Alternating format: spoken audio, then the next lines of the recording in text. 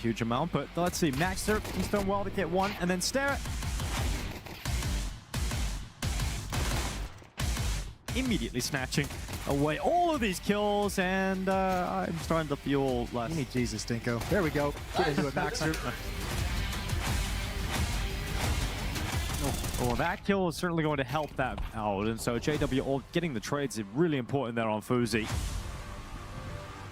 All right, break it. Oh, big fight for JW to win. Where do we go? And it is it backtracking into the AWP, throwing all his utility to try and slow them down. JW off to the end. There he is. Does it with some style.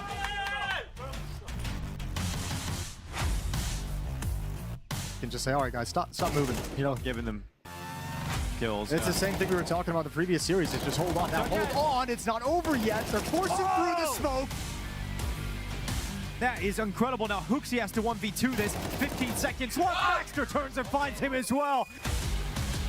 Yeah, and if you're forcing the less experienced team into 3v5 and expecting them to play the mid-round, it's more likely it's going to go to favor of Astralis, but then a couple of kills coming right back. Maxter, it's a 1v3.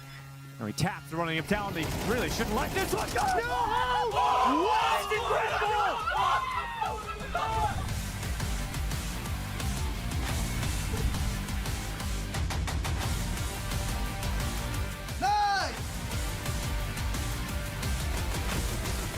He gets that one on Cello, and now it's Nota with 10 seconds left. They're both on the catwalk. There's one looking for the headshot. 5 seconds on the clock. Makes the jump up. Incendiary out. You're not going to burn him in time. Oh! He peeks into it.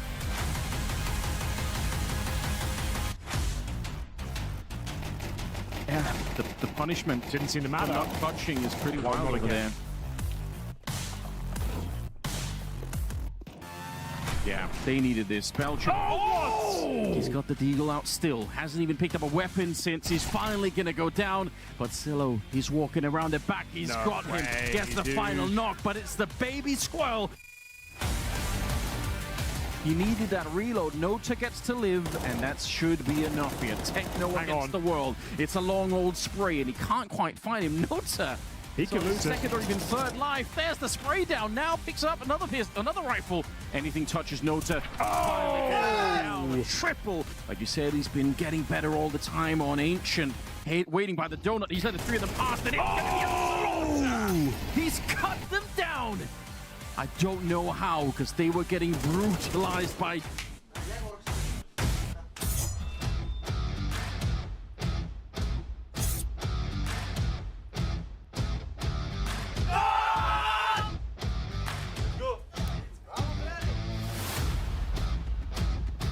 I mean, Pit is such a powerful position here. Ecstasy can't forward. Oh, what? He just steps out. He gives up his life. Yeah, I don't really know why. They've got all 3 kits. They've got a good amount of utility. He's going to burn LNC out into the open. Can he get one before going down? Brun is going to help him from Pit. LNC up for it, and that mistake is going to cost him this comeback. 3D Max. Lucky up against Breno. Can't stop him. Man, I like how fast this is looking.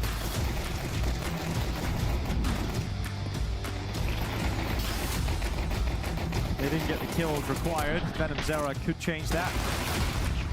Yep, he absolutely will. Again, Venom Zera is shredding them. Okay, 3D Max moving in. They've got the player advantage. Venom Zera and Klim stepping up. But through from Gravity and Lucky, Venom Zera again. A multi-kill. He's on 5 HP. And now Maka hunting that kill down on the Tech-9. He made the play. He did. He went around the big box. That's going to be the bomb going down. Maka, the pressure's on. Has he got another clutch? No, Insani. Oh, you have found a way to an empty bomb site, and now a retake going to be forced out of him. Gravity sticking around. He's trying to fight. And he will get taken down through the smoke, so he's caught by Klim. They move into the site now. Lucky. They're going to apply pressure to Lucky. Can he get both? There's the first and the second. Now here comes the reaction from MIBR. They're going to try and take down Lucky, but this angle is always going to be good for one. Why not make it 3?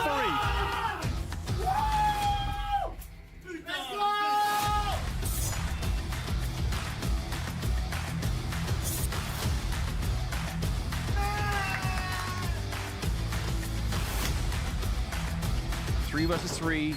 Scribani with an AK. He goes down. NPL. There's that work I was talking about. A second team. Wow. CT's not biting down on the fake at all, though. They are ready and waiting. Good to go. Sizzy's back there. Not with EWB this time. He's going to get the spray down. Oh! 2 for 1. 7-3. They're going to push out. They're going to push out for sure. And if they've had a couple of kills here, the round could be turned on its head, but everyone is waiting on the other side. That's unfortunate. And NPL, they do need this AWP. They don't have enough money. It's over anyway. Oh, knife him as well. Double stab. Didn't need to do that. And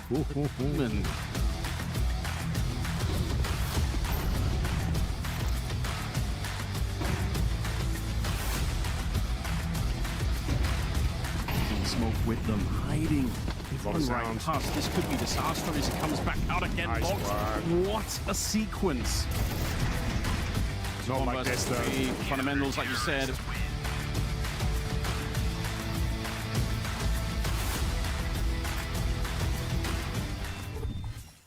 Counter-Strike lovers across the globe, welcome to PGL Bucharest. I'm stealing Sponge's lines. I'm reworking them for myself because I think they're quite good. I was using them yesterday for HLTV unconfirmed, and now my intros are all going to be based off Sponge. Thanks.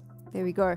My name is Sam. I'm going to be your host. It's the semi-finals of PGL Bucharest, and to join us for the first game, Blair and Prof are here. I'm so excited because I finally have Blair on a MongolZ game and, well, an opportunity to talk to you about the Mongols. So here's the thing, because this upset Dust considerably when Prof said it on the desk, and I'd love for you to weigh in. Are the Mongols Asian Maos? I don't think you know what you're talking about here, Sam, because here's the thing.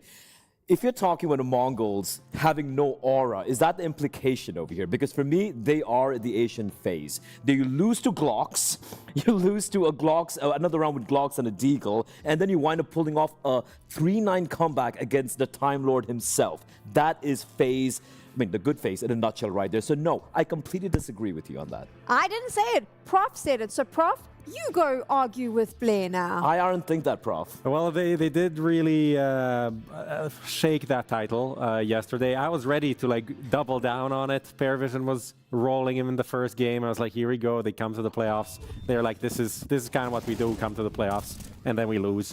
But somehow they managed to salvage that series on Ancient. That is pure magic. That is better than FaZe bullshit. That is Mongols main Magic. I think Magic is already taken. I've heard it's being exported. Not relevant anymore. It's time and NIP doesn't count it. Yeah. So no, I agree with you. I think for Mongols yesterday, there's a beautiful just moment here from Belchanok. That was ridiculous. 3 to 6 months on this PARIVISION lineup. Well, I don't think anyone's safe. But I'm actually worried about what Dastan did to the players yesterday. In all honesty, I was so worried for them. But no, I was watching this game. Just watching with some of the lads yesterday, and it was like 9-3 down. I'm like, what? This one's done. I'm going to have my dinner. And then Dust is like, bleh, it's 9-9. I'm like, what is going on? And I had to rewatch some of the rounds. But just the fact that the Mongols were walking into just stacked sites and single-handedly dismantling them, that's not something MongolZ does. No, that's definitely not what they do. At 9-3 down, MongolZ capitulate. Completely. But funnily enough, I don't think... In some ways, MongolZ didn't really believe. The interview we got from Techno after the match was just like, he was like, I'm doing a winner's interview. This doesn't make sense. We were supposed to lose this game. It was a very fun experience to watch them go through what we were witnessing as viewers as well. I did feel a bit bad for PARIVISION because I felt like they were, it wasn't like... They were trying? Yeah, I mean, I was trying to reword that because it sounded ridiculous. But the day before... They sucked. Like, they made some really bad mistakes, and they were lucky to get the win. Whereas in that map, you know, you saw it in the first half. They looked really strong. The 2 maps before that, they were putting up a good fight. And, I mean, we saw the winners interview. The Mongols were pretty shocked they won. I'm pretty sure PARIVISION was kind of shocked as well. And that must have not been an easy pill to swallow. Yeah, I mean, Zwei did a little post-match interview. Props to the young guy as well, to stepping up to do that. But he said, you know, that shouldn't have happened. Yeah, you know, maybe we were tired, but no excuses. Like, we should win this tournament 10 out of 10 times. And that's, I'm happy to hear that, even though Dastan and Jaime are like kind of trying to just lower the expectations consistently, and that is reasonable. It is also honest that someone like Zwei will be like, actually, this is a massive mistake. We should have gone deeper. At the end of the day, it's a 1.25 million tournament, right? It is nice to win some prize money as well. It's not like these guys have been winning and going to multiple majors. They still have some like winning to do in that regard. And it's so unfortunate as well for Zwei, because he was just performing just lights out every single game, right? Even though we had so many mistakes from Nota and Belchanok, Zwei was the one rock. Some people even saying online, Prof, that he should probably be playing with Donk, right? Oh. It is kind of crazy how he did perform despite the loss. But at the end of the day, PARIVISION only have themselves to blame. They went all the way 3-2. They were the two favorites. That matchup against the Mongols was supposed to be on paper the finals or maybe a semi-finals or something like that. So they only have themselves to blame. And even for me as well, coming into the matchup yesterday, looking at the map pool and everything, I'm like, no, PARIVISION are the sort of team that the Mongols usually will struggle against, right? They punish the mistakes, they punish the more, flair-based style of Counter-Strike that the Mongols play, and yet they weren't able to stop them. So I feel like it's a bit of a, I wouldn't say rude awakening, but a bit of a harsh little slap for the side of PARIVISION. But as Dasan pointed out, the main target is his home country in Astana. So this is going to be a bit of a learning experience for them. I would love to be a fly on the wall during that boot camp, because I think it will be terrifying for anyone who has to be there and play on that team. But I definitely think the results will come in. Let's take a look at the bracket, because we've spoken a lot about PARIVISION. This is this young team that kind of, I don't want to say blew up, but really did just accelerate quite fast. Yeah, I mean, right? I think it's fair to say, like, going into Bucharest, into the Budapest major, they're not really on the radar, kind of snuck in, then had a decent showing there, and then start of this year, sign his way, win Blast Bounty. Like, straight up. There's 3 teams that have won big events. It's Vitality, Navi, and PARIVISION. That's it in this year. No Falcons, no Mouse, no Mongols.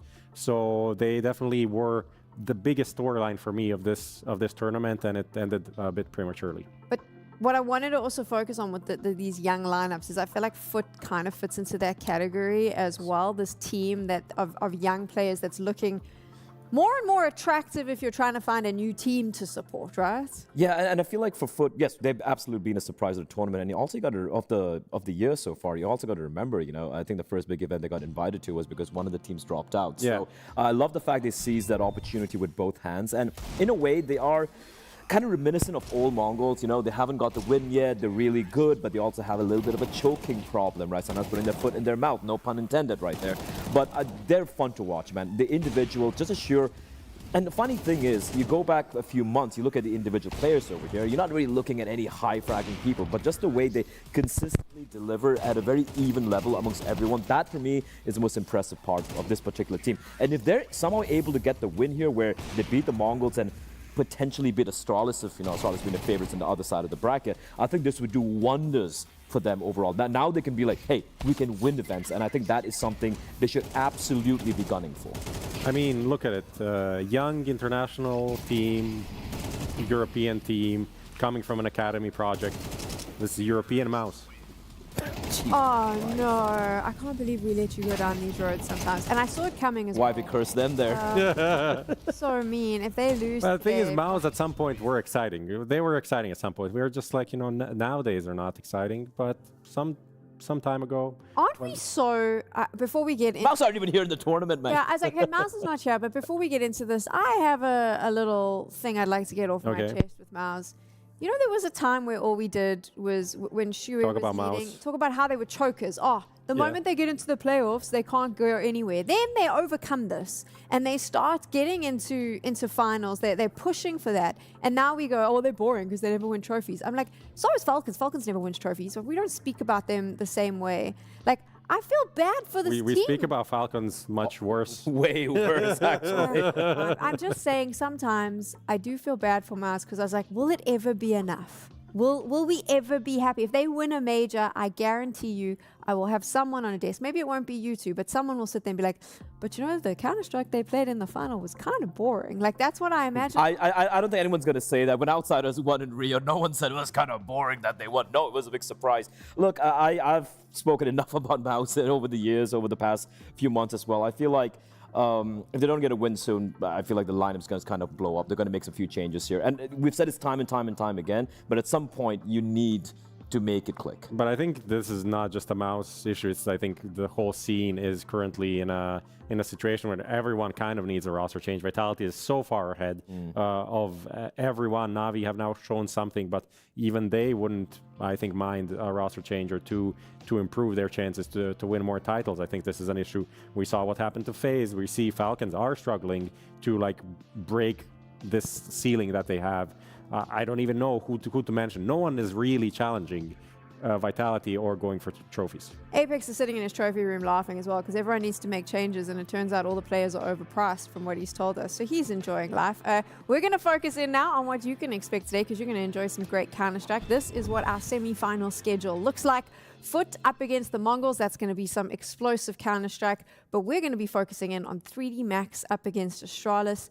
Is it fair to say, boys, that yesterday 3D Max and Astralis, neither of them performed to the level we expected? It looked a little bit shaky in their quarterfinals for both these teams. Yeah, I would say Astralis played worse and 3D Max played better than I expected. I think the matchup, Astralis' matchup, where they got smacked on map number 1, map number 2 almost completely capitulate, they bring it back, and then they completely dismantle Eyeballers on map number 3. That series is pretty much a story of Mouse, except across the entire tournament, right? Are we back? Think about it. This is amazing. At least someone is talking about it. They should be happy. No, okay, sorry, I meant 3D Max. But anyway, the thing with 3D Max is they started off, obviously they come in super depleted. Almost every team who came here who didn't make it to the major, the big names, so to speak, they completely just struggled, right? Yeah. Talking about BC.Game, you look at FaZe, for example, and that disaster class. But for the side of 3D Max, they start off, they lose to FOKUS. Embarrassing loss right there. And then even more embarrassing, almost lose to Voca, of all teams, with a stand-in situation right there. And I'm like, this is a dead team walking. Like, they're completely flat. And somehow something just flips. Something just flips. They beat Bait, beat PARIVISION, which for me is the upset of the tournament thus far. Oh, for sure. And then yesterday against MIBR as well. You know, it was close here and there, but they played some very solid CS overall. The individuals somehow seems to have a little bit of wind in the sails. I've been saying this time and time again throughout this entire tournament that this is a dead team walking. I think the changes are going to be taking place pretty soon, if you ask me. Maybe Gravity, maybe, you know, try to pick up some other player or whatnot. But for the time being, the fact that they're still duking it out, still battling it out, I think is pretty impressive. I mean, I think they recovered something. Like, I think they are... Before this tournament, I was like, this whole core, I don't know if it's going to work. You know, I don't think they want to be here. I don't think... They definitely didn't want to be here. They had to come here because obviously you're not going to forfeit the tournament and tank even more VRS points. But after losing to Bait, losing to Bestia in the Park and Challenger, losing the spot at the Major, we saw like infighting between Gravity and Maka, who changed the IGL role again back and forth.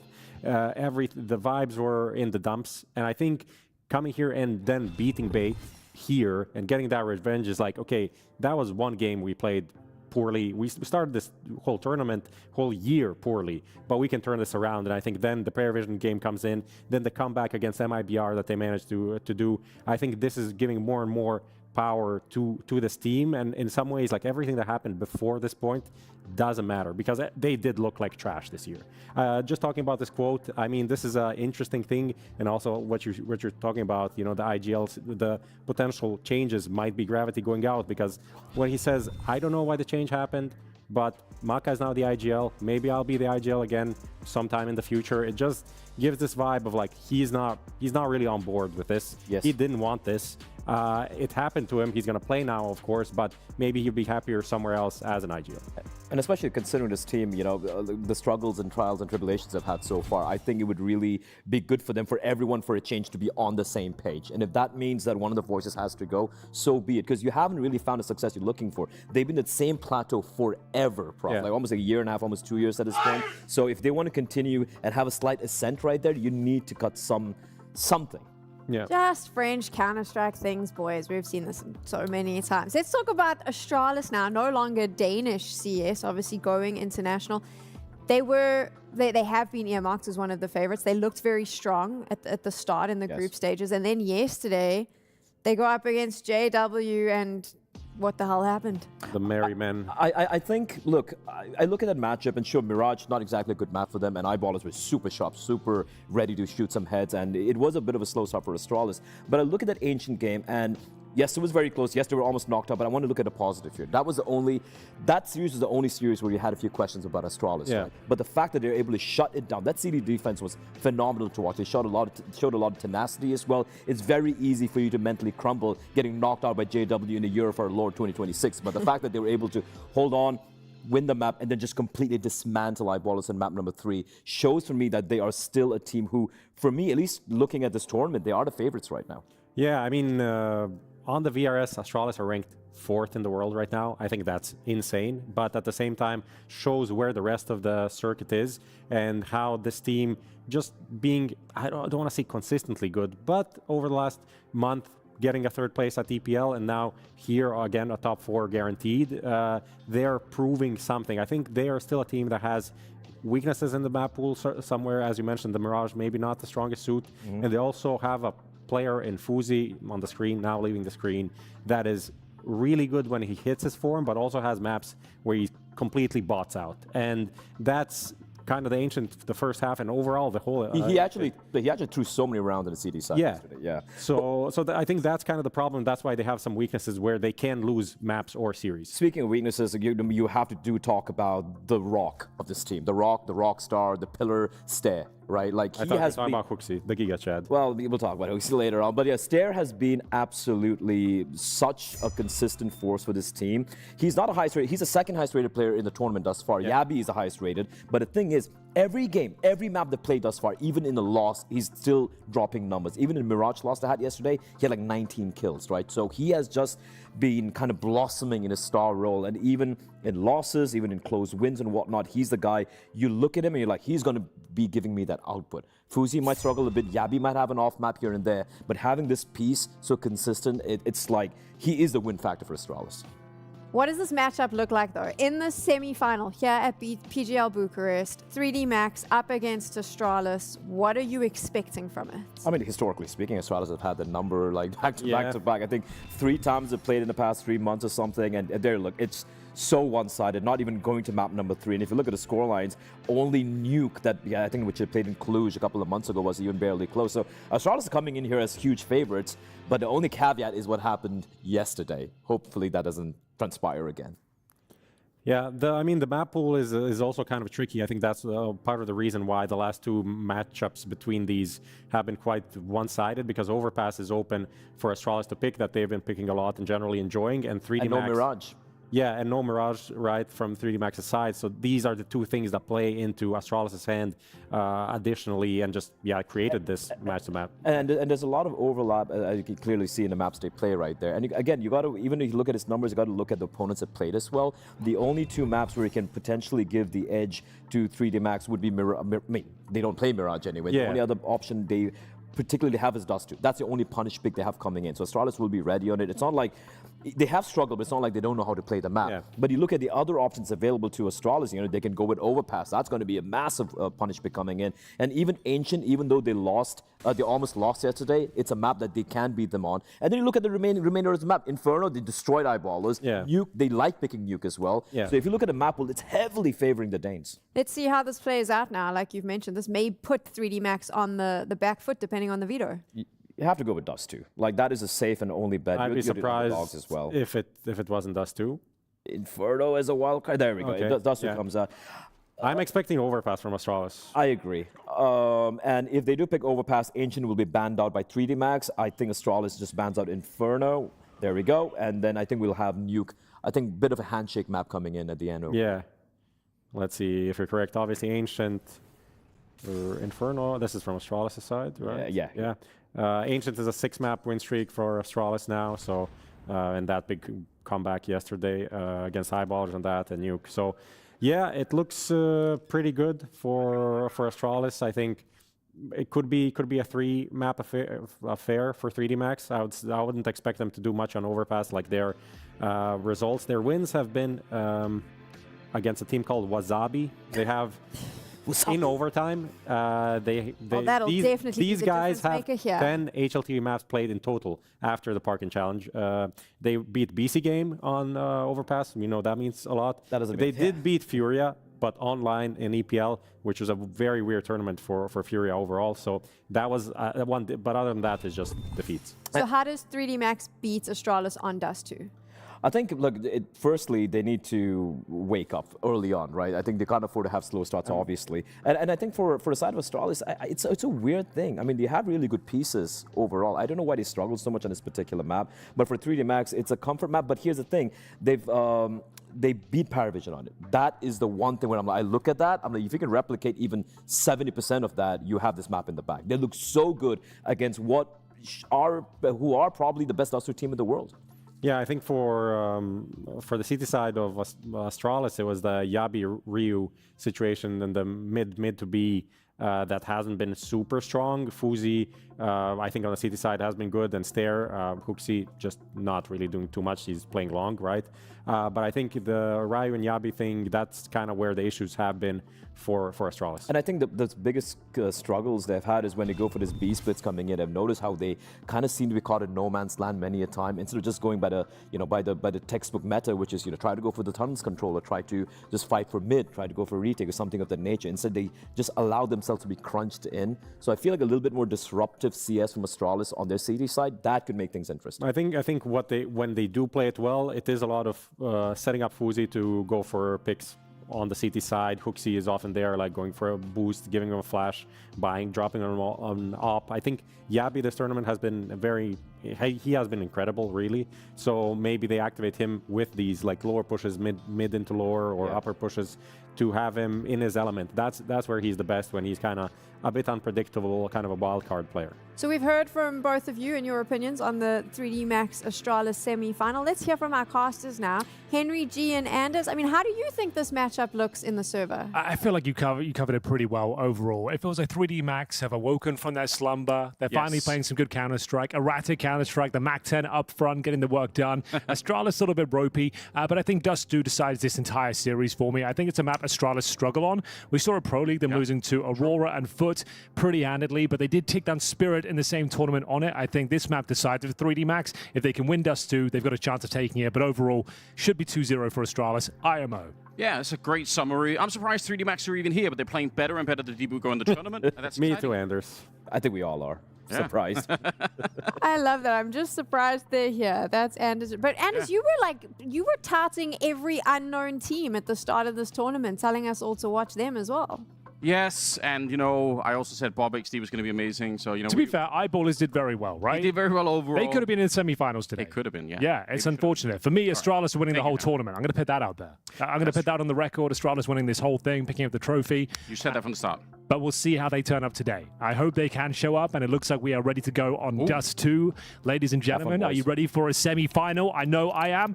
And it's going to be 3D Max taking on the Mighty Danes here as we get into Dust 2, picked by 3D Max. As I mentioned, I consider this make or break. If 3D Max can't win Dust 2, call it over, Anders. There'll be no chance on Overpass. Well, we're going to get some early action. They've thrown that Xbox smoke from outside of B, though. So already they're playing some mind games. Yabi is here. He wants to see. He's not feeling anyone. He's feeling no pressure on Catwalk right now. So he might already be calling out, saying, you know what? Yes, that smoke went up, but they're not putting a lot of pressure at the moment. Hiding inside of the Masuta. He's actually walking up. He goes out of the smoke. If Yabi had stuck around, well, either he would have been killed or he would have a very good timing trying to catch them coming out. But regardless, they've gone from upper dark into lower and then back through their own smoke on the Xbox to hit that short position. And Marker with the opening kill of the semi-final. Exorcist follows right up. And Yabi's the one to go down. The bomb is going to be planted here. This was a bit of a slow burner for 3D Max, but it was perfect precision. They found where they needed to. The bomb is down. They lose Lucky early on in the retake, though. You got to think of Astralis. Can they actually do this? It's a long, old retake. Everyone coming in from short. It starts with Exorcist spotting them and dropping off as well. They just need to rot the clock here, play the C4. The CTs do not have a kit. They have Julies. They have Fuzi on low HP. Oh, he's gone now. Same story with Rio, and it's a very Very convincing pistol victory for 3D Max as the French dominated the opening round here. They've played much better Counter-Strike at this tournament. Yes. It started off a bit slow. We were worried for them. Pretty much everyone wrote this team off coming into PGL Bucharest. They struggled against FOKUS, actually lost that game. Lost them out to Voca as well, but then they woke up, taking down Bait, PARIVISION 2-0, which is a massive upset, Anders, to be fair. I feel like they just kind of said, you know what? If we're not going to play our own brand of Counter-Strike, why are we here? We started seeing them just play very chaotic, in your face, and getting at that Mac 10 for Gravity seemed to have activated him somewhat as well. Yeah, speaking of Gravity, he is going out long with the Galil, and Astralis already on the other side. They've got a flashbang, and we'll see how this one works out. A lot of 3D Max players here. I, by the way, think this is the key to defeating 3D Max on this map. They have such a huge reliance on these long pushes. I think it's the core pillar that they do well. So if you can shut this down, not in this round with a flashbang and a USB, but in general. Sure, in general. Their T side, the over-reliance on pushing long for 3D Max is kind of wild. It's something like almost 20% of their rounds is this kind of a long execute. Now, their win rate on is about 70%. That's really, really high. But, again, if you shut it down, I feel like their efficiency on the other strategies falls off a lot more. Well, we get into the first gun round here.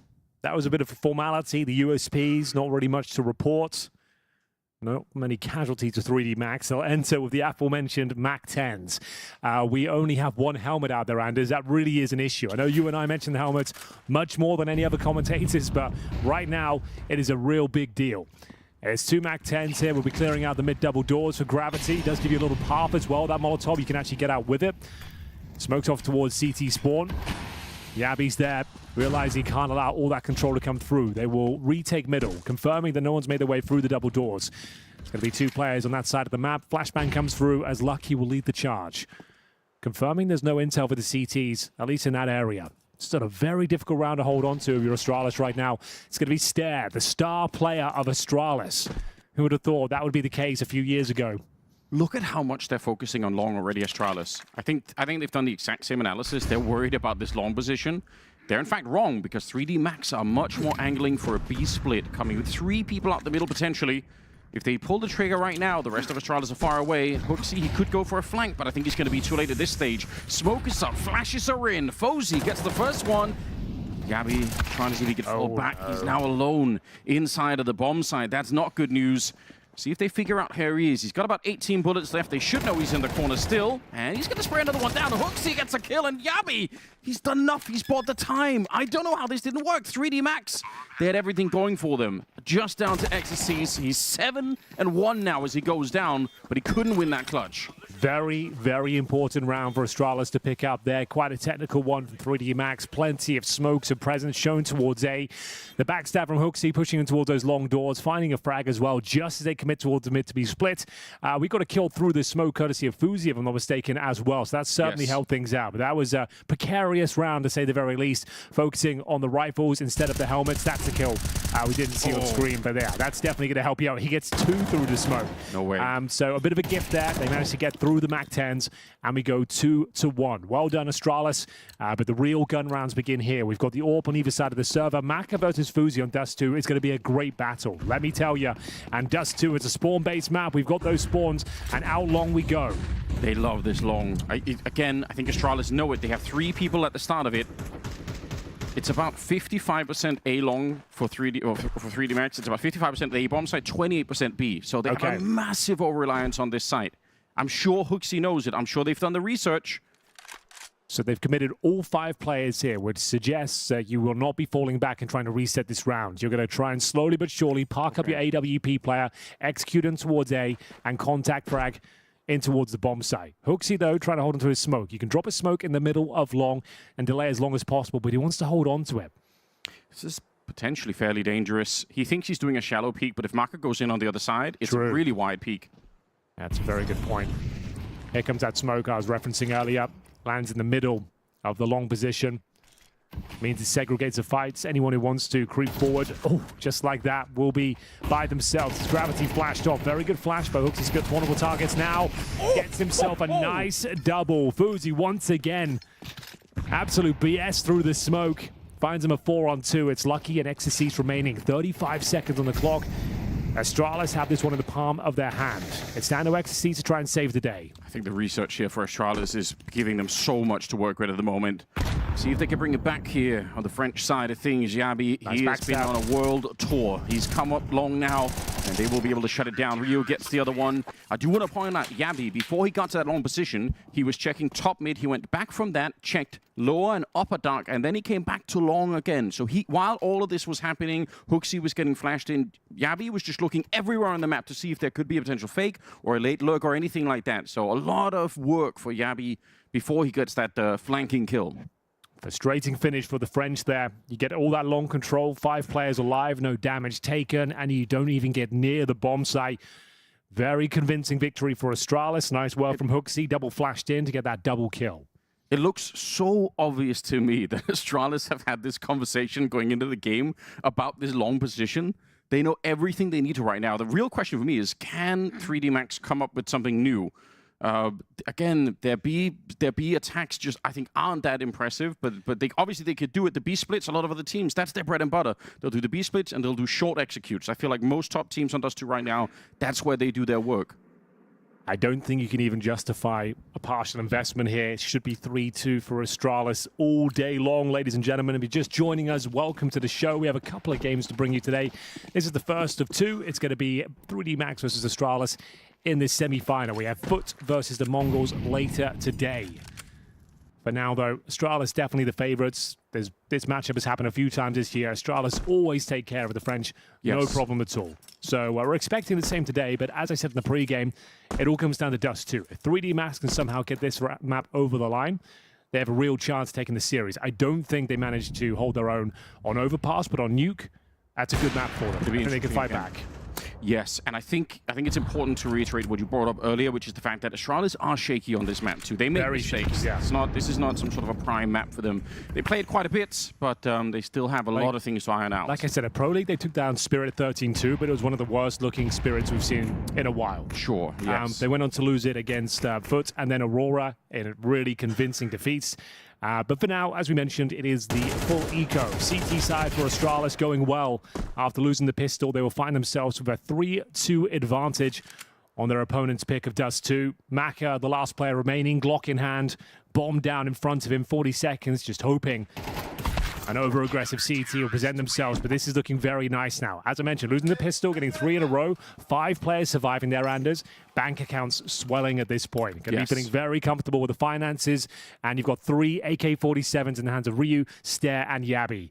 It's going to be a difficult recovery now. I don't think we can buy the AWP on the T side here.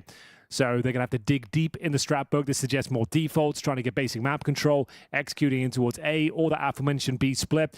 If they get a nice long spawn, they'll definitely take it. We'll see if Maka decides to operate in that manner. He's actually going to be setting up the double doors hinge smoke. So in that comes. Lands. And Yabi's going to try and use that to get towards lower. We're on watch for those smokes. Oh, yeah, he steps into the Molotov, so they're going to hear that on the other side. He has to back on out. Still a cool idea, though. Don't hate it. Only one smoke in the middle, so as you could tell, it could be blown open by that single HE. Oh, nice damage. Yabi, after getting his toes burned somewhat, offers up some in return. Take gravity down to 61. Here's something to flag before we get to it, potentially. If 3D Max go for these B-splits later on, Astralis is one of the teams on the CT side that have really started to bring back what used to be a very, very meta boost in CT spawn, where you boost up on the box. Sure. Astralis is one of the teams that are doing it a lot more than other teams recently, so that could be a potential weapon for it. But right now, it's pretty default kind of setup here. FUZI, you've got to assume, going to get flashed off this position. Could have had a bit of luck with him, but it's not going to connect with anybody. And again, we got HooXi out on long. 45 seconds remaining here. The objectives of the default complete. You have short control. You can go mid to B, or you can execute fully in towards A. They have one single smoke remaining, though. Incendiary down. Shaves off 5 seconds off the clock here. Looks like we're going for an A attack. The one smoke we talked about will be used to fake towards middle. That's going to flash in towards A Anders and hope for the best here. Here we go. I don't hate it, actually. Everyone committing to it. FUZI's there. They got the AK with Stare on the ramp. 19 seconds on the clock. That's the real issue here. Getting slowed down. 3D Max, okay, they're going to get rid of Stare. So now they get the bomb planted. It's a bit worried that we're going to get locked into a fight there for way too long. No further utility on the T side now. Similar story for the CTs. They have one incendiary, a defuse kit, and one flashbang. That's it.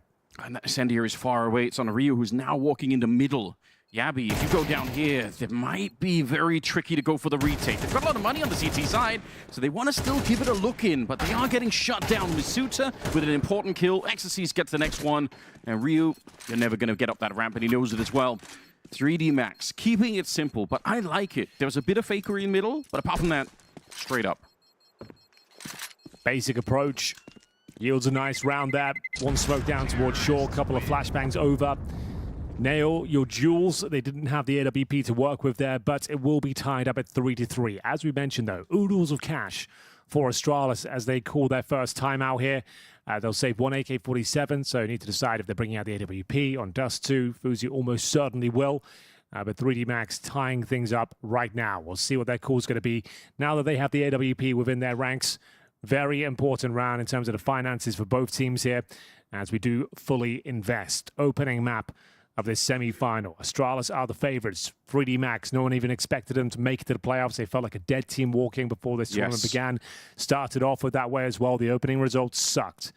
But all of a sudden, they found some form, and here they are in the semi-finals looking like they're quite a deadly squad once again.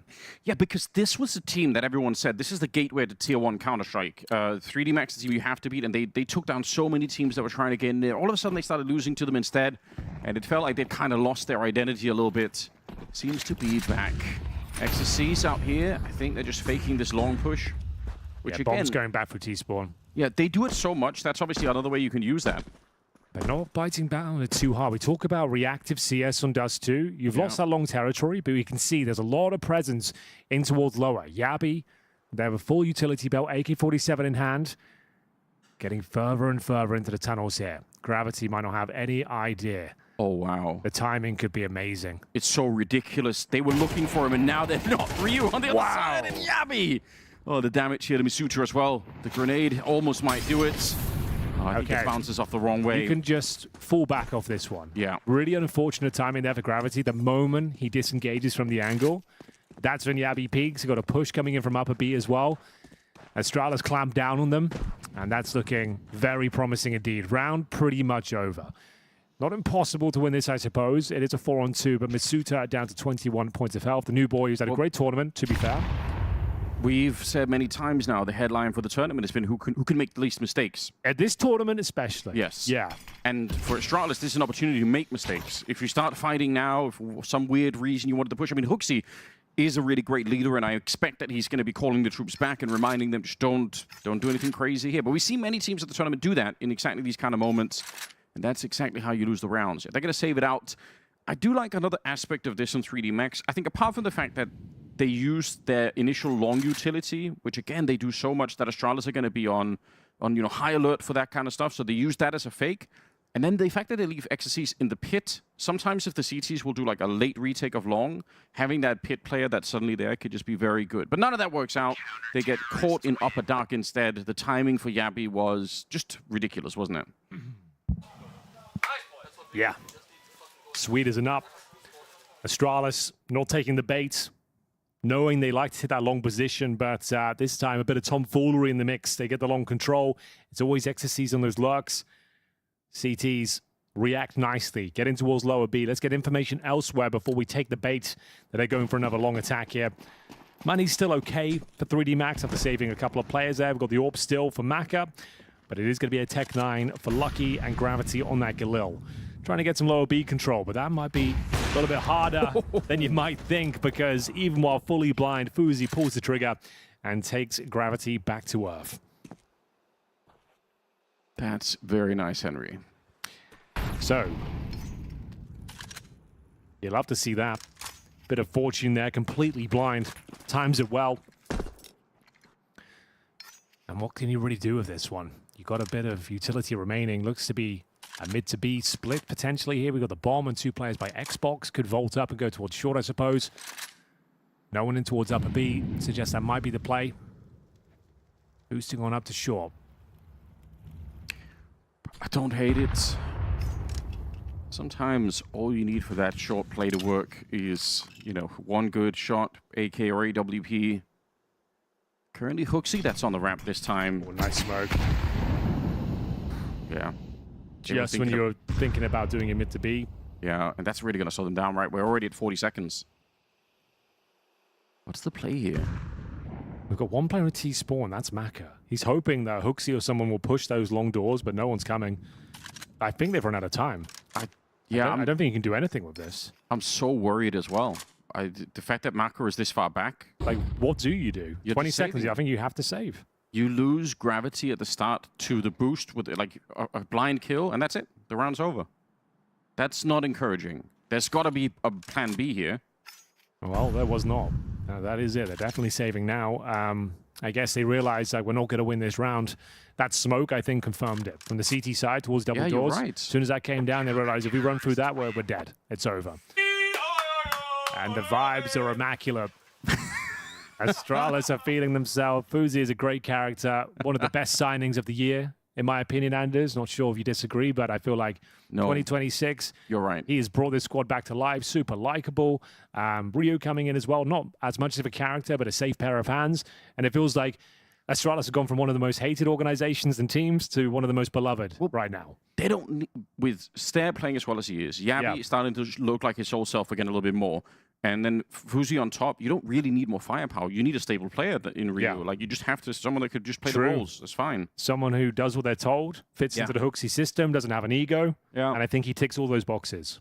Because, not to throw all the blame onto Stown, right? But when they had Stown and Yabi together, like they had, and Stair, they had a lot of firepower, maybe more even, but... And a lot of emotion, I suppose. And a lot of emotion, and it was too much. Like, it couldn't be controlled in one way or another.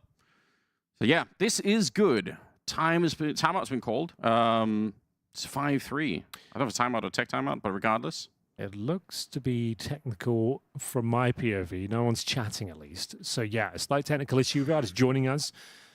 It's been a long old tournament here at PGL. Lots of best of threes in the Swiss system. We're here in the semi-finals, though. Lots of great Counter-Strike, lots of exciting series. For a studio event, I think it's delivered on all fronts. Bear in mind, $1.25 million prize pool as well, Anders. Like, this is no joke. It's no joke at all. This is a massive tournament, and with the major around the corner, great signs of what these teams are hoping to deliver with that around the corner. I think one of the cool things about this event has really been, because it's on the other side of the VRS horizon, it basically means that we're allowed to see all these teams that maybe we wouldn't normally see. Normally, you would have Mouse, and you would have Spirit here, and Vitality, and all the rest of it. But because they're focused on the major instead, this is kind of, you get Wildcard in there, you get FOKUS in there, and it's been such a revelation. And these teams, they shoot really hard, and you can tell that they are, you keep following them for another couple of months. You never know what's going to happen. It's a rare treat, I think. Absolutely true. There's been some very impressive surprise packages at this tournament. I think FOKUS is a great shout, although they fumbled a lot of their huge advantages and big rounds they should have won. You could see the fundamentals were there. You could see what they're bringing to the table. They've been a team for 2 months, and in the future, they are going to be deadly. They have got all the right pieces. They just need more time. And I'm not even saying that ironically like I normally do. They actually do need a little bit more time to tidy things up. It is the meme, though. You're right. Yeah. But, Eyeballers especially making a huge name for themselves. Arguably should be in the semifinals today as well. But still, very impressive that JW made it to a playoff. It is, yeah. He managed to pull off an ace against Astralis as well. Like, he looks like he's fully back. Maxter had some crazy stuff happening on Ancient. He wasn't really on my radar before this tournament, but my God, is he ever now. And speaking of FOKUS, right, like Jorko was out there. I think he's 17. Smashing desks and that Muay Thai maneuvers with the elbows. Yeah, first land that I've seen him, he was already making memes for himself. Yeah. No, it was great. I think it's been really fun. Sometimes you end up with the same matchups for like a bunch of tournaments, and it can get a little bit stale, So I enjoy this aspect of it. We're still waiting on the tech stuff to be sorted out. Don't know what the issue is yet, but we'll figure it out soon enough. I'm curious what 3D Max, the fact that that smoke, I understand the smoke was well timed. Yeah. But that seems like a level of indecision on the 3D Max side that has me worried. Yeah, it felt like they didn't get what they were looking for. They wanted a duel along. Astralis denied it, so they got that long space, but no one there to really do anything with it. And then as soon as they were smoked off, it felt like the clock had rotted down so much. Losing gravity as well was normally your point man, normally the guy running in first. It just felt like with a Tech 9 and a Galil and a 5-on-4, 30 seconds. I think it was the correct choice, just to put that out there. Okay. It just like, it's an underwhelming way to finish your round.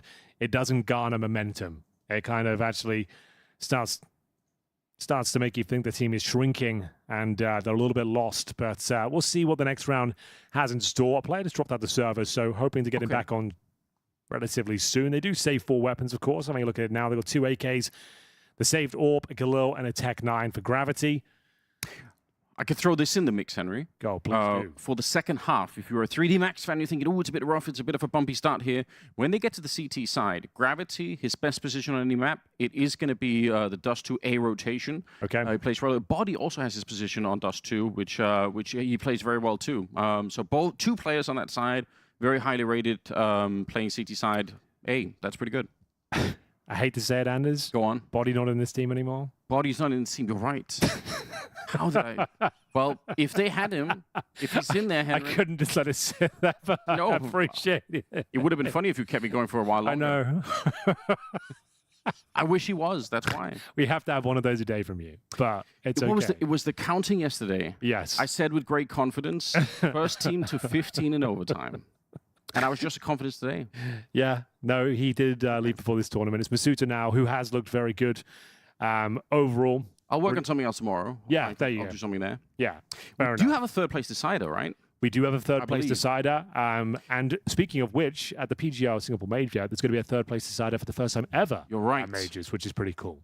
I enjoyed that. And they put the horizon for the URS a little bit closer to the event, which I think is also quite nice. Yeah. I like that.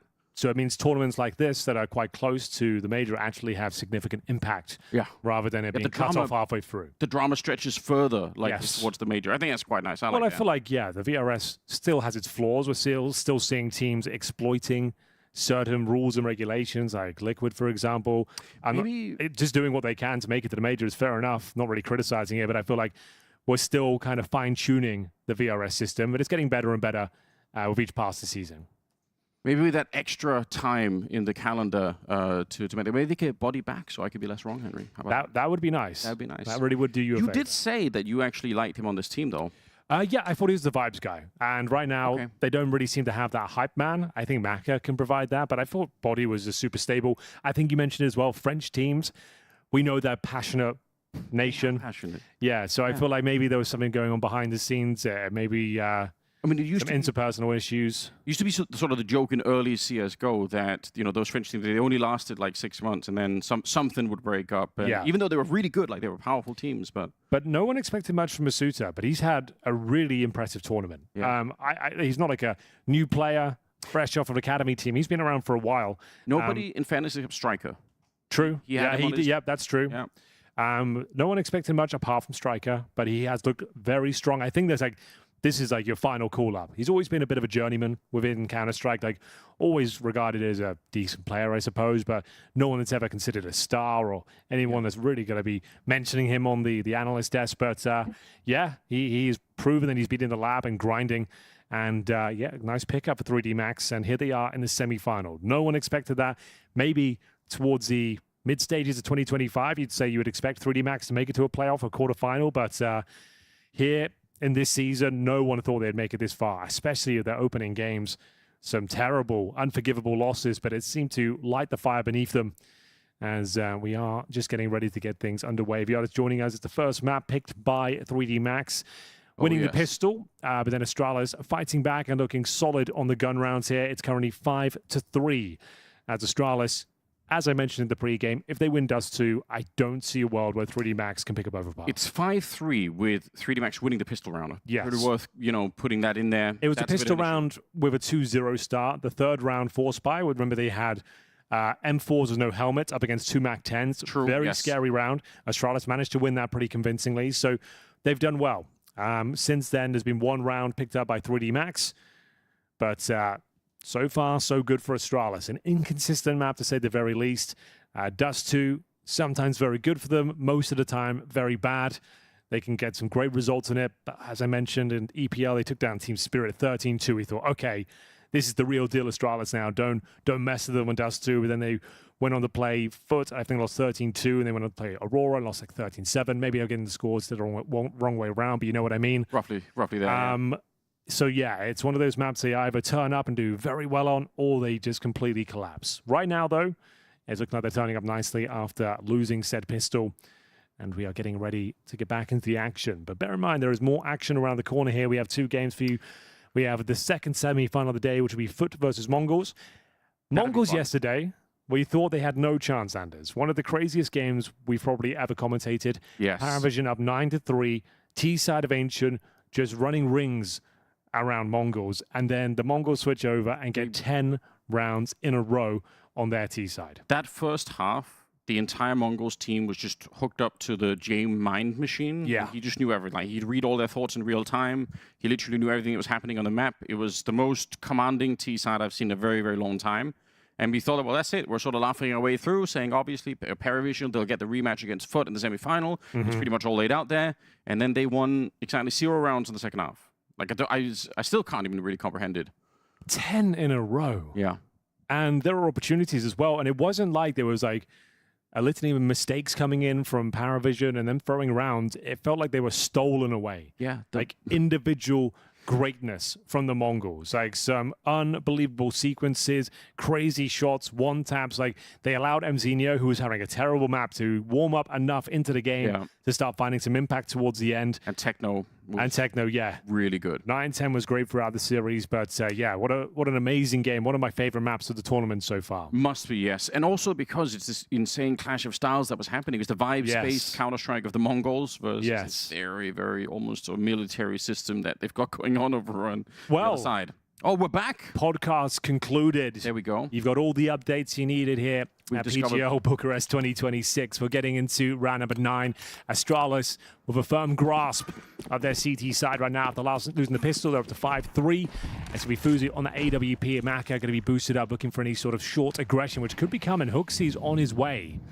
They have a Molotov short. They actually want to invite this sort of push to come in. Oh, God, you're right. 2 players taking max damage. That landed right on top of them, and they don't even get the pick-off that they were looking for here. It looked like HooXi was going to walk into it, but he's a little bit smarter than that. Again, they're jumping up in their own smoke, just like in the pistol. Oh, and they're getting absolutely blasted. Get out of there, HooXi. On that catwalk. HooXi with a double. You'll take the Molotov damage falling back from this one. Again, Astralis, really hard shut down here. And they had FUZI out on long, which allows them to have all this mid-presence. They don't even get a look in. I think the nade already decided the outcome of the round. Oh, no. Like, once you go down to half HP, like, you can't win any duels at that point. And HooXi, not known for the headshots, he just needed a couple of body shot spray downs, and there it is.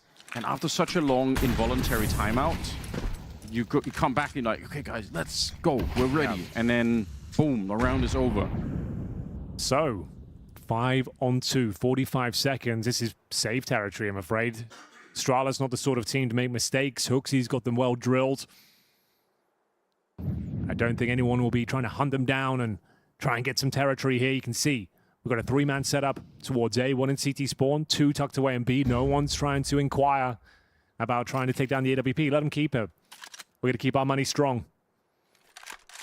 This could be a long old save here, and there's nothing to do, nothing to say but crawl back to T spawn and hope that no one's coming for you. Now, with the timer running low, Astralis will start exploring the options of the hunt, or at least trying to find those AK-47s. Okay, yes, that's going to be the aim of the game here. And finding AKs across the map, seeing if they can scoop up a couple of them. But there it is, round over 6-3. Utter domination there. Well played by HooXi, changing things up, leaving long pretty much vacant, as using that Xbox smoke against them. He tucks himself in, a perfect grenade from the bottom of middle, does over 100 damage. And that was courtesy of Yabi. Just to know, he threw that nade. He's up to 106 utility damage as we go into round number 10. That's so hard to deal with. I feel like for 3D Max, it's hard to lose rounds like these where you don't even get to test out a strategy because you can't even cross it off the list. You can't say, well, that kind of work. You don't even discover anything about the defense either. You just lose before you get close to it. So another one down the drain as we go into round number 10. And this time, there is going to be a lot of conversation from the coaches here as well. 3D Max, they need more rounds here. I think they need to get up to something like 5 here in the first half before things feel a bit more comfortable, perhaps. 3, Make it 2 AKs. It's not as bad as I thought. 2 AKs on the CT side. But money starting to collapse here. They get maximum loss bonus next round. They'll take a partial buy around the AK and the AWP. Can Maka find any sort of impact to open things up? I don't think so. We talked about that long control. They love it. But the CT's willing to retake it, Randers. They're going to be flashing over. And it's going to be Masuta fighting back. He'll find Hooksy at the very least. There's still a couple of targets to deal with here. But Gabby gets himself a double. It's absolute chaos towards long, but a winnable situation now. Gravity down to 66 points of health, but ultimately it's 2-on-2. They'll smoke the crossover. There's a backstab coming in here from Ryu very quickly. Oh, there's a gap in the smoke. They know it as well. Have to waste some time to get themselves across. Popping it open. Perfect play from FUZI, who's got another HE to work with as well. Well read from Maka. 1 versus 1. It's the Orbs locking horns here. Yeah, there's another grenade that lands. The other one is already gone. Not that Maka knows that. The repositioning here for He's FUZI. going long. Yeah, this is so smart.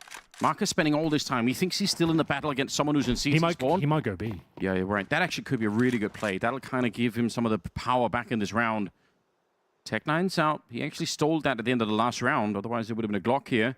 FUZI's coming. I don't think he has the timing, though. Close. I think he's going to be just around the corner. My God, that's close, isn't it? You know he's going B, though. If he's not here yet, you're going to assume he's actually made it to the other side of the map. So advantage Maka gives himself a very nice plant. Bomb goes down. Penny drops. FUZI just wants to know if he crosses the double doors. He gets that intel. So now he can reposition. It's going to come down to this shot. And I think Maka will just take it cleanly towards the doors and hope he wins the fight. He's got a smoke, though. He's going to flash his way through. Good flash. That Tech9 stolen can actually kind of make a difference. We'll see if he hits the shot. Oh! FUZI! Owned. In the window. Absolutely owned him. Yeah. Couldn't have played that any better, quite frankly. Like the way you drop that smoke, and it disallows the first shot, but you throw the flash into the smoke, completely blinding Maka. He has to disengage from the angle, allowing you to go through window. You know he's towards the tunnel. You saw him cross over. No one's going to be holding Carl Van Orb. And then you can peek and have the advantage, nail the shot. That is a beautiful round from FUZI. Yeah, he pushed, everything about it. He pushed him exactly where he wanted him to be. He forced his hands. And shout out to Yabi as well. Didn't think he was worth 2 here, but takes him to town with that AK-47. FUZI, bear in mind, brought her into the 1v1. Nice read from Maka to catch the rotating flank. But yeah, FUZI, that is a masterclass in clutch from the Swede. We go 7-3. That was the partial buy. Comes down to a 1v1 to be fair, but oh, this is a bit messy. Gravity completely alone. Did he have a Mac 10? I'm going to go check. Maybe he was doing one of his wild maneuvers. Yeah, either way. He had an AK. That was just I noticed a bad play. One player going out there with a couple of flashes. Not really sure what you're hoping for. I think they're getting a bit desperate here on the 3D Max side. And said from the very start, that long positions where they do a lot of the work, Astralis have comfortably shut it down. Look at this setup now. Yabi to take all the aggro for Ryu, who's tucked away. They don't really have the resources to flush him out. You can feel them coming. Ryu waiting for his opportunity to swing, or if they run past. Smoke is up as well on top of them. They're trying to run out, but they can't really see everything. You're absolutely right. All the attention's there. Hooksy and Yabi will do the rest. Astralis, they are making quick work of this in the first half of the moment. They're up to a solid 8 rounds right now. I'd like to see the replay of the opening kill. Maybe it was just a complete blind kill and Gravity got unlucky, but I just don't know what the intention is. You send one player out with those flashes, you're suggesting like everyone's coming behind it, but if you just kill one and there's nothing in return, no one jumping out the doors behind him, you know it's a fake. You know they're up to something. Yeah. And he just goes down cleanly. Like, if that's the call, it's just not a good one. That's been, I guess, like some of the sub-theme here for the first half has been there's not a lot of plan B for 3D Max. Like, either the first thing works or they shuffle about, they save a bunch. Like, it doesn't seem like they know what they're doing next. Because you haven't pulled anyone away from the map. If he got one kill, I suppose, but it just didn't seem like it was even a challenge. It felt like such a clean kill from the CT side. That's why I said if I could see it from his POV, maybe give it the benefit of the doubt. But final round of this first half, it's going to be Astralis. They could even bring out a double AWP setup if they wanted to, but they've got so many AKs in their ranks. We'll see if that's going to be the case. Might as well bring out the double AWP. You could juggle it over to B for the first encounter, I suppose, and then have a rifle with you. That's an option. That's a level of luxury that you don't always get on PS2. I don't know if they're going to do that, but we'll find out. Maybe they could get the auto sniper, Henry. I know you've been asking. They won't have it equipped, unfortunately. That's a problem. The loadout system just doesn't really allow it. Yeah, I think you've brought up this point many times that it's Just Yeah, probably trying to Valve, get rid of it. I might make a tweet one day, you know? Okay. Maybe I'll make a tweet. Just say, well, we've got this new Anim Graph update coming. Yes. Let's just get rid of the loadout system. Yeah. If we want every gun to be viable, let's just be able to purchase all the guns. I agree. Because no one's got it in their loadout. So the auto sniper is never going to be used. So even if That's it a would be shame. viable and you're running away with the game, you've got plenty of money, you just don't even have the option to buy it. Doesn't really make sense. I don't think the loadout system has worked as intended. I saw Simple recently bought the T-side auto sniper on Dust 2 for 1 round. That doesn't surprise me. He's the kind of guy that would have it equipped. I guess you just sacrifice the Krieg and Something like that. yeah, and then you have the auto sniper. So T side, it makes more sense.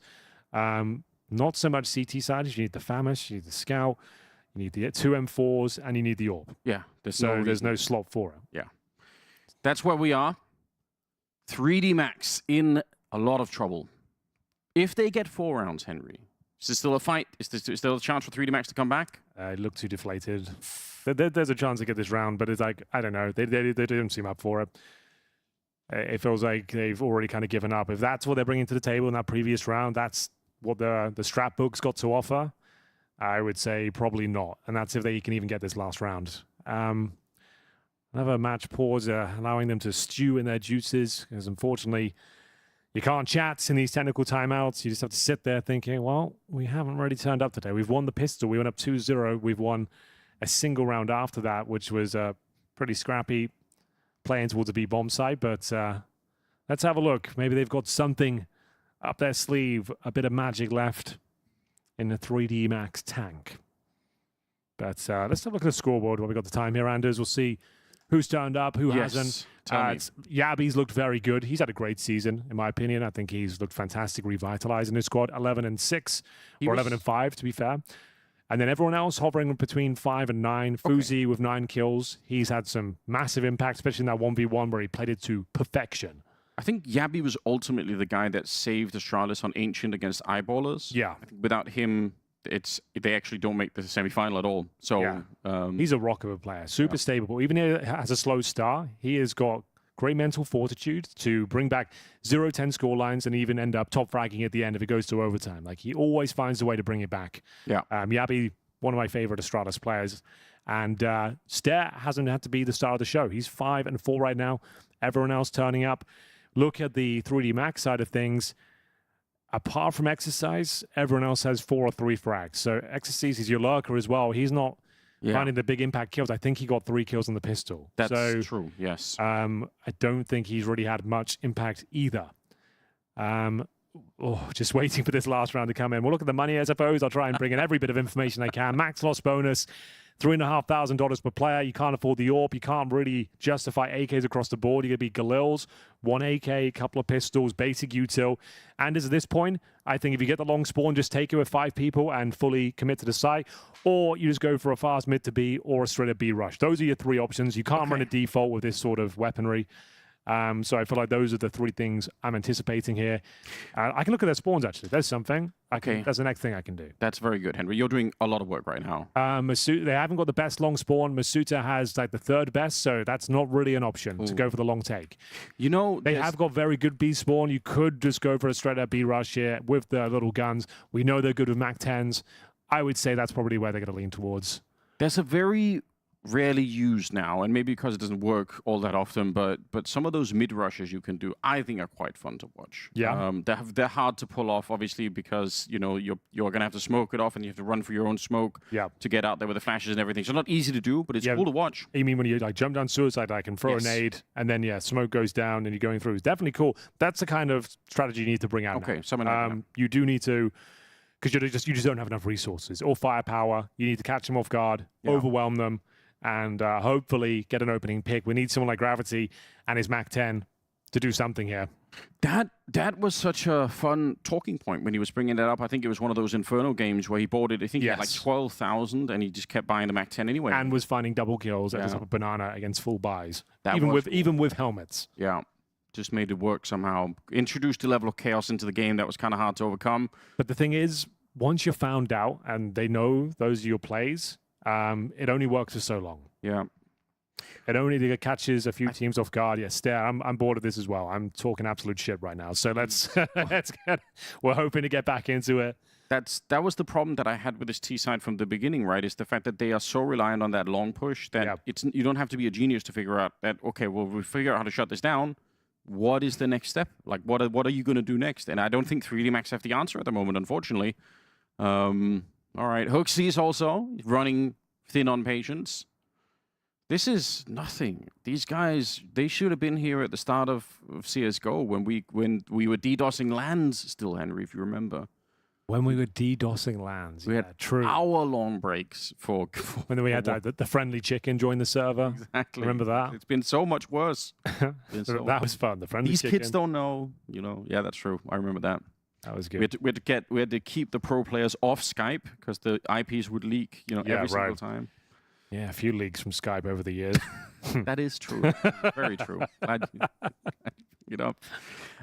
Here's a thought. The T side win rate for Astralis. They played this map 301 times in the last 3 months. The T side win rate is about 36%. Wait. They've 301 rounds. 301 rounds. Okay, yeah. Not maps. I was going to say that's not I know possible. I said body is still on 3D Exactly. Max, so I'm glad you're checking. Clarify. That's what you're here for, Henry. Just keeping us sane. But apparently, we are going to head to a bit of a break, Henry. Okay. Before we get any further. So stay tuned, and we'll be back with the action once all of the problems are solved. So don't go anywhere. See you there.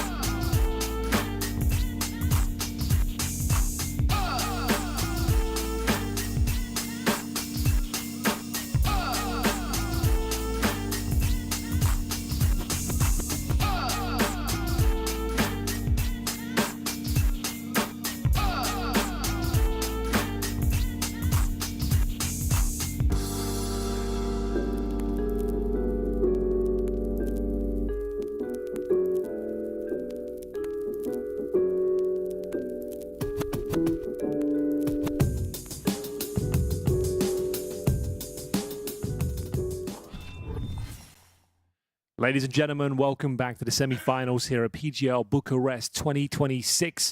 It's 3D Max taking on Astralis. We're on the first map, first half, final round of said half. It's been a very flat performance from 3D Max. Astralis, normally quite shaky on Dust 2 Anders, look very strong today. Yes. They need this last round, but the resources are low. We talked about Gravity needing a Mac 10. We need some sort of pop play here. We need a set piece.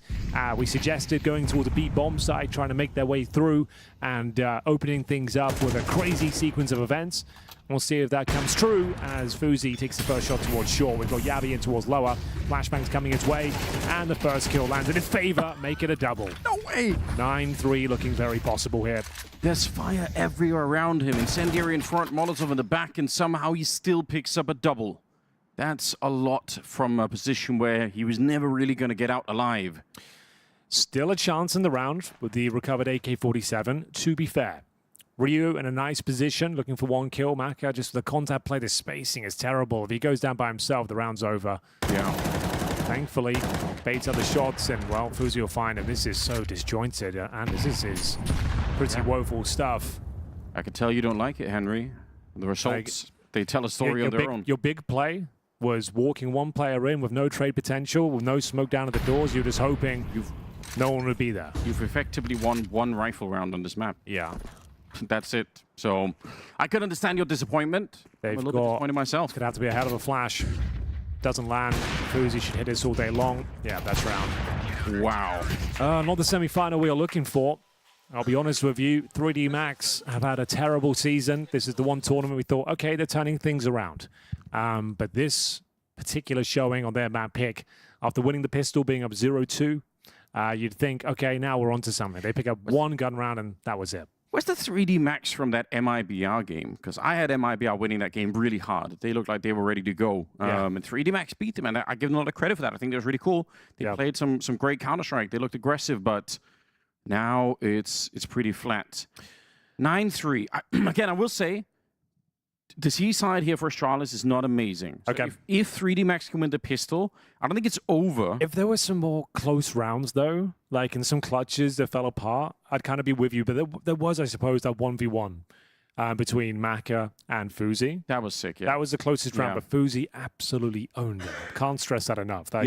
That's a great round to analyze after this one. Just the way he played it and the way he guaranteed the victory for himself made it impossible for Maka to do anything with it. But that said, though, we go into a pistol round here. Goes without saying. We'll say it anyway. 3D Max have to pick this one up. They've got themselves an incendiary, double A cheese. Whether they're going to double nade the doors or nade lower B is yet to be seen. Double smoke. So that means they can smoke the long cross and wait and do it again. They can bait out the utility from the CT side, in theory. Assuming that they can even get out here. Exorcist, that's a nice shot. Now, could he escape? He's sticking around. He knows if he runs, they're going to catch him anyway. Oh, he's so flash. And he does go down. The smoke is already up for the cross. And this is where I said, now the CT utility's there. They could, in theory, wait it out. But for HE. Oh, yeah, they're ready for more, in fact. I don't know where the other smoke went either. Flash is going over, and Astralis, they commit to it the first time around. Bomb being planted as we speak, but Masuta gets one. A bit of a jumping attempt. That's risky. FUZI with another kill. It's down to FOKUS, either 1 versus 2 with the Glock. He should be dead. He's run out of bullets. It takes some time, but they find him. They win the pistol. The first step in the right direction here for 3D Max. Needed that, but still a lot of work to be done. The bomb gets planted. There will be a force buy in the second round. I think the first shot that Exorcist got killed one of the smokes that they had, and they never picked it up again. Not that that necessarily made all the difference, but it's just they had 2 smokes from the start. Ryu, I think he had one of them. No, they threw 2. There's one towards short as well. Oh, there's one towards short. Yeah, they threw across. Yeah, you can see it down the right-hand side of his screen. Perfect. All right, one crossover, one is short. Beautiful. Thank you, Henry. But it is pretty convincing in the end. But as I said, force buy almost guaranteed here. And we have got a decent long spawn. Not going to be necessarily brute forcing their way in, but the grenades pretty much nullify Yabi's round. Surprised that he's still alive here. They know there's 2 players now towards that blue position. It's going to be lucky to find one towards short. That's FOKUS. So looking comfortable here. Yabi's low, 5-on-4 advantage. out long and quite possibly locked in. When this happened to 3D Max, they did it, or when it happened to Astralis, they did exactly what 3D Max are doing now. They went to investigate to find out, is there anyone lower dark, anyone anywhere else? And then they committed to the A defense. That is what the French are doing right now. Smoke for the crossover. They've confirmed there's no action towards lower or middle. Oh, it's really nice play, though. In front of the util, just so the CTs are repositioning. Here comes the backstab, though. The round is still alive. Lucky. Full speed ahead. Got to get past his scout, though. Misses the shot. Does FUZI. Definitely can retake this one. You're not going to be saving here. Another shot doesn't land. Oh, I don't like that they planted not for short. They planted on the wrong side of the box here. So if they get pushed back onto short, they can't really stop the defuse. It's a bit of an awkward plant right now. FUZI doing the best they can to slow them down. MIBR on this side. Oh, and he wins that first fight. That's not bad. Now FUZI's down, but Ryu here. Okay, he's got an incendiary. They have a smoke on the other side, though. They can put it up. Anyone going to smoke this? There we go. Lucky 10-second defuse.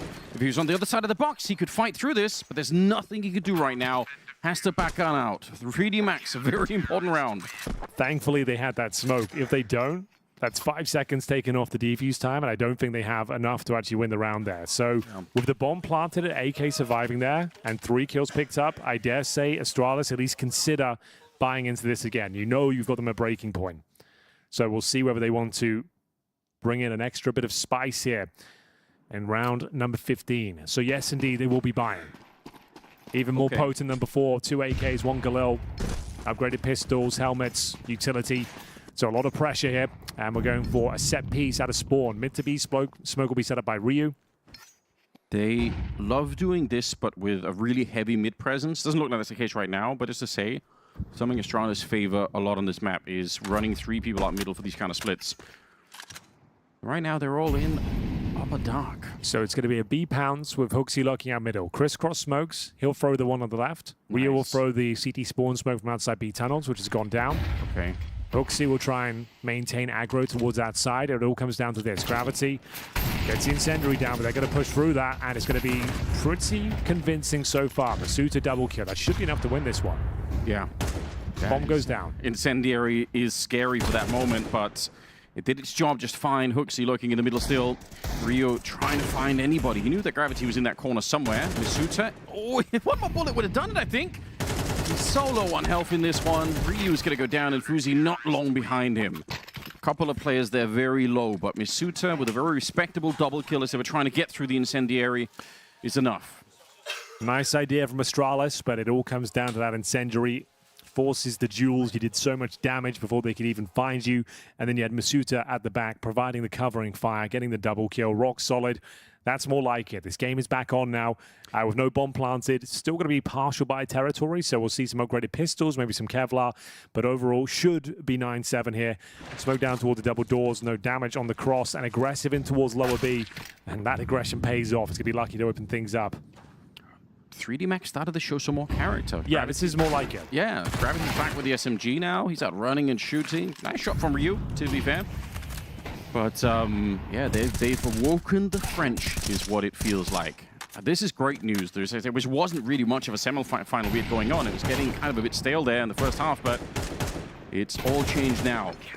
HooXi getting shut down. For my money, I think that the key to victory, because I don't love Astralis, their splits on B, and I don't like their long execute side. I think short is the position that Astralis need to focus on to win this. I think they're really good at taking those fights against the A-bomb side.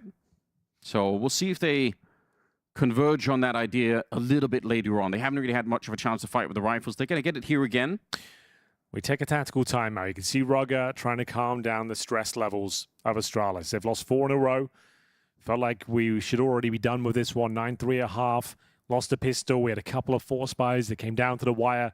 Didn't quite work out, but you're dead on. This is more like the 3D Max we know and love. Getting aggressive, getting stuck in.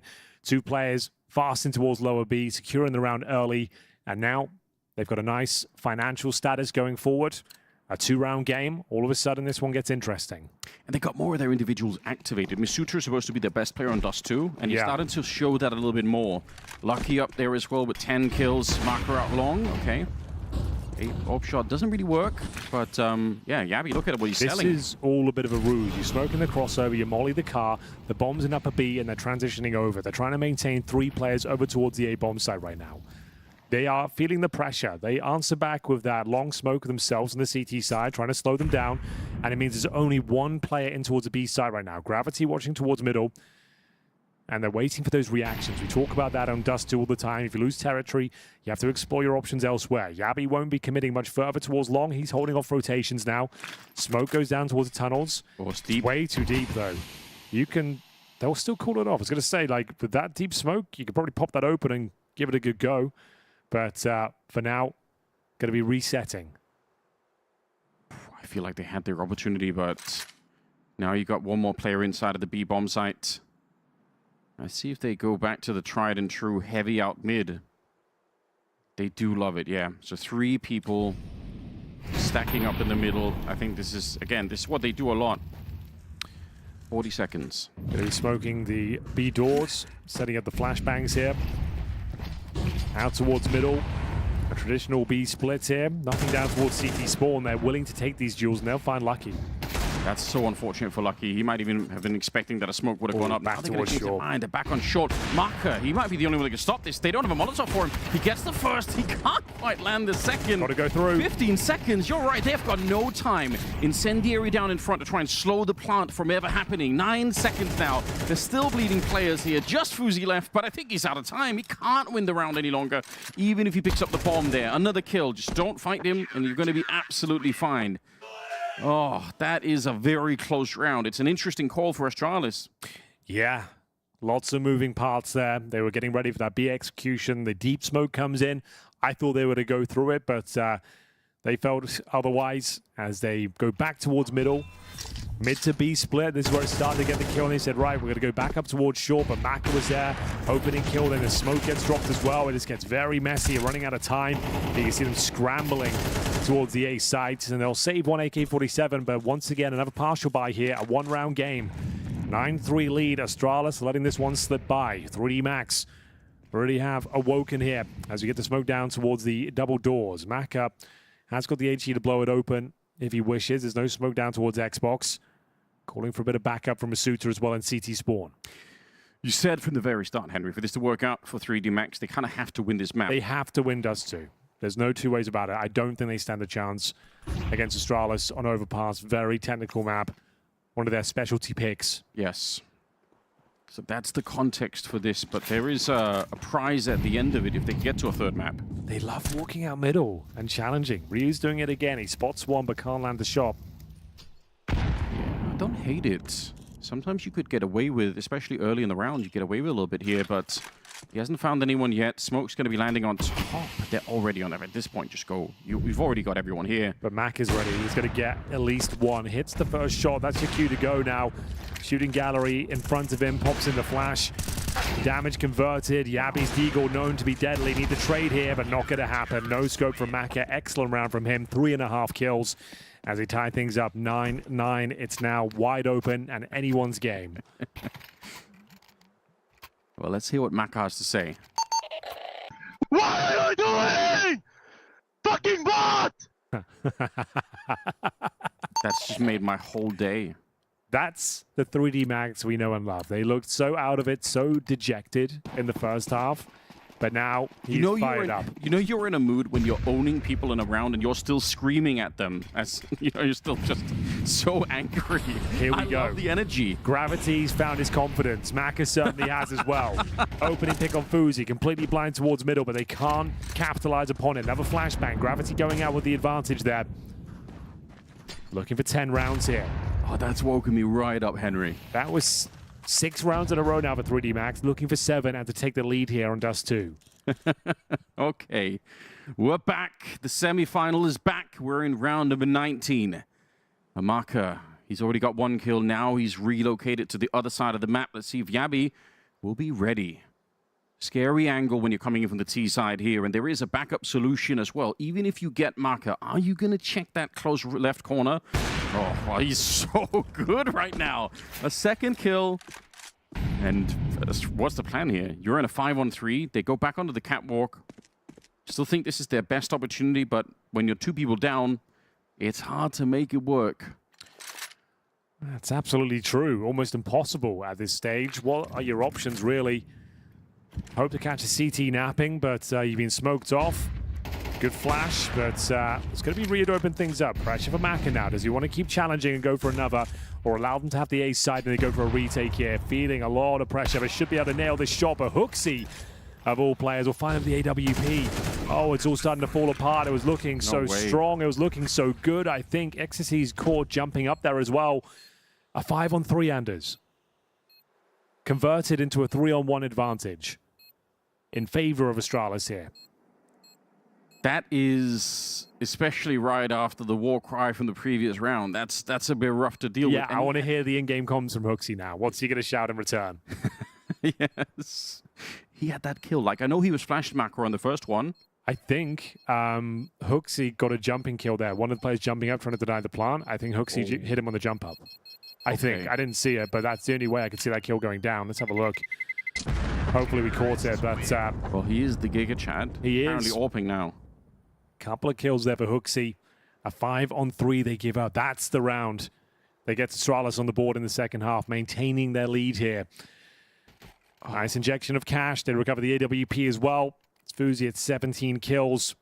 Felt like 3D Max were running away with this second half, but there's a bump in the road. You see that round timeline. Yeah. On the top of your screen. I love these graphics. Such a good way to remind exactly, how we got here.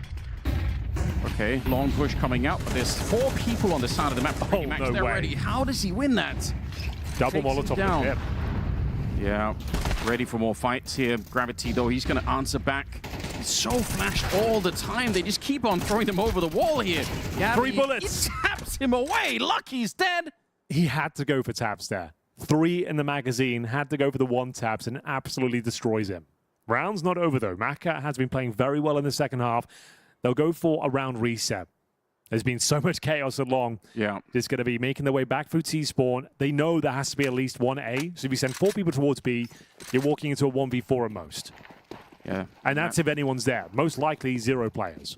Yeah. The math is pretty easy. Even I could do it. Even you could work that one out. Yeah. And for now, 0 players in towards the B bomb site. I think you just run in. You've got a low HP player. He'll just jump around the corner just like that. And you should be good to go here. Unless something unbelievable happens on the cross, but they've got smoke for the doors. That's round. It's going to be 11-9. And bear in mind, they don't have loss bonus here. They've won a lot of rounds, but they have nothing to speak of in loss bonus. So there'll still be a buy going forward, especially with the save drop. Yeah. But it's going to be Astralis now touching distance of the first map of their opponent's pick. Did they have time to throw away any of the AKs out long? That would kind of be the icing on top, wouldn't it, if they'd actually tossed them over the wall somewhere? They did escape pretty quick, so don't know. They had 4 players from the CT side to defend that long push. They had 1 flashing and 3 combative on the front lines. Yeah. Yabi, though, Yeah. God, is he good. Like, with 3 bullets in the magazine, understanding that he can't go for a burst, he can't go for a spray, only a 1-tap will do, and he absolutely nails it. Eviscerates his opponent on the other side. Astralis back on their feet here. Nice injection of cash, $3,500 extra for each player. But they will save the AWP and the AK-47 for Masuta. Yeah. Channeling Scream, who's about to make a comeback. Yes, right. It's been a week for the Unks in some sense. Like, we've lost FaZe, but we got JW back. Scream suddenly back playing. I mean, good luck to him. I love Adil, but it's going to be a very difficult climb back into Tier 1 for him. Not many people could ever really come back after something like a long break like that. Especially when you've been playing Valor in the last 4 or 5 years. Yeah. Quite the transition. Because it's not really the meta right now, having 1 player run around and 1-tapping people. It just doesn't really work as well. It's a much more technical game, CS2. And yeah, good luck to him. Wish him all the best. I'm sure he's still got it in terms of the aim department. It's a story at least. This story is falling apart for 3D Max, though. Crazy work from HooXi to open things up like that. Let's have a look at that tap. 3 bullets in the mag and had to go for it. Unreal. That's a good spot. Okay. 11-9. 3D Max. They did save an AK and an AWP. They counter-flash it again. They want to fight for long, but then so do Astralis. they are ready to go out here once again. Gravity, he'll get the first one. Do they want to disconnect from this now? FUZI gets one more, but the battle just continues. Astralis, relentless as they get out long once again. Lucky is cut down. Well, it's been absolute pandemonium here at Long the last couple of rounds, but once again, it's Astralis leaving with the advantage, but a lot of damage taken. MongolZ now needs to try and lock them in. Can't allow them to reset the round again and get towards T-spawn. He needs to close that door, close that exit. And I think he has done. He's top and middle right now. Leaving Maka alone, who has got HEs, flashes, and smokes. Will throw a flash over. Trying to pop out his chest.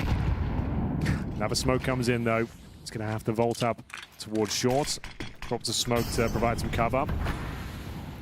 Okay. Gives him a nice angle here. He's hoping that someone's going to make a mistake on the other side. He's got backup with him as well. MongolZ, this is your time. He'll pick up 2 kills, leaving FUZI alone. 40 seconds. Smoke going down. Yeah, just evaporating in front of his eyes. Low on health, MongolZ, so there is a chance to find someone in the smoke. Let's see. Oh, it's already gone now. He could just fight them straight up. He shoulder peeks it there. Wide swing, but Maka with the deagle. Well, not even the AWB. That was a must-win round for 3D Max. If they want any chance of winning the map, I think this one had to go their way. Absolutely true. MongolZ stepping up there. Beautiful spray down. Confirms they weren't falling back from Long. They were continuing their pushing towards the A site. Connects up with Maka. Gets that spray down. And yeah, just utter chaos here towards Long. Felt like Astralis did enough to win this round in the 3 versus 2. With this kill especially. Finding Lucky. No damage on the cross. Round number 22, we're going the distance. Molotov down towards short. It's going to be Maka with multiple HEs here, making sure they can't get up towards short here. But we've talked about this. Xbox smoke, double door smoke. Going to be trying to pop it open again and see if there's anyone close towards the double doors for his rifle. If that had actually worked and blown it open, I think you would have seen there, but it was a little bit too shallow. Oh my god. FUZI on the catwalk, and now in the middle, they picked him apart. The defense is gone. That is very nice work from Stair. FUZI has had enough of this, taking matters into his own hands. 5-on-1. MongolZ, we know he's the B player, fighting for his life. And in terms of the investments, they're all in, right? There was a close round before. They, again, will only get $1,400. So the hunt is on. You want to guarantee they have nothing to work with going forward here. Take him down at all costs here. You know where he is, and that should be GG. That is so comprehensive. Because they're so close to middle, he can hear them run as FUZI gets the opening kill. He hears the footsteps in CT spawn, and he just goes for it. Really nice shots from Stair as well. Yes. His best sequence so far. We haven't really said his name. He's had quite a quiet game by his standards. 18-13 after those 2 kills. But as I mentioned, the loss bonus is going to be a huge factor here. All 5 players go down. So to hold on to your map pick, you've got 2 SMGs, 2 pistols, and a scout. Astralis should be no world where they give this one up. Should be GG right here, right now. Yeah, we're going to need some scout headshots. We're going to need gravity with that SMG magic. They need something brilliant to bring them back in this one. Astralis taking a much slower approach. The bomb is back in T-spawn. They're going to be clearing out catwalk using the Molotov, although actually they want to fight this into the AKs. That is risky. Surprised they're still alive, and they won't be for long. Still, Exorcist is here. They've done some damage. And yeah, 5-7 at the corner. It's doable. Stair goes down. Okay, he took a lot of damage for it. Scout dancing around in the middle. This round is still on. 3-on-3. Oh, look at this. Ryu's dead. Yeah, it's a free kill. Oh, he just turns around, but it doesn't matter. Now it's interesting. You're not going to get a better chance than this one to close it out. Looks like Mac is going to get a headshot here as well. Yabi, he gets dropped.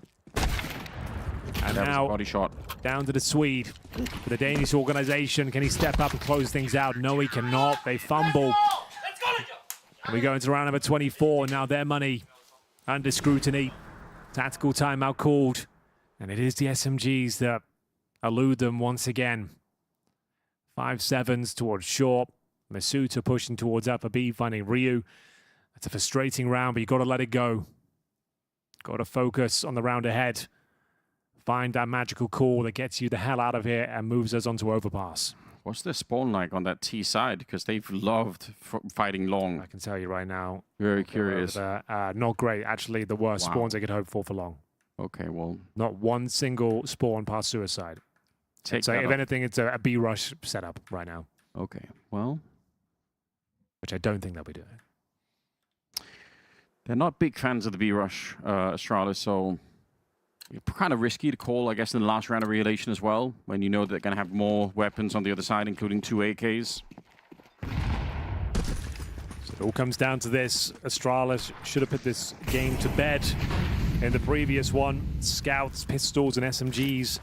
Too much to handle. You've offered up AK-47s now. There's no AWP on the CT side. Mac has been very good. Lurk smoking towards B. The bomb is in towards upper as well.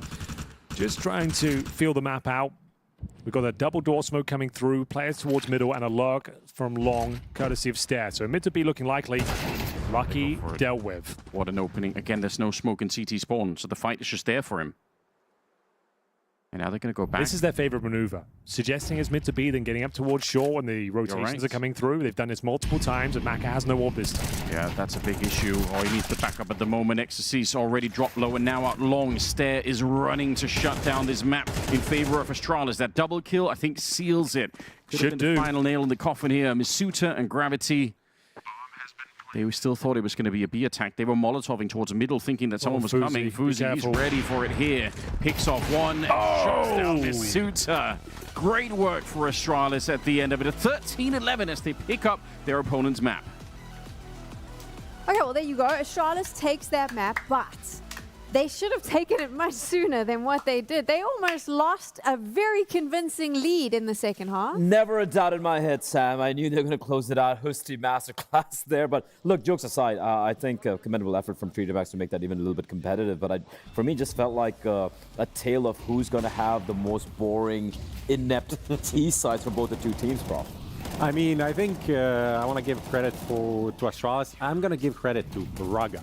This is probably something no one ever said, but I'm going to say it first because I think the game plan from Astralis on the CT side was perfect. The first 5 rounds, the gun rounds obviously lost the pistol, but that looked perfect. Mid to be split that 3D Max tried to throw at them, they dealt with that, then they had a push in the lower tunnels. They won the round there, then they went for a boost on short, they got the entry there, so essentially they just countered what 3D Max wanted to start their T side with perfectly, and after that it really became a super slow, super weird, not really 3D Max-ish game. Yeah, and it's also, you got to say, you have to talk about a few individuals as well, right? And a couple of players that we have highlighted throughout this tournament for 3D Max has been, well, mainly Lucky. You know, he's been kind of like the talisman of the team. He's the highest rated player, but him playing that A-rotate position towards CT, man, he was just giving away free kills time and time again. And then on top of that, compounded by the fact that Gravity having a hell of a stinker of a game. 8-18, 1-6 in opening duels, 33 ADR. Combine those two against Astralis, who everyone was chipping in. FOZY was looking lethal with the AWP. Hooksy also having a lot of hero moments on the T side as well. And despite when things got really scrappy, it came down to some of the individuals stepping up at the very end. And unfortunately for the French, it was the Danes who pulled it off. Yeah, I want to add, like, the Maka was really good. He kind of gave a bit of a Jane cosplay today with the T side as well, like losing the entry. Let's save this round, guys. But then also individual antics from him were really good. Obviously, the Opera on the other side was the star of the show, FUZY. Yeah, everywhere. He was just ever present, especially. I think even the one round where it looked like 3D Max might be able to steal on the T side was him just peeking into Maka from window and getting the kill. So he was finding a lot of crazy impact, and it's good to see as well because yesterday, you know, we saw him looking very flat on Ancient. Even on the other maps, he wasn't really playing to the level that we know he can play as well, and especially in a map like Dust 2, right? You want your Opera to shine. So I feel like, yeah, we did say for 3D Max to make this competitive, this map had to be in the back, but yeah, it didn't quite transpire. Yeah, it's an uphill battle. I mean, it was an uphill battle from the start, but after this is even more difficult. Okay, so now when we take a look at that second half, though, and I want to break down the first half in a bit, but kind of want to just focus in on what was going right for 3D Max and why was Astralis just unable to really find an opening at the start of the second half? I feel, well, look, firstly, it looked like the individuals did kind of wake up for 3D Max, right? And they were trying to be a little bit more disruptive initially in the first and a pistol round, for example, trying to really duke it out. But then it felt like once Astralis slowed things down a little bit, they just kind of fell apart. There are a couple of rounds which come to mind, for example, where 3D Max had 4 players towards long. and they still lost it. But let's talk about this. Let's talk about the good stuff that's on the CD side, right? We spoke about his prof. We want to be disruptive. We want to be aggressive. Let's unleash Yabby. That's what he said. I love this. You know, early in the game, it's 3-3. They push towards tunnels. They go for the crunch. Yabby gets 2 kills. Ryu finds 1. And just like that, it is just going to be the immediate call for the save by 3D Max. And then you move later on, like a couple of rounds later. I think it's round number 9 or something. We can actually play these rounds back to back. Round number 9 as well. Again, it's going to be the aggressive play coming out from the side of Astralis, because 3D Max are playing super slow, super passive, very defaultish. And again, you know, it's going to be this setup. I love this setup. Double towards short, right? We had the nade towards top mid, really dunking down a couple of players. Once again, James Cosplay, they go for the save. And then you go later in the final round of the half, where you're like, surely they're not going to aggro again. We can actually play it out. Round number 12 as well. Yabby alone between what was, well, okay, that got cut really fast. Between just, you know, fire in front of him, flames behind him, and he gets 2 kills, gets away with murder as well. So just the aggression from Astralis, and 3D Max not really having an answer. We can play this out here again. The moment he gets his 2 kills, the round's pretty much done, right? Just wrapping it up. So that's a game plan Prof was talking about. They knew they had to be aggressive on the CD side, and it worked out wonderfully for them. We now move. Yeah, or going back to the T side, the troubles from Astralis, though. I think, honestly, they're maybe also caught off guard. I think the story of the second half is a bit of 3D Max finding this new identity. They've been speaking about this. For me, from the outside, it's like just body going for Misuta doesn't seem like a big thing, but they're like, oh, we're changing a lot of how we approach the game. And see, they seem like super patient and just willing to sit back and wait for the execute to come in and work off of that and just have MongolZ be the dictating factor in these rounds. And I think that's something that Astralis didn't really expect, and they were running out of time, and yeah, had to end up, you know, in clutching in the last round. Yeah, and it's also like, just to give a little bit of credit to Maka as well, who's had a kind of a mid-tournament thus far, but he's been stepping on the playoffs. You could see with the op on the CT side, it was getting kills everywhere. We saw that highlight moment against the half-bind at B-bomb side. We saw him even like mid-round pushing, like holding the long doors up front, you know, picking off players, and he was very lethal. And I feel like, you know, as CT side, you get those early picks right there. It really, as T's, you really run out of options. You're like, okay, where do we go? We have no control over here. You're losing this opening duel. So credit where it's due. 3D Max did put up a little bit of a fight at the end. I mean, I think they put up quite a big fight. You could see how hungry they were. And this is something that you both said at the start of the day, which was 3D Max to get a spot in Grand Finals, winning on Dust 2 is really damn important, because neither of you have a lot of faith in their Overpass. Yeah, it doesn't look too good, and the previous games that these two teams have played have looked pretty horrible. Like they even had Hooksy style on them the last time they faced in Cluj, right? So that's not a good look for you, the fact that you can't really get a win against any top opposition. Barring this one freak Fury occurrence, generally people pick 3D Max into Overpass, and that's a free win. So I think it's going to be a tough one. Their default holds are rough. The aggressive A plays weren't really working out, even though they have Maka and Misuta there, and they should be the guys to unlock the defense. And also for Astralis, they're so good at this procedural approach on the T side, right? They dot their I's across their T's. They're very, very methodical in it. And Overpass is a map where, you know, the CD side aggression, it's really tricky. You know, you might be, for example, you can go for short pipe control. You can go for those fights sometimes. You can try and fight for bathrooms and whatnot. But it can be risky against a team like Astralis, because their utility usage is so very solid on this map. It's one of their, you know, most played map, one of the most successful maps as well. And then I look on the CT side. 3D Max are going to be starting on the CT side. You look at the A-bomb side, Misuta is going to be solid. You know he's going to deliver. Maka's been looking sharp as well. But I head over to B side, and Gravity's just been completely flat individually. Also the lowest rated player for the team right now. And even XSC is kind of, you know, we didn't really see him do much on Dust 2 as well. So I feel like just talking about, you know, condensing down to simple raw firepower as well, the B-bomb side defense, I think that's something that Astralis are going to 100% abuse time and time again. Do you think that Astralis, this lineup that they've put together, lacks a little bit of consistency still, Prof? Or Blake? Yeah, I don't think so. I feel like, look, they're not a championship caliber team yet. Vitality exists, you know. And of course, you have teams like, you know, Falcons and Spirit who can really punch down. Mongols can pop off as well. But from what they've done so far, ever since the addition of FUZI, just look at the recent results. Look at their third place pacing in EPL. And it's not, was it EPL? Yes. Yes, in EPL as well. And some of the scalps have taken.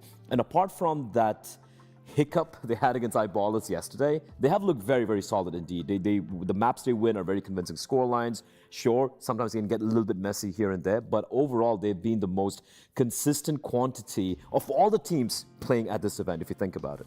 Yeah, I mean, I think they have some ups and downs, like on the individual performance level, but currently it's looking super good. I think on Overpass, you would hope from 3D Max's side, you know, maybe Fuzi has a really bad game and he's giving away a lot of openings, but like Overpass is such a good map for Oppers that I don't see it really happening. I think you'll have a field day when they go to the CT side.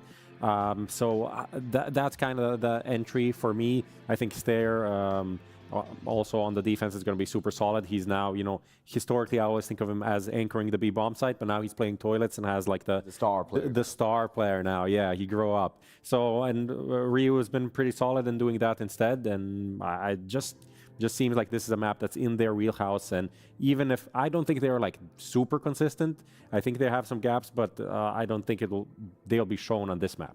Okay, well, there you go. I think both of the gents here on the desk are leaning towards a 2-0 to Astralis. Are they going to move into the grand finals here at PGL Bucharest? We're going to find out, but first, a quick break. Ramp long. Wait for Vigo, baby. Yeah. Split. Let's go. Ramp. Nice. I have CT. One more. No, I have ramp. Chill, guys. Fucking calm down. One CT, we have short. I have new bots. Everything is good, okay? One short, I think. One short. Jabba, use smoke short. Can you? Just smoke short. Nice, boys. She said she loves you, but she can't love me. But I love you.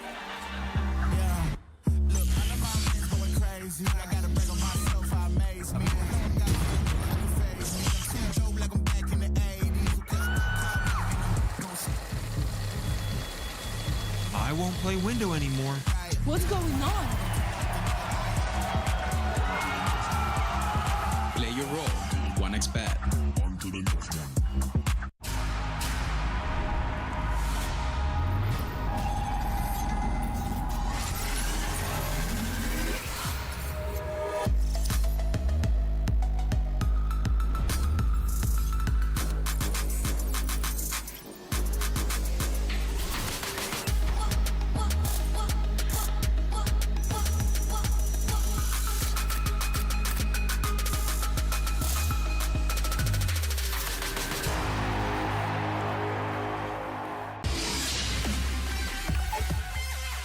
The human body was built to move, not trapped at a desk in one singular posture for 12 hours a day.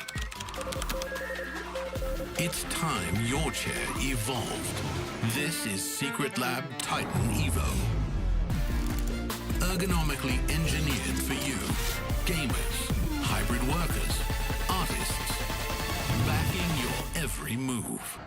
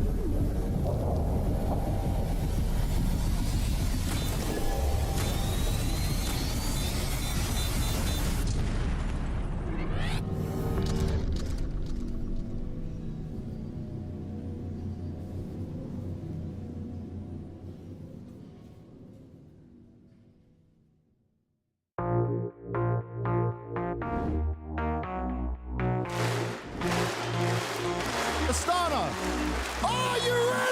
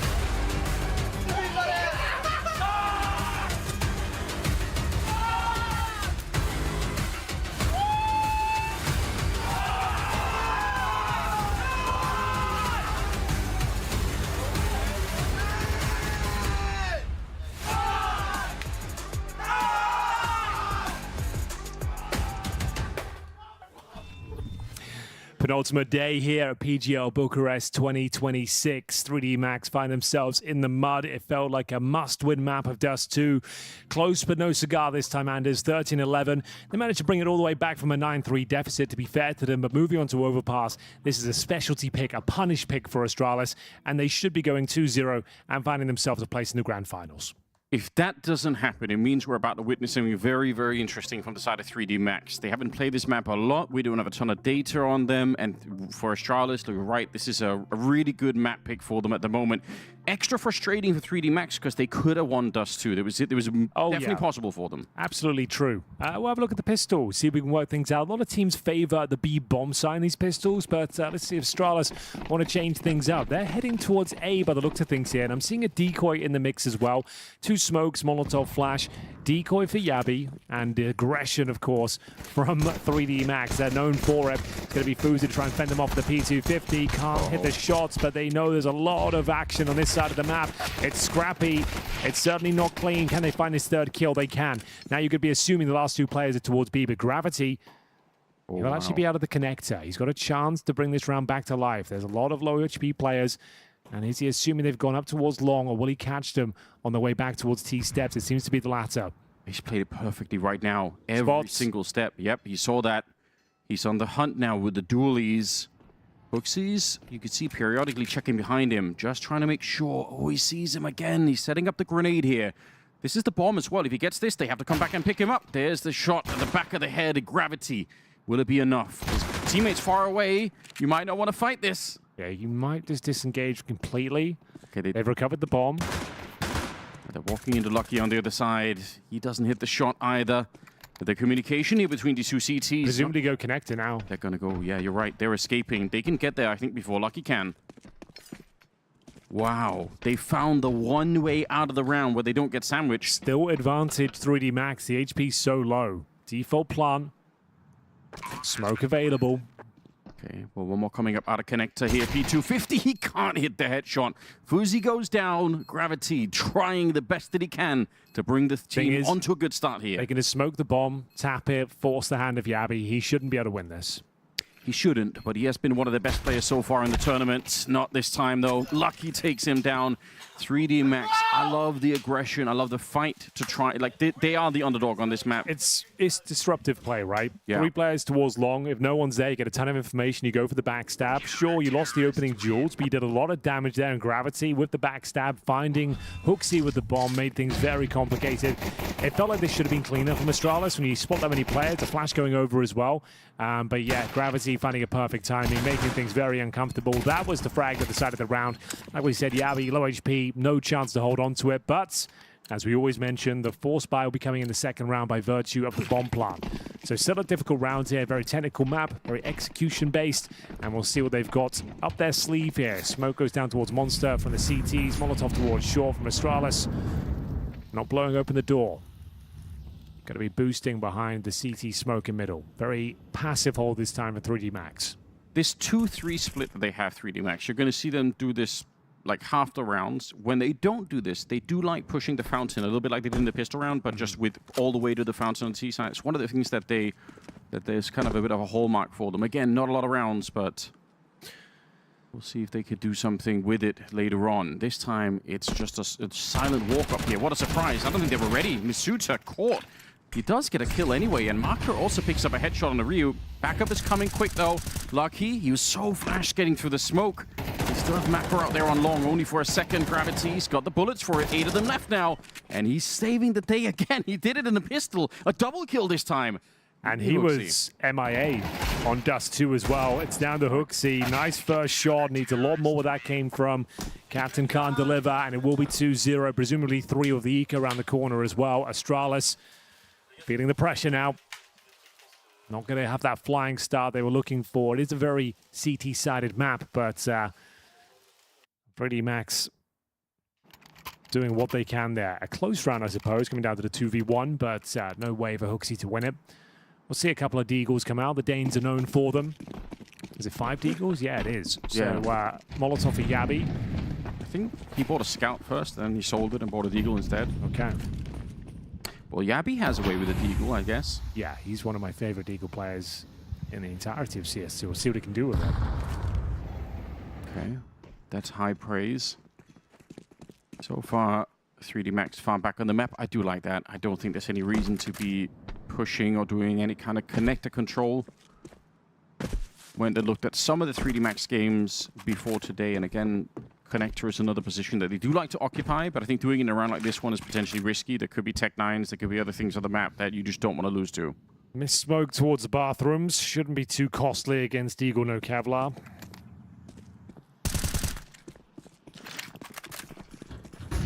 Well, they're leaving Yabi outside of B.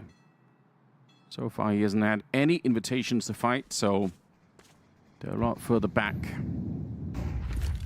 Mashing out, trying to get some information on 3D Max. Stair is actually in a dangerous position here, but so far they cleaned it up. Yabi, he was trying to push down through the monster tunnel. He's going to be found as well, so everything's going according to script right now. We've seen this, though, from the 3D Max side before, where they get off to a little bit of something, and then it kind of collapses. Tried to do the boost, failed, gave up on it. Yeah, round's over. This begs the question now if you could make a dent on their finances. 2 kills at this stage of the round would be very good. I doubt it happens, though. You can see them with the bait and switch set up towards the barrel. See them as Gravity goes down, which is looking unlikely. There'll be a jumping exercise. Yeah, I don't know why. I don't think he meant to do that. It's unable to bomb plant. They'll still win the round, but it's a very expensive one. Bit sloppy there from 3D Max. I couldn't tell you why exercise jumps. I guess it's a scroll wheel situation. It must have been. We didn't think there's a world in which he just kind of stays there for another 3 seconds and waits to see if anything happens. Like, if they jump up on the barrel, they're at a disadvantage. Yeah, he could have kept his head down. He instead jumps and then caught mid-air. So they end up losing 3 players and giving up a bomb plant. That's actually pretty significant.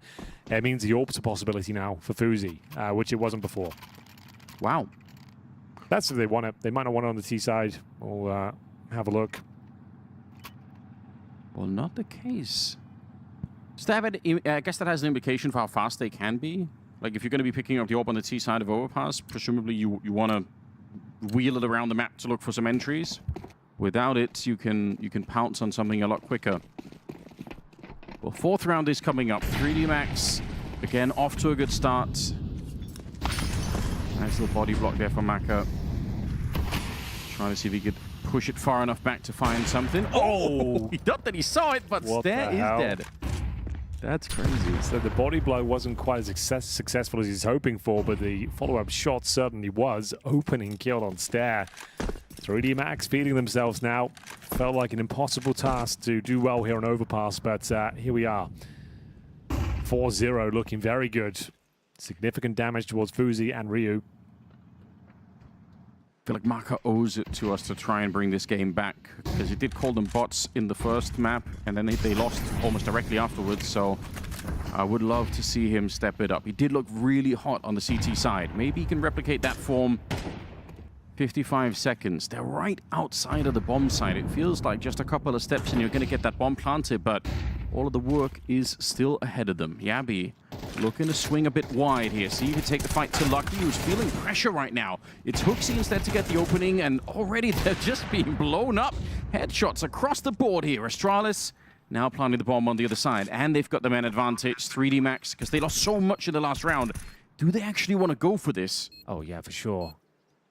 It's so risky. Gravity on the one side. He's smoked off. There's no more grenades, I guess, on the T side at the very least. He puts out a couple of shots. And backing off now. Oh, he's decided it's not going to be worth it. Damn, that's such a shame with the opening kill there. Yeah. Maka, like a godsend of a kill. You get one through the smoke. But yeah, you're dead on considering the low finances. They have no utility. The AWP in hand as well just doesn't feel worth it, as we will find Astralis' first round, recovering that 5-4 deficit. Lovely execution there, taking away a lot of vision. 3 or 4 smokes deployed onto the A site, giving them some open runway in towards the bomb site itself, hitting some beautiful shots. And it will be Astralis arriving here on Overpass, 3-1. But 3D Max, knowing the loss bonus is low, calculated decision to save the weaponry. It's a pretty claustrophobic position for Lucky when they lose that long control and he's playing Optimus. Like, he can't backpedal at all. He can't step away from the truck there, and he's going to get shot in the side by Yabi. So he's just so isolated there. We've got a timeout being called here. 3D Max. What a chance to talk things through. What is the plan? One saved rifle, one saved AWP. You're going to see some sort of gimmicky play here. You're going to see the AWP boosted up somewhere. The rifle may be boosted as well. You could see multiple boosts across the map to try and yield an opening frag. Because you're operating with FAMASes here. A couple of M4s. The buy's not too bad, but it's a very important round. So you're trying to look for that opening advantage again. Can Maka find it? This is the boost map. It is. If ever there was one. Absolutely. So many options. I think you can still boost over the wall and look down into B with the 4-man boost from the A-bomb site, but I don't know if it's actually legal in tournament rules. But Misuta, like I said, they do like this fountain push on the 3D Max side. It's one of their calling cards for trying to get some aggression in. Don't hate the idea. See if Stair is quite ready for it. He's jumping back here, making a lot of noise. They definitely know that he's back here. They just don't know how many. Yeah, playing on the front foot, trying to find his opening kill. Nice. Works out quite nicely. Masuta with a clean one. No trade potential. They didn't see that coming. It's Maka patrolling towards that connector. Lucky in towards the playground. Looking to have some fun here. Gets himself up on that slide. Very powerful position. FUZI trying to recover this one. Looking for any boosted players, as we mentioned. Yabi lurking through the monster tunnel. Yeah, big opportunity. If you could have found that one, maybe it would have been a bit of an opening. HooXi's back here investigating. He wants to put some pressure on. Actually finds Lucky. That is a very nice kill. It opens up the question for 3D Max about whether or not they could end up at the A-bomb site once again. Well, now they have to react. They're going to try and push the monster tunnel by the looks of things, and do so at your peril. Yabi known to patrol that monster tunnel. It's one of his calling cards. Hits a nice shot. 30 seconds remaining. We have got XSCs here as well. Seems to have been spotted. That's big. Ryu try and trade him. They don't have another Molotov to get rid of this. They're going to flash their way through. We can't see a thing. He almost wins the fight anyway. And now Masutra on the follow-up. There's the first. All the bullets. Oh! He can't even get the pistol out. But there's only 14 seconds. And Maka's already in position. It is winnable. That smoke makes it a lot harder, though. Bomb being planted. He might be able to do that. HooXi just getting it down. He can't get the headshot either. And I think that was the opportunity. He had to get that kill right then and there. Now Fuzi's alive towards the L-bend. HooXi, he's going to go down. That was the headshot he did earlier. Maka inside of the smoke, making the jump up. But Fuzi is there. Again, the Swedes saving the Danes. It was messy. Very messy indeed, HooXi, but who cares? It's a very important round to pick up there. You've completely sabotaged the finances now. HooXi, he actually saves the day. I can't believe he even gets that kill, to be honest. It felt like he was out-positioned, outmaneuvered. Great headshot from him. And yeah, Fuzi on high alert there. Nice deagle headshot from Maka, but Fuzi there to save the day. Has to be the full eco now for the French squad. USPs, a couple of P250s in the mix. That's about it, though. Can't afford to lose this one. This is actually an old Astralis setup, if you remember, and as well back in the day. Little five-man stacking towards that B bomb site. Yeah, that you're really rolling it back. That's when Sonic was still the coach of the team. It was old classic Astralis eco setup. They're going to change things up, though, go for the three-man boost. Looks like the round's already over. They've gone for a contact play in towards A. Basic util, Molotov down towards the CT dumpster, and in we go. Well, that's a quick round. We'll see if they get exits. That is the best we could hope for at the moment. Yeah, pistol boost down there. It's, you know, worth trying. Even after all these years, people are still coming up with new and innovative ways to boost, and I think there's still some quite interesting grenade mechanics that can happen on this map, because you can throw grenades from sort of the upper side, the A side of the map to B, or the other way around. People are still investigating and inventing new stuff. I've missed Overpass since it's been gone. I think it's good that it's back in the pool. Very technical map, doesn't play like many others. Huge map as well. I think that's one of the reasons why a lot of pro players didn't like it last time around. I feel like they didn't enjoy the size. Well, there's not many opportunities for multi-frags. It's all about taking lots of territory, executing late into a round. Trading out kills. You don't get many chances to go for great like one taps and entries. It's all very methodical. Yeah, okay. So star players find it difficult to really shine bright.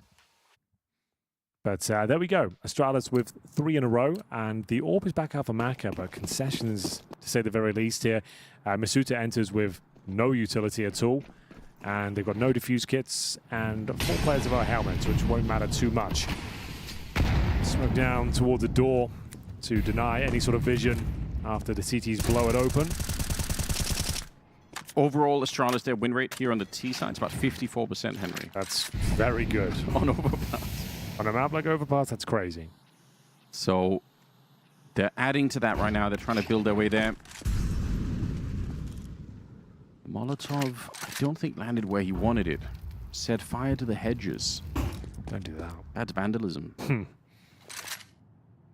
So map control looking quite good for Astralis. Long is theirs. It's your Maka defensive in towards the bathrooms, looking for that one kill, peel off the angle. We smoke towards Monster and actually be pushing it by those things. Gravity, yeah. That's so cool. Good bit of intel here. You can rotate multiple players over towards A. Exactly what they're doing. Mac is going to hit this shot all day long. Give him a chance. Oh, unless he's going to get flashed. It's coming over. Oh, he still hits it. The flashbang actually did work. It didn't even land behind him. Could have happened. HooXi, he gets one. Is he ready? Not quite. Marcus got him. Yabi coming up. He was lurking outside at B, but he wants to help out now, and he actually has done that. XCs goes down. Lucky catching Stare, who's yet to get activated. He's 0-6 on this map so far. And now they're a man up. 20 seconds on the clock. They're running right into Gravity. This is a 1 round already. Unless Gravity fails the spray, we're good to go. No scope. Okay, there's a chance of the plan, I suppose. He's got a backstab from Connector, and Lucky coming in from the heaven. So yeah, he can plan. That's a bit wild. There's an HE that will do significant damage on him. Okay, that's a good point. We'll see. Flash on over. He's feeling the pressure. He's sandwiched in. He's got no idea where they are. Lucky to save it. It's another close round here. Fortunate there for 3D Max. Like you said, the flashbang very effective, but Maka pulls the trigger at the perfect time, gets the opening kill, and they were unable to recover. Yeah. They needed this. Yabi looked like he was about to save the day coming in through the connector, but even that wasn't enough. I like that from Gravity, though. The second smoke down towards Monster, it gives them so much information that no one's outside there, especially no Yabi. Means like there's no luck. Yabi is known to lurk the Monster tunnel almost every single round. Yeah. And the fact he's not there, you can move your resources over towards A, bolster that defense, and it's going to be quite a nice round there from 3D Max. One they desperately needed as they go 4-3. But even in a round where Yabi had been there, because Gravity was already in the first smoke, when the second smoke goes up, if you're Yabi, even if you're kind of watching, are you really expecting someone to walk straight through? It's like, I feel it's so counterintuitive that he would do it immediately when the smoke lands. Sure. It's good timing. Would love to see that play out in another round. 4-3. This time we've got the orb for Fuzi. Money's still pretty strong for Astralis. Got a nice full buy. This is the blind kill from Mackup. Good response from Hooksy, but wasn't ready for the second interaction. Mackup, great work there. Came down to a 3-on-3, but Lucky catching the lurk of Stare. Brilliant no-scope from Fuzi, but ultimately no time or space to work with there. Couldn't get the bomb planted. We enter round number 8. Oh, there it is. Those lineups, they'll get you. And Yabi will answer back. That's ridiculous. The blind kills we've had these last 2 rounds. Very unfortunate there for Gravity. Back to a 4-on-4. Yeah, that is a round where they could have walked away with a bit of a win. Yabi now, well, the timing is so good. They are pushing out of the bomb site, and Yabi's walking up behind them. This is already very dangerous, although good work from Lucky. He's going to take down Yabi. Somehow it's fallen apart for Astralis. I thought they would have had it. I thought Yabi walking up behind them like that would be enough to just crush that defense down at B. Not the case at all. Bomb is planted, but with Stare already quite low. He's got his first kill of the map at the very least. Hooksy blind and still getting Lucky. Stare's picked up an AWB because of low health there. Oh, but they've burnt him to a crisp. Misuta almost does him a favor. Takes him out with the AK. 2 in a row. 2 big rounds of a 3D Max. They definitely can play Overpass. Seems to be suiting their playstyle as well. Aggressive, chaotic, and getting stuck in on the front lines here. Not allowing Astralis to run their defaults and get that map control opening pick as well. It's a nice wall bang from Lucky. Nading open that door, gets himself a couple of kills in the round. CTs are going to keep on applying that pressure, and it's an easy finish as well. Stare, low HP, AWP, no chance of winning it. The bomb planted, there's still not enough resources to do much with this. They'll go for eco/partial buy. They've got 1 hero AK, some pistols without armor. To suggest money is very low right now. Could this be a straight up B rush here from Yabi? AK in hand to see what he can do with it. They're rushing B without the full squad there. I mean, Yabi's on the bomb site. They're so fast. They're not even ready, 3D Max. They weren't even on the bomb site to begin with. Fighting elsewhere on the map. Ryu's gone down. Yabi cracks open the skull of Exorcist and more damage being dished out. That looked like he was on for a near triple. Yeah, right. But the bomb is being brought back. They were already, this whole time, Stare and Fuzi's been pushing this side of the map, even when they were fighting down at B. It causes enough confusion and chaos to open up A. They know the rotations are coming in, so they've got the plan here, but it comes down to the 1Ds. Oh, Nado bouncing it off. Chips away at Hooksy. Thought that could have done even more. Yeah, almost 0 chance of winning this if you're Astralis, unfortunately, but let's see. Lock up close. There's a low HP player coming back first. We get the burst fire out. Not this time. Lucky goes down. He was so low already. Smokes are starting to land on the bomb site here. 3D Max, they cannot afford to let this go to the hero AK, but they might not have a choice here. Stare, he's close to getting that second one, but doesn't land the headshot.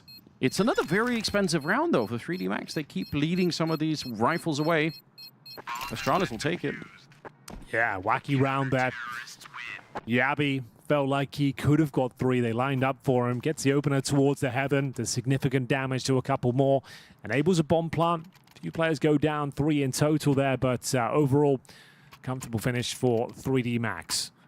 6-3. I'd love to post a couple more of your Astralis here. 3 is workable, sure, but you're aiming for around 5 rounds here, especially if you're the favorite team, your map pick. Got the utility coming in towards the playground. That's so advanced. A run boost. The run boost, yeah, that was pretty cool. What is the level of counters that they were getting to? So blind. Gravity knows he's there. Should be a kill all day long. So aggressive here. Aggressive counter-strike. FUZI.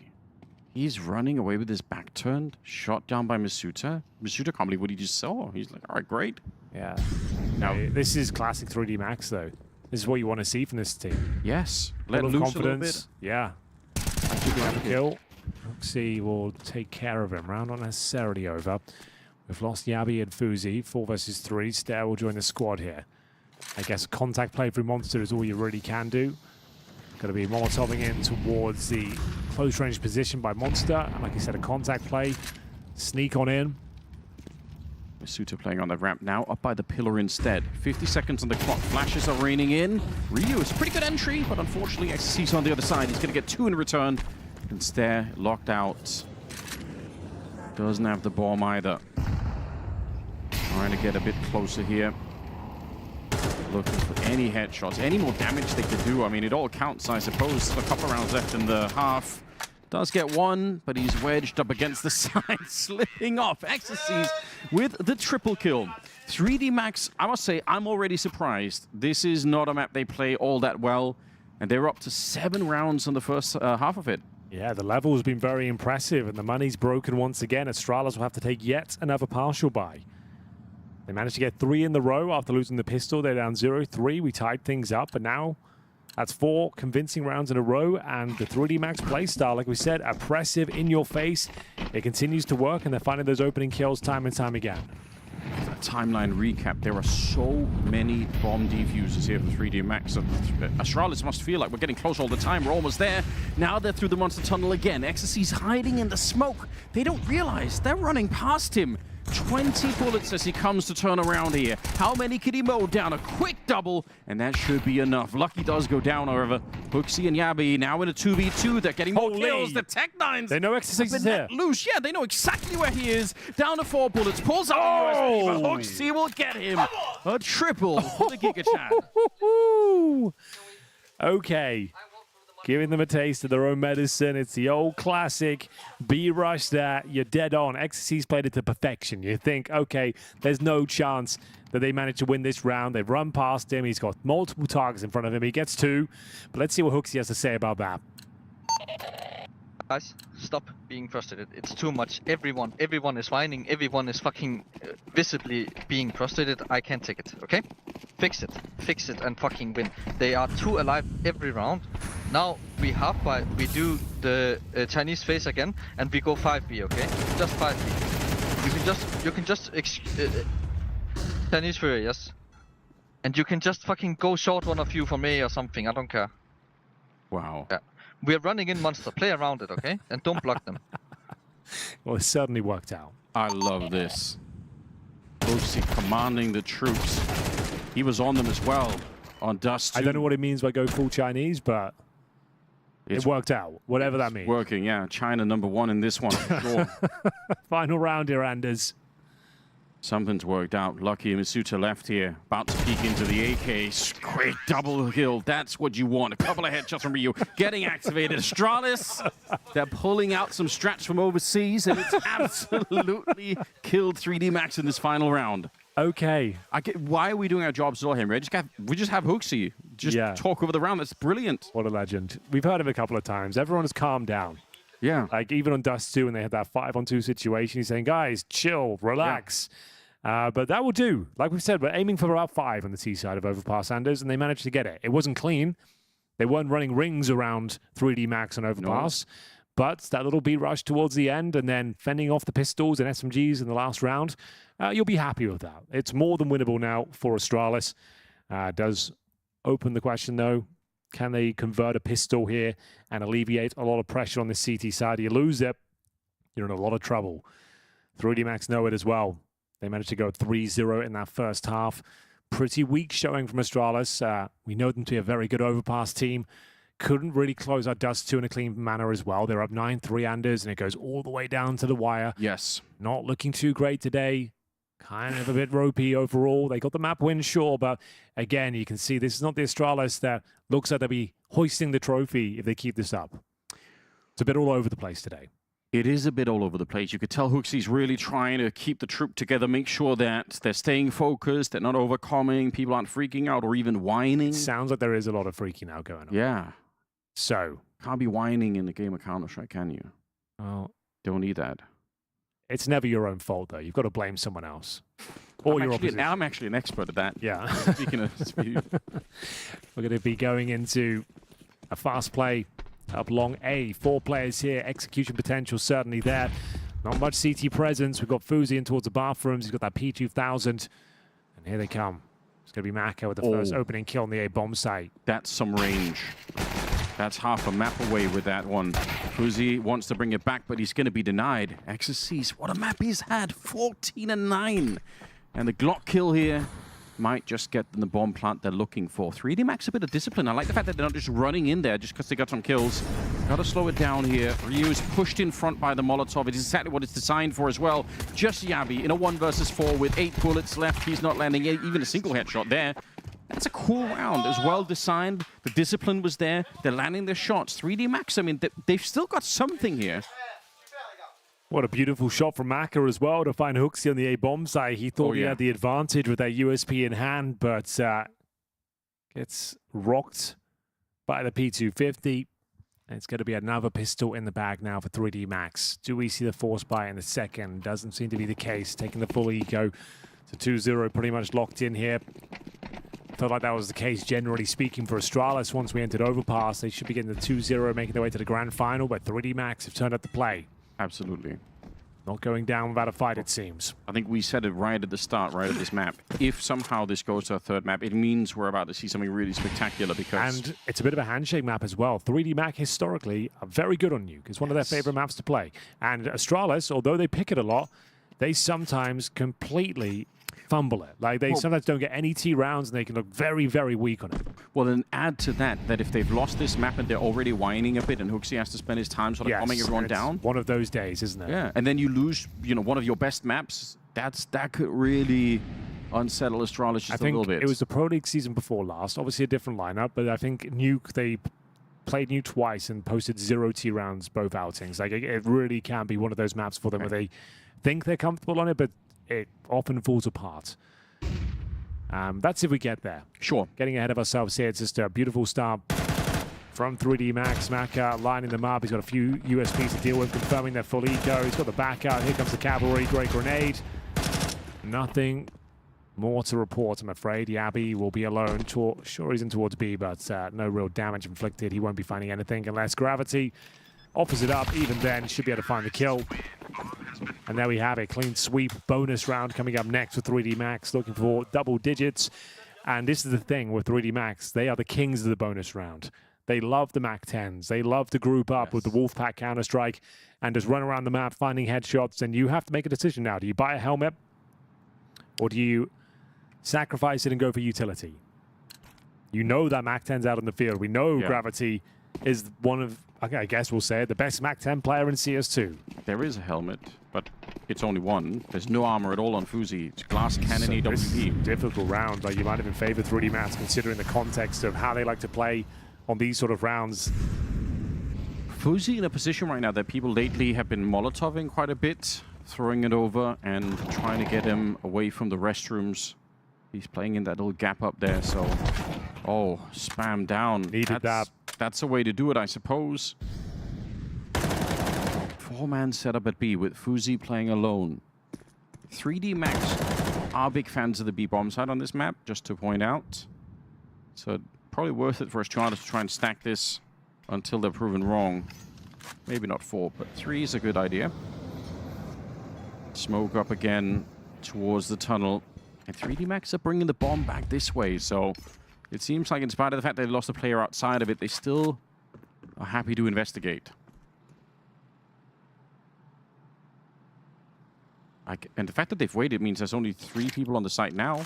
But they're a little bit better off maybe than they were 30 seconds ago. They have all the utility. One good flash through the tunnel or over the wall. That's all it takes, Anders. Could set it up. 30 seconds. They're Bear getting in mind, close. those helmets are going to be an issue. Yeah, you're absolutely right. Khalil and Mac-10 instantly blows it up. The only helmet is gone. And now they're on the site here. HooXi fighting for his life and his team. They are coming for him one at a time. It's so disjointed. 3D Max, where's the coordination here? You had him isolated. He had no backup at all. If you peek him at the same time, he's going to die every time. Lucky the last one left, trying to battle it through. There's no more time. He cannot win the round any longer. Stair's going to be able to drop him. But it's HooXi with the triple being allowed to fight them one by one by one. These aren't clean rounds, these aren't comfortable rounds, but they are rounds nonetheless. 9-6, but that was the bonus. You barely scrape by. There will be another full purchase available for 3D Max in number 16 here. 9-6. They've got some nice runway to work with. They can break through. It will completely shatter the economy of Astralis here. But FUZI now has Kevlar as AWP. Have more helmets in the mix here, but 4 AKs and a Khalil. No Mac-10 nonsense. Let's get into it. This will be indicative as to which way this map is going. Astralis now on the more preferred side, but Ecstasy is not respecting the utility towards short. He gets some decent map control. HooXi going for another wallbang here. No one home. Yabi waits at the mouth of short. Does he dare go for another swing here? Flashbang goes over. Doesn't really overcommit to it, but he does stick around long enough to find Lucky. Ecstasy's wants to hunt him down. He has been the main driving force of 3D Max on the second map, and he's pretty good on Dust 2 as well, to be honest. You'll take a 4-on-4 all day long of your 3D Max, especially on a map like Overpass. It's going to spread the CT defense incredibly thin now. Just don't forget the bomb. Don't forget the bomb. It's back in T-Spawn because he Stair is on high alert. Overworked in this position. It comes down to this key duel now between him and Masuta. Who will blink first? Who will get the timing? Stair seems to be aware of this prospect. It comes down to this, Anders. This kill could decide the round. Clean from Stair. They have 3 people on the other side of the restrooms. They surely could peek him at the same time if they really want to. Such a difficult kill now for Stair. Wants to get out of there and will. Good work. Drops the Molotov to make sure they can't swing from the bathrooms. Reset the round somewhat. We got all 3 players now with 3D Max heading up towards long. They have 1 smoke available, a Molotov and a FUZI to get through. They'll find Stair. Doesn't need to swing that at all. He was in cover. Yeah. There was a flashbang en route as well. How do you wait for the flashbang? I think he gets the kill. He gets ahead of himself. Yeah, maybe a little bit too excited. Could speak to some of the communication we've been talking about on the Astralis side there. FUZI, though, he's so rock solid. Landing the flicks, gets the 3rd one again. He's just turned up today. Round still not even 3 players surviving. The round still feel on a knife's edge. Yeah. That Stair swing before the flashbang coming in. Felt like that round could fall apart, but that's a very important one to pick up. He said that the round's decided on Stair and him winning that duel. FUZI arriving as well, hitting some great shots. Hat-trick for him on the sniper. When you have 3 people on the other side of Stair's position, I feel like normally you try to pincer that position that Stair was in. But it felt like they just said, oh, Masuta, try and get the kill. If not, oh, well, then what? I guess like being a man down at the start, it's like you're just hoping your lurkers can find something.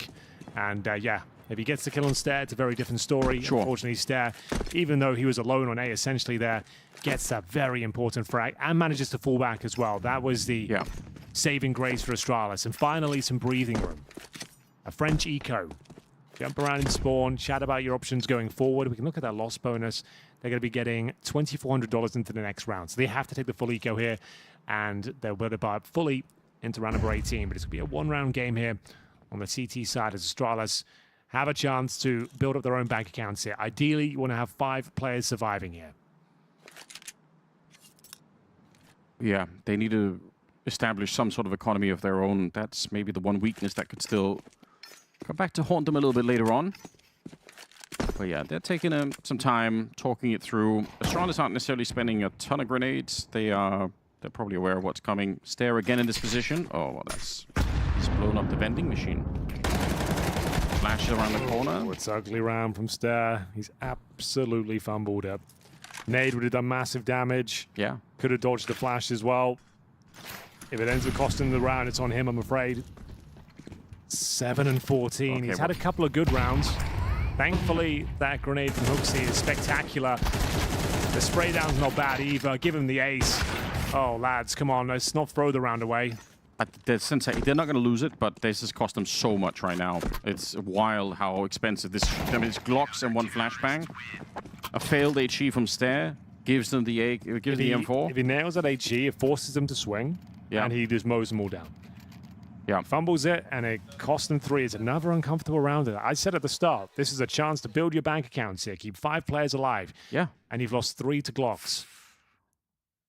Not ideal. Seems like HooXi has to step up when they need it, both in terms of the comms and keeping people, relaxed on the team, and getting the frags as well. He's top fragging right now. Stair having a bit of a stinker on the CT side. That missed grenade, that's pretty pedestrian stuff. Bouncing a grenade on that sort of corner. I don't even know how you messed that up. Yeah. And normally we talk about Stairs being the absolute rock of this team throughout, 10 different versions of this lineup. Stairs always been the one that's been playing well, that's been, just kind of trying to carry them through. He's the star of the squad right now. I think he's the headline act. Yeah.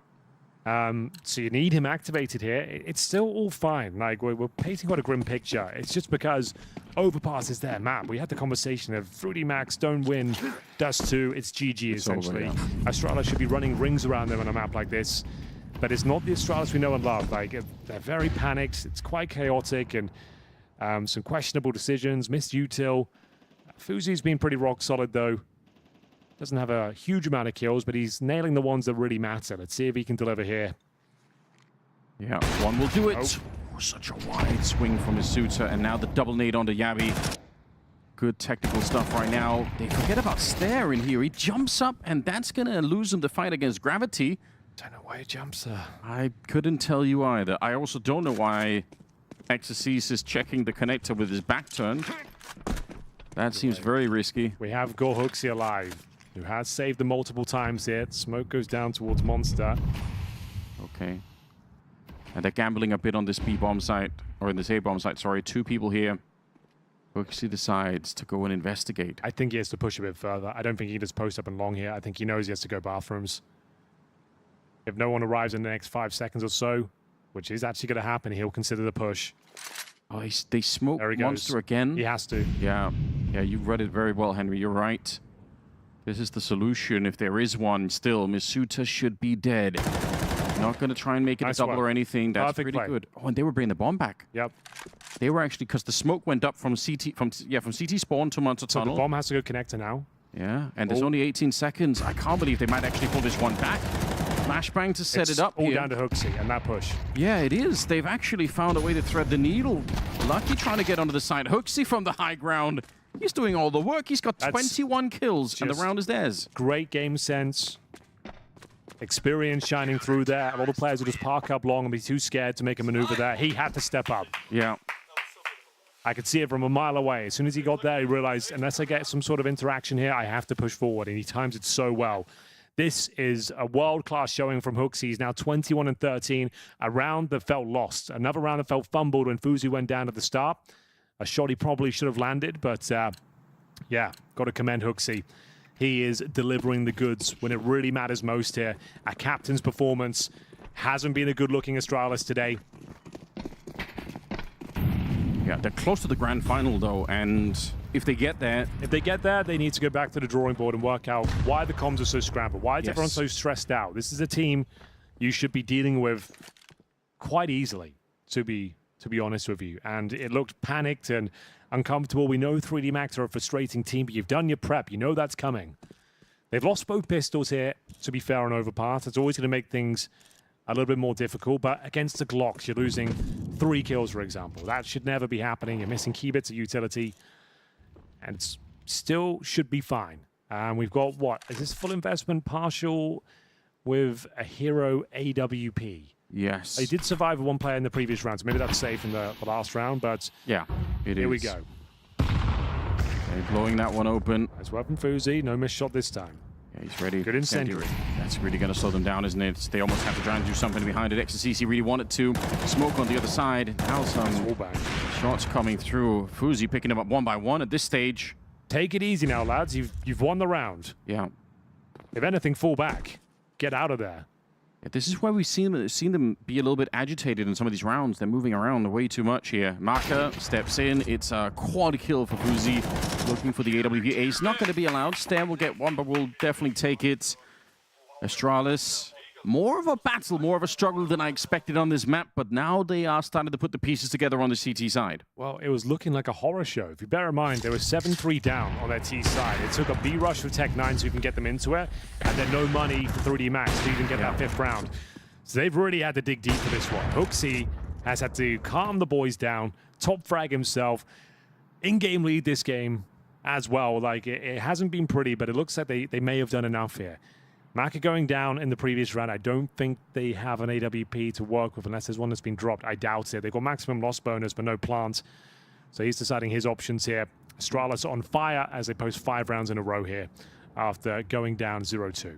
And no bomb plant in any of the last 5 rounds. So yeah, good point. Bit barren here for 3D Max as well. Whereas we talked about this with Astralis, even when they were down, they had a plethora of bomb plants in the first half. They just didn't win them, but they got the bomb down quite a bit. Ryu, we haven't said his name at all. He's 7-12. Stare, we've talked about his struggles, 9-15 as a star player. HooXi having to step up here. This is not their A game, it's not their B game. I'd say this is the Astralis C game right now. Yes. On Overpass, and it's just about providing enough to give them a lead. No door being blown open to connector, so that boost is way more likely. Same angle for FUZI. He got wide swung on from the AK in the last attempt. Does it happen again? I like the fact he's not been dissuaded. He hasn't been rattled. He got a quad kill in the previous round. Make his scoreline seem a lot better than it was previously. And it comes down to Stare once more. Can he hold his nerve? It's a pre-fire sort of position. Gravity will show you that, but doesn't land the shot. Steals the Molotov there. Tries to see if he can reposition. Just stay alive now. Yeah, stealing an AK as well. FUZI, like you pointed out, not lacking in confidence. There is a fly in the ointment here, though. The shooter is behind enemy lines. That's true, and you could tell by the way that Stare was running back that he was not expecting it. There's another problem, though, which is XCC's the bomb, and he's miles away. FUZI technically still holding him back. Okay, he's running the other way. I was going to say, if somehow XCC's ran back towards A, FUZI would have been there to stop the bomb, and that could have been a round ending, to be honest. Round not over yet. Massive advantage for 3D Max, but 30 seconds, their final play. HooXi knows someone's coming in from this position, right? He doesn't know if it's upper or lower, but he knows that Masuta was back there. So he's not going to get caught off guard in that way. Making the drop down, smoking off behind him, bomb being brought on over here. Lucky trying to take the fight. Now Masuta being activated, 10 bullets left, but FUZI's coming in, Deagle in hand. Lucky swings to take him down with the last couple of bullets, I think. And the bomb is planted, and HooXi's making a run for it. Okay. Well, that's down to Lucky. Opening kill there from Stare. Felt very promising. Could feel that pressure coming in towards A as that Masuta. Little backstab behind enemy lines that ruffled their feathers. They had to react. They push off towards shore. Lucky gets the double kill.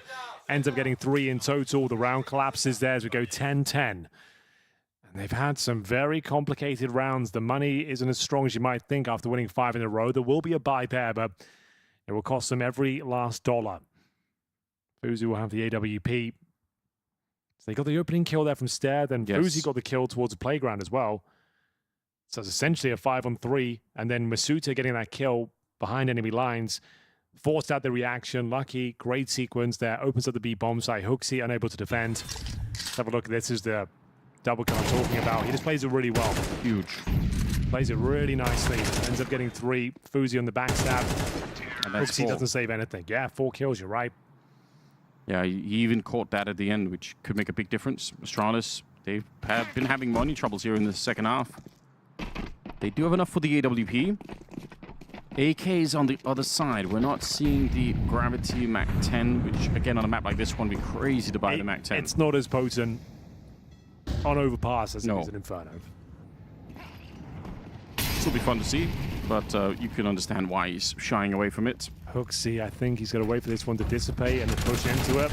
Worked out. Can he get away, though? His teammates certainly can't. That stare dropped. He was in towards that playground position. Yeah. So they go 1 for 1. Doesn't really help out the CT side at all so early on into the round.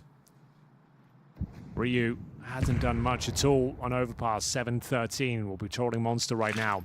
Now the smoke goes down. Provide cover, allow them to focus their efforts towards shore. Thing is, though, 3D Max don't respect smokes. If anything, I like walking through them. I'm going to be doing that this round. 1 minute on the clock. All 4 players towards the B side. They're still waiting here. FUZI has another smoke. Okay, he's going to throw it down in front of himself. But now they're rotating a third man over. With that smoke down, they're hoping that will be enough to push them in towards B. But again, this short push has not been working out for Astralis at all. They keep losing a player every time they do it. It seems to be very telegraphed. Yeah, they want some information. They feel starved, not knowing what's happening on the other side of the map. And if they lose this round, their money is completely gone with no loss bonus. They get 1900 to the next round. They need to just gamble here. Okay. They've gambled correctly. 20 seconds, Anders. Astralis need to hold on. This could work. Ryu gets the first one on the defense. We're down to 14 seconds. 3D Max. It's now or never. If you want a chance to win the map, you've got to do this. HooXi picks up another kill, doubling up before he goes down. FUZI now 4 seconds left. They can't plant the bomb. They have to fight. He's got the pistol out. And he's done it one more time. Another clutch to add to FUZI's scoreline. You didn't think they had it in them. Losing picks across the map. That short push collapsing once again. It was do or die for Astralis. And FUZI getting the information that he was already low, sprayed down by the FAMAS, pulls up the P2000. HooXi stepping up once again, trying that short push maneuver. Ryu finally having some impact there. Sure, he only gets 1 kill, but he does significant damage. P2000, like he said, no time to plan, had to take the duel. And we go 11-10, but still so much work to be done. Your money is still so desperately low. And it's going to be Yabi this time, aggressive off towards shore. Can't get the double. These maneuvers always seem to yield a frag, but they can never get away. This is for everything. Crazy to see Gravity pushing forward with 8 bullets after getting that first kill. He looked almost angry to take that fight. Nade right on top of HooXi's head. Spots won by Monster as well. The bomb's way out long, though. If that had gone slightly deeper, I think that's going to be significant damage. FUZI is here, though. AWP, yes. He'll be jump spotting. He's in hand right now. He's be very, very careful. Lucky to be alive there. Maka had grounds to hit that shot. Gotta start repositioning, get himself tucked away towards the bathrooms. Feeling like he's overwhelmed right now. Too many angles to cover, causes some backup. Can they get back? I think they want to get back to connector, but now it's being held. So if they wanted to get the bomb back here, because they have 2 people at B, they're going to get intercepted. Oh, Stare with the double spray down. The bomb is on the ground. Disastrous. His best contribution so far, Stare. Yes. It might be enough to win the game. Great reaction, perfect play from Astralis. A difficult round, a complicated one. FUZI, if you hit this, they might be going to the grand final. 4 versus 1, Gravity, no time, give him nothing. 10 seconds left. Yeah, he can't even make the bomb side of the stage. Doesn't get it, but at the same time, the round is going to expire here. Gravity backpedaling from this one. Astralis up to 12. 1 away from the grand final here in Bucharest. Let him save that AK. Feel like Stare should have converted that frag, but either way, the AK will be taken into the last round. Potential last round, I should say. Huge advantage now. The money will be broken for 3D Max, but with the AK, there is our buy. 5 rifles across the board. Something thick, something fast required. 3D Max. Let's see what they've got up their sleeve here. 1 round away from the grand final here at PGL Bucharest. It's been labored. It has not been the beautiful CS that we were hoping for on Overpass. But HooXi has kept them in the game. He's kept them calm, even when his star players have not risen to the occasion. Yeah, his leadership has been, we've really been able to feel it. You could tell it's working. They're playing a little bit more disciplined once again now. Stare doing good in that last round, but it's been FUZI and HooXi that have been doing most of the work here. They love this Wolfpack CS. Gonna have to take a brave challenge, though. This didn't work out last time. Last time they hit FUZI here, he got 4 kills. Smoke. He's off to a good start here. Grenade comes out. HooXi ready to receive on the other side. A grenade kill for FUZI. Can't get the flick, and he's trapped in the corner. The backup is there, though. Yabi will help out, and it's lucky. 1 versus 3. He gets the first one trying to hunt him down.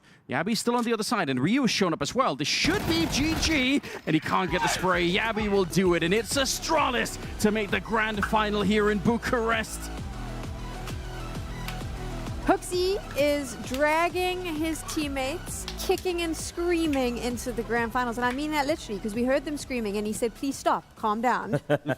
No, that was a captain's game coming out from HooXi, because a couple of the players we pointed out early in the pre-game, Stair was having a mare of a time towards Connector. I was making so many uncharacteristic mistakes coming out from him, but yeah, a great game from HooXi, especially you lose both the pistol rounds and the conversion rounds, and somehow managed to get the win. So good job from Mr. HooXi, the Giga Chad himself. Giga Chad, yeah. I mean, I mentioned the last time they played that HooXi styled on them across the series, but this time it was just Overpass. I don't know. HooXi just loves destroying 3D Max for some reason. This was a fantastic game, and as you mentioned, like the fact that Stair was not having a good game, that allowed HooXi on the CT side for sure to pick up a lot of these kills. Yep. Usually it just should be Stair stopping the approaches, but HooXi had to figure out some crazy rounds. I mean, just starting with this one, that was a hero moment there on the Tech 9 that actually turned around the whole course of this map. Yeah, but I mean, mistakes made by 3D Max we show, right? But for 3D Max, honestly, I won't lie, like, you know, they did put up quite a decent fight. In all honesty, winning the pistols really helped matters as well. And I honestly thought it was going to be a complete blowout, honestly, right? So a combination of Astralis, some of the individuals struggling, and of course, yeah, a little bit of pep from 3D Max, a little bit of a fight being put up there. Yeah, CT side was decent, and then, you know, just that one eco that really unraveled what could have been a very strong half. That was at the 7-3, right? Yes. You go 8-3, maybe get one more round. It's a completely different story. But T side did not look that convincing, I have to say. Very slow. I'm not sure. I really don't feel like I watched 3D Max today. The T side on both maps was just so, I don't want to say even methodical, but flat. Flat would be a better word. Do you not feel like, especially on Overpass for me, and in that second half, 3D Max were playing against Astralis and the clock? Because that kind of felt like what was going on. And it's also because Astralis, they did a very good job. I mean, Stair was struggling quite a bit towards Connector, but you see, you know, FOZI getting a lot of his opening picks and whatnot. And they had a setup. It looked like if you look a lot of FOZI kills, it was just from the bomb side aiming down towards short position towards bathrooms, right? So they didn't, I mean, they weren't going for advanced bathroom control, nor were they playing on the bomb side. It was kind of halfway through. And 3D Max, unfortunately, I don't think they had the right utility protocol or the right layering of the flashes and whatnot to push them away from it. So a good kind of like, wouldn't say aggressive defense from Astralis, so to speak, but good, like, you know, halfway defense through, coming in, I have a very serious question that I know all the fans want to ask. It's the thing that really matters. Forget gameplay, forget PGL Bucharest Grand Finals. In the pre-show, you spoke about Asian FaZe, Asian Mouse. What the hell is Chinese FaZe, boys? I don't know what Chinese FaZe is, but I hope Paula is going to get that from HooXi if he talks to him later. But that round, the Chinese FaZe, I mean, just the whole little TeamSpeak listening that we managed to hear there was fantastic. First of all, just HooXi acknowledging this is not the first time we see this, is like, guys, I don't know, I don't like what you're bringing to the vibes. Bitching and moaning about it too much. Bitching and moaning, just shut the F up and let's play this game, right? And it's so, we've seen it so many times across a lot of maps as well, but in this particular game, he was right. It was coming down to a lot of these 2v2s, 3v3s on the T side. There were so many opportunities for them to run away with rounds, so I totally get the frustration coming in from HooXi. Our first grand finalist here at PGL Bucharest. It is Astralis. Let's find out how they're feeling.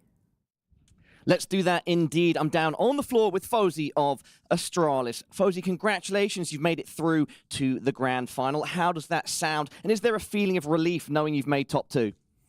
Yeah, it's nice. I think there was even more relief versus Eyeballers yesterday, where we were very close to losing. I feel like we kind of had both maps in the bag here. Like, sure, we made a little bit of a comeback on Overpass, but also the CT side is much stronger there, so we believe the other way. I wanted to ask a general question first. So the 2 times you've most recently played 3D Max, you came out on top. You've done it again now, but did the match play out in the same way or differently from your perspective? I think it was kind of the same way. I think, you know, on Dust 2, if we get that T-side pistol, maybe it's just a steamroll, you know. So, yeah, I think think we got it. You know, we were comfortable all the way. Let's talk Dust 2. So 9 CT rounds. Why was it such a strong CT half, FOZE? No, we were playing good. I mean, obviously it helps picking up the pistol at start, and then we just kept on going. We smashed their money quite a bit. Like they were saving one round like 4 people alive. So yeah, it just felt comfortable, you know, playing. Talking smashing, you were smashing everybody on the server on Dust 2. I think you finished 22-11. What was going on with your own performance? Why was it so strong? I don't know. I woke up from yesterday. You know, it was a bit of an earlier game there, so I got my beauty sleep tonight. Maybe that's why. And then we move on to Overpass. You finished 13-10, relatively strong map. There's one specific round we wanted to talk about, though, which was round 11. It was a swing round, and we heard the audio from FOKUS beforehand. He referred to it as a Chinese FaZe. Can you tell us what that means? I think he called it wrong, actually. We call it Chinese Furia. Chinese Furia? Yeah, but it's a smoke that we got from, I think it was Tyloo. So that's why it's the Chinese version of Furia, because we're using their smoke. Oh, wow, there's like multiple layers going on here. Staying on board with the topic of FOKUS, he popped off in that second game, as did you as well. Second map. What's it like when the IGL's popping off? How much easier does that make you guys' performances? Yeah, I mean, it's very nice. I think like there was one round on B where you just cooked them all from water, and then one round on T side with a Tech 9 on B side as well. Like 2 very important rounds that he like kind of won single-handedly. So yeah, it's really nice when that happens. Absolutely. Final couple of questions. So firstly, yeah, you get the win. You'll be going on to play FUT on MongolZ. Who do you think you're going to play? Who do you want to play? What are your thoughts on the grand final, potential grand finals ahead? I have a lot of respect for MongolZ, but I already know who we're going to play. We played FUT every event so far this season. We even played them 3 times in Pro League, so I think it's some kind of curse, you know? We have to play them at least 1 time every event, so... Is it curse or is it just destiny? Maybe both. I don't know. All right. Well, thank you so much for your time, FOZE. Congratulations once again on making top 2, reaching the grand final. Is there anything else that you'd like to say before I let you go? Yeah, I mean, thank you all for supporting us back home. It means a lot as always. And first time we're in the final now in the new Astralis, and we'll do our best. And with that said, let's head back to the desk. Okay, so we've got Chinese FaZe, Asian FaZe, Asian Mouse. Now we have Chinese Furia. I can't keep up. I don't know where the Furia came in there, though, right? We got it from Tyloo, but it's Chinese Furia. Okay. Yeah, well, I guess the base of the strat is Furia, but then they have a Chinese mix because of the Tyloo smoke. That's a variation on the Furia layers strat. of this shit, yeah. Right? But no, I can clearly see, FOZE very happy. I'm surprised he said it's FUT. We're destined to meet FUT. Yeah, I mean, they've been playing them all the time. I know. It is crazy. They've been coming out on top most of the times as well. True. That's what he's looking forward to. But no, FOZE also, even though we're praising FOKUS right there on Overpass, where he had so much of impact, obviously calling as well. I think FOZE was just rock solid, right? We didn't see him have the slow start he had yesterday, for example, making a lot of mistakes. He was so very reliable, and I feel like that was also in a lot of these rounds a deciding factor, because it did come down to the wire in a few of these rounds, both the maps as well. So shout out to FOZE, man, really delivering there. Signing of the season, says Henry. No. Definitely up there. Definitely up there for one of them. Yeah. Okay, let's have some final thoughts, obviously, because we do say goodbye to 3D Max. They'll be playing in the 3rd place decider tomorrow. What are the key takeaways for them now as they prepare for that? I feel like you could see certain flares on the CT side from them, right? Like you could see how they still play their style of CS being disruptive, being in your face. We saw that on Overpass as well on the CD side. But the T sides, man, it just seems so insipid. I don't know what's happening. It just seems like, you pointed out as well, it's not like the 3D Max that we know, right? They try to go for this very defaultish approach, and then when someone throws a curveball, they have no answer. They're just like, all right, I guess we're just going to save. Or they just, go for a gamble push into a bomb site. That is, I don't know what's happening there. Yeah, the amount of saving is so not 3D Max. So, I mean, even FOZE was talking about it. I don't think the money was that bad. It's just like they didn't know really what to do. So they were like, okay, we can't be winning this round. I mean, it seems like a transitionary period for them. So I guess another game on LAN will be good for them to figure out their style, figure out how they want to approach the rest of the season. Because without a major, obviously, they have a lot more they need to do on these other tournaments leading up to it. Gents, it's been great. Thank you so much for your input here for the semi-finals at PGL Bucharest. We say goodbye to Prof and Blair, but we don't say goodbye to you because we are returning with the Mongols up against FUT. Striker and Dust will be on the couch. We'll see you in a bit. She said she loves you, but she can't love me. But I love you.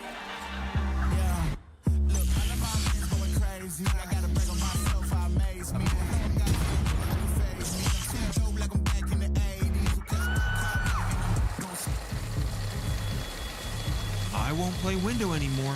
What's going on? Play your role. 1xBet.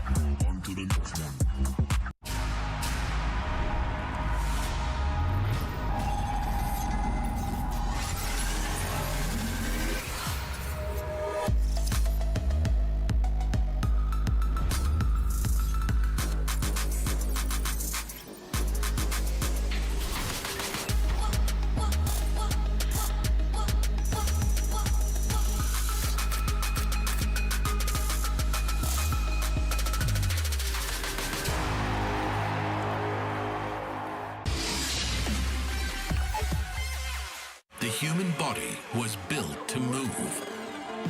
Not trapped at a desk in one singular posture for 12 hours a day.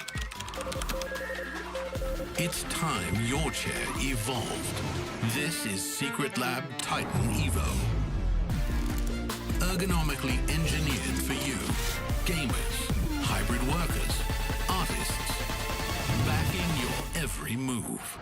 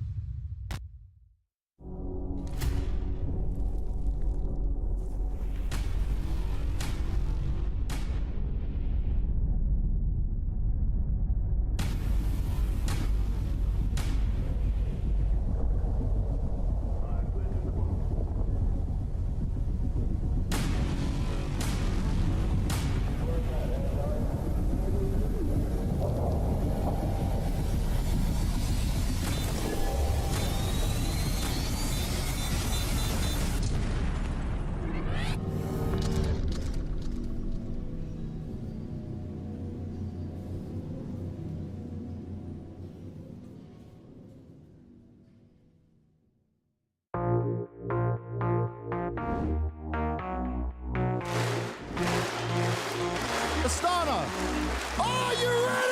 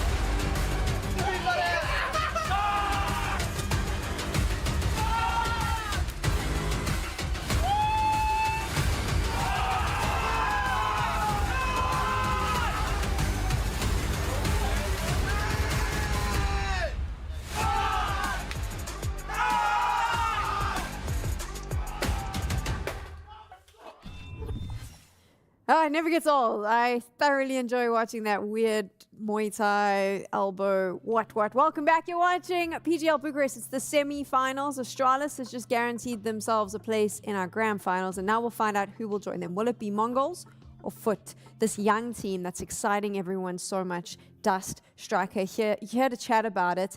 They play a very similar style to MongolZ, right? It's really aggressive. It's in your face. You never know what you're going to expect. Yeah, I do think that they are quite similar. I think they are a little bit less similar than maybe people will make it out to be, because I do think that it's actually something that Coolio spoke about in an interview that HLTV had with him from after they won their quarterfinal against Bait. One of the things that he was talking about was how he believes that they're more structured than people make them out to be. You know, that they're not the bad news Eagles of this time, you know, or anything like that. But another thing that he was talking about was also the game against Bait in general, and how, you know, Bait were pretty good at limiting their aggression, and that was actually something that they were trying to make sure to combat, right? Where they wouldn't do their usual thing, go forward at CT and be more passive. That doesn't really work out for FUT a lot of the time, you know, and you could see that they get into a mental lockdown effectively when they do face some of those teams. But that's not going to happen today because they're facing MongolZ. Yeah, I mean, it's just kind of the growing pains of a team that's having a huge comeuppance lately. Made a couple of moves here and there last year, but the progression this year has just been phenomenal to watch. I mean, we were at Cluj with this team where they just narrowly missed the playoffs after having some great games, and a similar story at Krakow as well at the beginning of the year, but they have progressively gotten better. They top 4 at EPL, had a bit of a break. They've come into this event. The only map they lost was the first map they played. They've won every other game that they've played, including beating PARIVISION. So, I mean, they have been on quite the tear right now. Small issues, though, and that is that whole concept of closing it out. It's something we spoke about yesterday. I don't like to use the word choke with them because they're winning. So I don't necessarily think it's choking, but there is a drastic slowdown, and sometimes it gets very close when they have a lead that they should close out relatively quickly. Is that just an inexperienced thing? I think so, partially, but I think the other big thing you have to think about is that they're kind of leveling up throughout the course of this event. I mean, you look on your screen there, 3 of their players are having career best performances so far this event. And again, they were able to get through PARIVISION pretty clean, in my opinion. Yeah, the games against Bait were pretty tight, but again, they're not dropping maps. And so I do think a lot of it just comes down to reps and kind of understanding, you know, the next steps they need to take to become a truly elite team. Yeah, I mean, there had to be a little bit of a Heimlich happening on that Overpass game yesterday, you know, when they finally got it together in overtime. Yeah, Coolio actually did speak about that as well, where, you know, the tilt was coming through as they were losing some of those 2v4s or 4v2s against Aniko and all that stuff. But they did manage to actually put it together just as overtime came in, and he was even saying how they were confident that they would win there, you know, once they survived that onslaught. I think as well in the winners interview there was mention about like the mental struggle that this team can sometimes face, and how they need to pull themselves together mentally. So maybe a little bit of inexperience, but that inexperience is going to be punished when you look at who the opposition is on the other side, because MongolZ has the experience. We saw this with PARIVISION yesterday. They have the firepower as well. There's no room for a mistake or to step back and relax a little bit. FUT is going to have to be firing on all cylinders all of the time. It's not even just that they're going to have to fire on all cylinders. They're going to have to survive this sort of kind of onslaught that is coming from MongolZ, because yes, they are very in your face. It's something that FUT will like to have coming up against them, because they like to play a similar brand of CS. But at the same time, MongolZ is a team that have been doing this for a hell of a lot longer than they have. They have that's their comfort zone for a long time now. So I do think that it is something that, you know, they will have to reel back a little bit sometimes to make sure that it doesn't get out of hand. Because even yesterday, when they were facing a much slower paced team, they were throwing away rounds because of some of that aggression, you know, over-aggression, overstepping in situations when they shouldn't. Yeah, I mean, the big thing for me watching this game for MongolZ is, like, you know, they need to come in here to have a point to prove. You know, this is a team that, you know, with Cobra has done better, I think, than people expected, you know, consistently kind of placing in that top 5 region. They've already guaranteed themselves a top 4 finish here, but now that PARIVISION is gone, they kind of are considered by many probably the favorites to win the whole damn thing. But they're up against a really tough opponent this time around, so I think this is going to be a nice fiery battle, and it's more about just wanting to see these individuals find some consistency, because I feel like right now it's kind of a committee system right now, right, in the performance. Dust, I'm going to ask you this. You said MongolZ has to prove something. Did you watch that game yesterday? Because holy hell, that last map, they proved that they didn't even play that well. In their winners interview, they said themselves they were giggling. They didn't have to play that well. The firepower was there. They just had individuals step up and go, don't worry, boys, we got this. Like, I feel, if anything, I'd be terrified to play them today. Yeah, I mean, it was a crazy comeback yesterday. Obviously, Striker, you were here to witness it firsthand, and I was able to watch back the film today. And yeah, I mean, they just went out there and got the job done. Obviously, we can point to some huge errors from PARIVISION, stacking a site, still not being able to win the fights,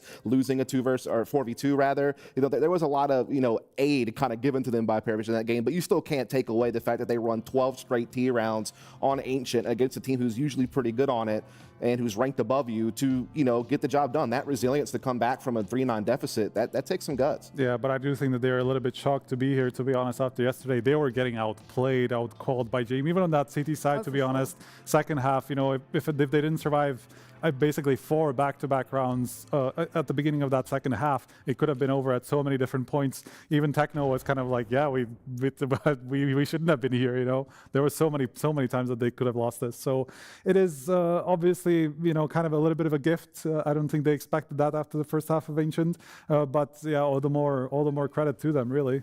So we're going to look at the veto now, and I'd love to know what you guys are thinking about what's coming through here. Mongol should be picking Mirage. I don't see a reason why they wouldn't. I'm not so sure about that. Okay. Yeah, I do think that it's more of a handshake map where neither of them will pick it, and they're just going to let it go to the decider.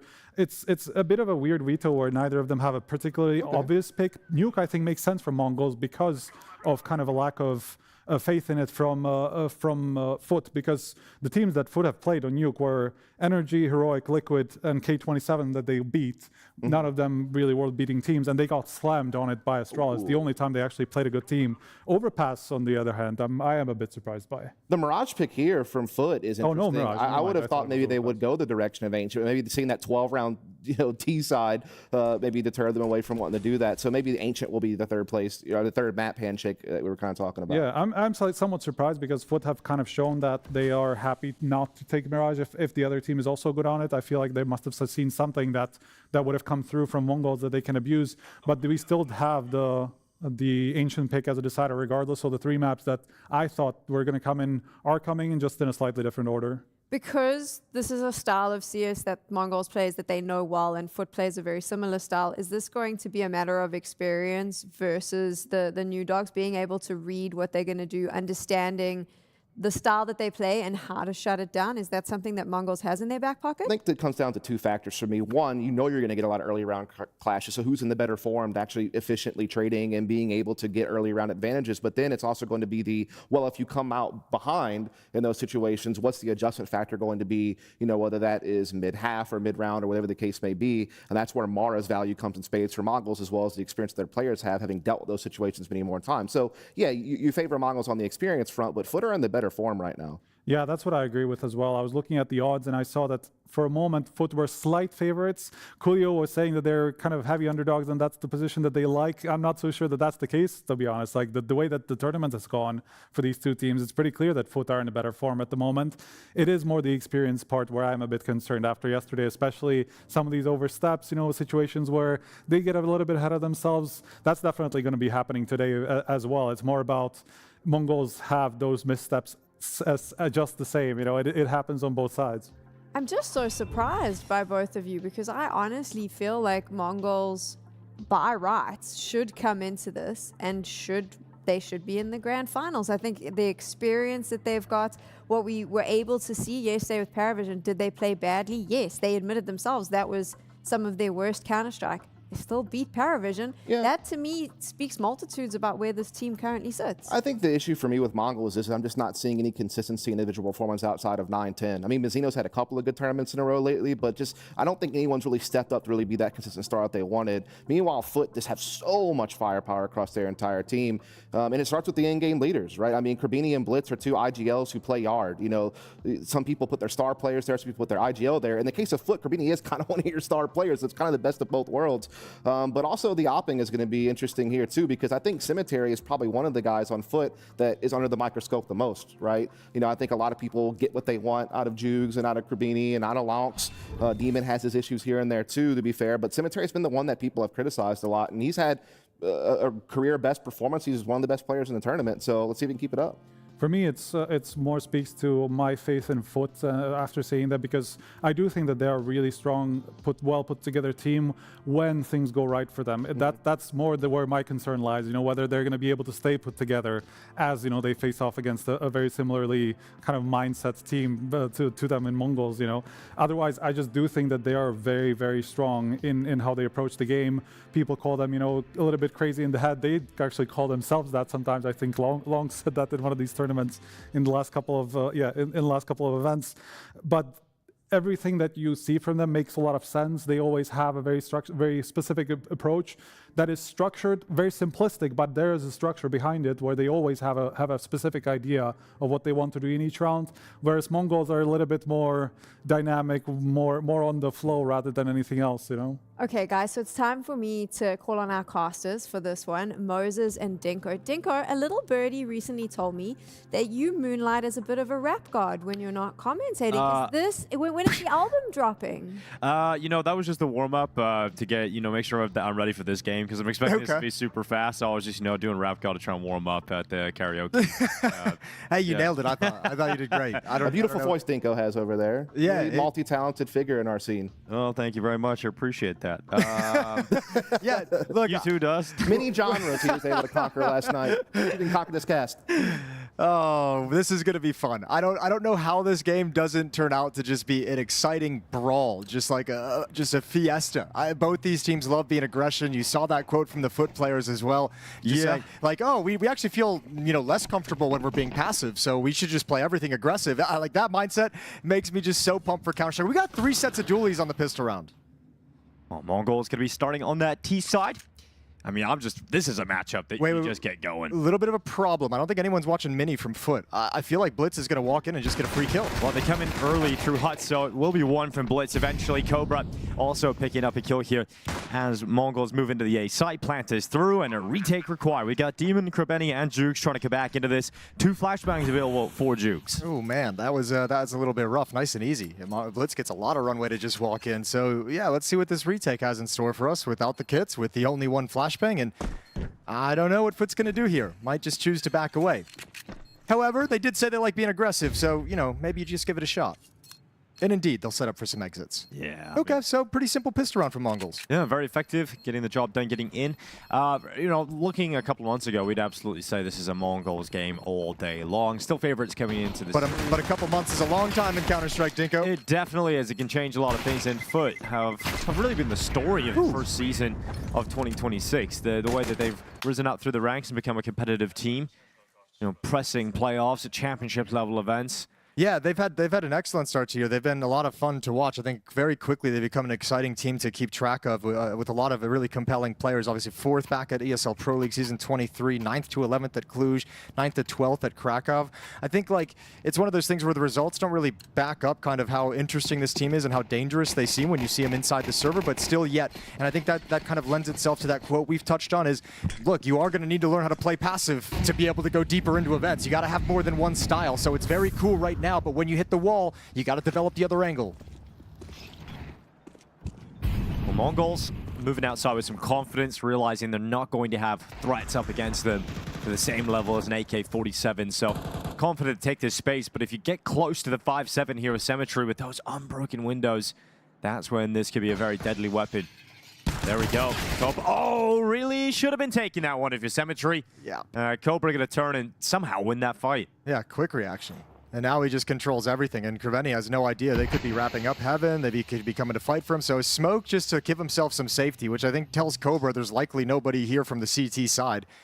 So Mongols are going to be happy to wait this one out with such a strong position here. I think FUT, this might be where if you're not going to be able to stack a bomb site, 2 players lower, you have 2 at the upper site, you might want to start thinking about a way to get some of these pistols to save so you can fight again in the next round. Again, blocking off Heaven. Oh. Okay, another one is entered the kill feed. This time for FUT, though. It's Krabeni's Deagle connecting onto 9-10. He's trying to get back to safety. He knows if he gets stuck behind Tetris, very limited chances to get further impact, but he pushes into the lobby and Techno peeks to stop him. That window of opportunity that smokes up in Heaven is the only chance they have to win. So 1 kill is not enough from Krabeni, but this position is just way too strong from Cobra. Whenever he decides to pounce, and he's even got 1 more kill. Really good patience, really good play from Cobra. And that's the Mongols securing the round. Blitz has even spotted the leg of Lonk, so he will surely fall. Knife out, easy kill, 2-0. We were talking about the FUT Pro League playoffs. We got to cast that MongolZ in the opening game of the playoffs where FUT started really slow.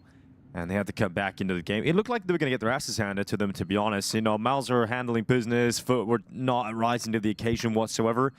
Second half, they come back. They pull off a feat that we just didn't think was possible to go on to win. So for FUT, I no longer have the fear of them getting drowned out at the beginning of a map and not having the capability of coming back into it. I think they've shown enough tenacity and enough class to show they can stay in maps. I think that's a really important thing today up against the Mongols, especially with them winning the pistol here on the T side and converting it. Yeah, I think there's that conversation that you hear all the time. Like, I mean, the Mongols obviously going to create some difficulty for you. So yeah, that mentality and staying in it, that kind of tenacity, as you mentioned, is going to be critical for them. Especially if we see Mongols go out to an early hot start, first 2 rounds off the pistol. Now they get that easy one up against the USP, so a chance to build up some money. And then, yeah, then we start to have the conversation. That first gun round going in favor of the Mongols, then we better see FUT find a way to respond quickly.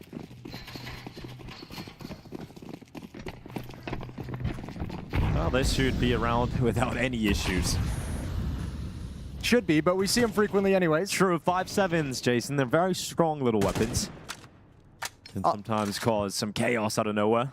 I say FUT has looked really good at this event in terms of getting through just the opponents have been up against him. 2-1 versus Inner Circle to start things out. 2-0 versus Energy. 2-0 versus PARIVISION, undefeated in the group stage to make it here. And then obviously the 2-0 win in the quarterfinals over Bait to position themselves in this matchup against the Mongols. Mongols had a little bit of a hiccup, a loss to Astralis in the group stage, so they had to play an extra day, but make it through all the same. Yeah, but I think the games we've seen from the Mongols, we haven't really said they're playing for it Counter-Strike. They're not playing to their level. I think they'll admit that themselves. Sure, but I mean, you know, they still come out with wins. And I think in an event like this, they're in a situation where they can get away without playing their best Counter-Strike. Probably not any longer in the tournament against FUT, against obviously in the grand finals and the series that will be, but you know, they played Wildcard, Eyeballers, BCG. Those are teams that can be very forgiving to you not playing your A game. 910's going to take a little peek in through the squeak door. Kreveni just gets on top of the hut, but spotted on the jump up. Yeah, 910, awkward scenario now. He steps a little bit too far into the open, could have gone down there. Kreveni descending down into the hut, now pushing into lobby. He's actually done this so quickly, he's going to get in behind them. Mzinho's going to die. He turned around, there's an AK-47 available. One player in A main, that's Blitz, but he jumped past his crosshair. And Kreveni with some style right now. Cobra at least getting 1 kill in this lower bomb site, but it's still a 2v2. This is still very doable for FUT. Extremely, but how does Kreveni get it? Oh my god!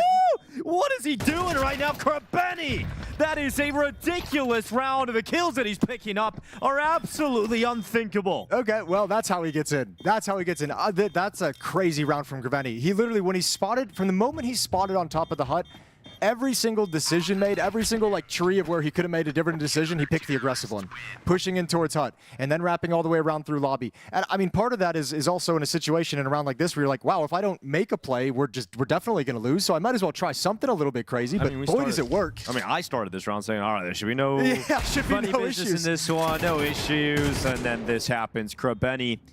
This one's ridiculous. I mean, dropping down into the vent. Those two, the Blitz and the vents, is 2 very big missed kills for the Mongols. Yeah.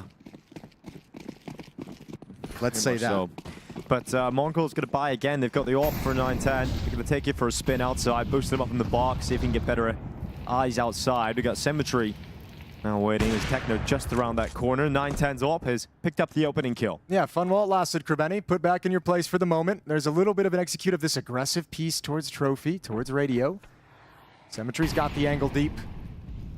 Haven't gained anything off of it yet, although FUT with that death outside have shifted 2 players down to Secret. That's Lonks and Demon who are going to defend, and it looks like Mongols traversing behind this wall into their position now.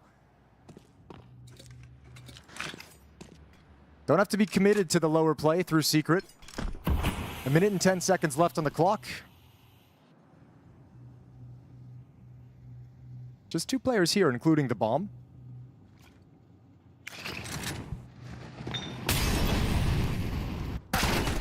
There's Techno's Tech 9 kill. And a double opener here for the Mongols. Pulled back instantly by Symmetry and Laux. Yeah, but now how do you shift this defense? You have two players downstairs that need to get up top very, very quickly, but you know they can guard, they can watch for this vent escape. Yeah, Symmetry back show, but Laux just walks up the ladder. There's a real risk involved in that decision, but he's managed to get away from it. 9-10 is going to punish the peak. Symmetry waiting for that heavy angle here from Cobra, but from the rafters, he'll spot his target and force that AWP further back. So it does feel like Demon can stop the plant, maybe? Demon's got to be the player to step out here, but Blitz is ready. They didn't even commit to the plant. The Mongols are just fighting instead, and that's going to work out for them. Yeah, that's, I mean, man, FUT, you take two rough losses. Krabeni getting picked is one thing. The Tech-9 close to door, I think that's, again, we'll just reference that quote. Jug saying, you know, moving up and being aggressive. They've mentioned they don't feel comfortable when they're not playing for information. So he goes trying to find something during the silence in the round and just takes an easy death to a Tech-9. Picked apart and so many gaps exposed in the defense, especially when you have two bodies dedicated to secrets, the lower bomb site. Not enough resources for upper. Mongols exploit that. They've got a third round, but FUT buy back up in. And Symmetry's got the AWP.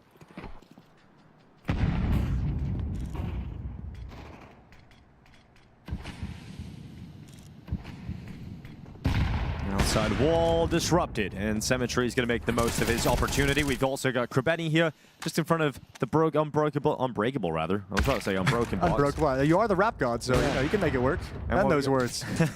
We've got Mzinho and Techno just going to sit back here in a 2v5. I mean, it's a perfect start to the round here for FUT. It's just not going to go anywhere. Yeah, no, this is excellent. Really good cover from Krabeni as well to make sure his Opera can get away safely, taking out the player on top of the roof. All right, well, Mzinho's got one back. Although this flank from Demon sees them not scaling towards Yard, and if he just stays passive, you can see they're looking for it. I don't know if they heard it, but just expecting it, and there's the body dropping from the sky.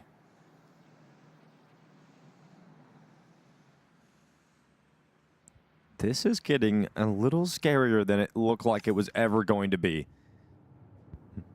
This is that conversation of like, this is where you need to learn how to play these rounds without pushing, without being ultra aggressive. Giving away two back, now all of a sudden Techno feels like he has the opportunity. Good positioning from Symmetry though. Better from Laux. When do you ever see an AWPer in this spot though? When Symmetry's playing. But you saw him slide into it when the kill happens on top of Silo because he knows the next move is to go up the ladder and go down the vent, down the ladder in towards lobby, right? So he wants to be behind that wall just for the protection. So 3-2. FUT don't let Mongols run over them and take the economy away very, very early on. They fight right back. Even hunting down this op a little bit, not super dedicated to it, not a lot of money built up on the FUT side of things. Counter-terrorists win. Laux just swaps out for an AK-47. And we're going to head into round 6. Feels just very chill right now. Kind of like everyone's just kind of testing the water, seeing how this game is going to open up, seeing how everyone's feeling to start the map. Seems chill, but seems like things are just warming up. Everyone's looking sharp. Everybody's having their moments, individually speaking at least, and that's exactly what we want in this game, right? We know it can be absolute fireworks on both teams. Everyone starts popping off. Speaking of individuals, FUT's got 4 players in the top 20 of this event, which is pretty solid. MongolZ doesn't have a single player in the top 20. Everyone from MongolZ is playing okay, well, but not peaking anywhere crazy. Blitz goes down, but that's all a fake to show upper rush. Real move is in here towards Demon. Yeah, Demon tucks his head away, goes back into the spray, and only manages one, and then Mzinho making that AWP sing. So Symmetry dying is going to even out these players at a 3v3. Krabeni's low as well, 14 health. Rotation from Laux has now arrived towards the control room window. He's going to wait for that cross. Bombs up first. Here comes Techno into the waiting arms, and Laux will welcome him with a deadly embrace. He's kind of pinned, though, that he hasn't shifted back to stairs. Now they kind of know, and with the op training in on this angle, going to be very hard. Teammate is here, though, to swing off contact. Good shot from Mzinho. MP9 can't get the kill. Mzinho's got to be careful pushing forward. Yeah, a minute on the clock as they start to move in. They still got time to play this composer. That bomb is getting planted. Mzinho has died, and 9-10 only has a deagle in hand. Let's see if he can pull off this 1v2. Krabeni is low. He's coming down to the ramparts now.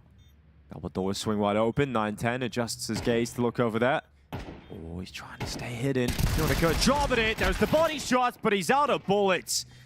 And Jugs will come in. The 1v1 All of these rounds extremely close, but FUT will tie things up. Yeah, that's the kind of baiting you like to see from Jugs, making sure he knows exactly where his opponent is before he swings. Krabeni with low health is obviously the bait to just kind of throw out there and force him into the open.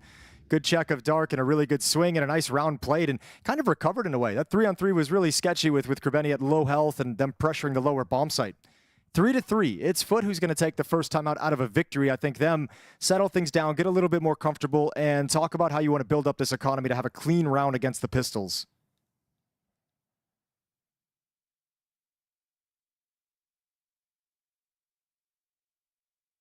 MongolZ have a decent amount of money. A couple players were down on, started on weaker weapons in the previous round. We're able to upgrade into them, but can't really do anything with the cash they've got here in terms of fighting back with any kind of strength. There's Krabeni, and Lonks in the window is really the saving grace. Jugs helping out as well at the end, and this is the final swing. We're going to see a lot of that today. Lonks has very much become the heart and soul of this team. It feels definitely the face and the guy who's given the mentality, the most experienced player on the squad. Making sure the young guys are learning from the mistakes that he was involved in early in his career. He's talked about it many times during his interviews.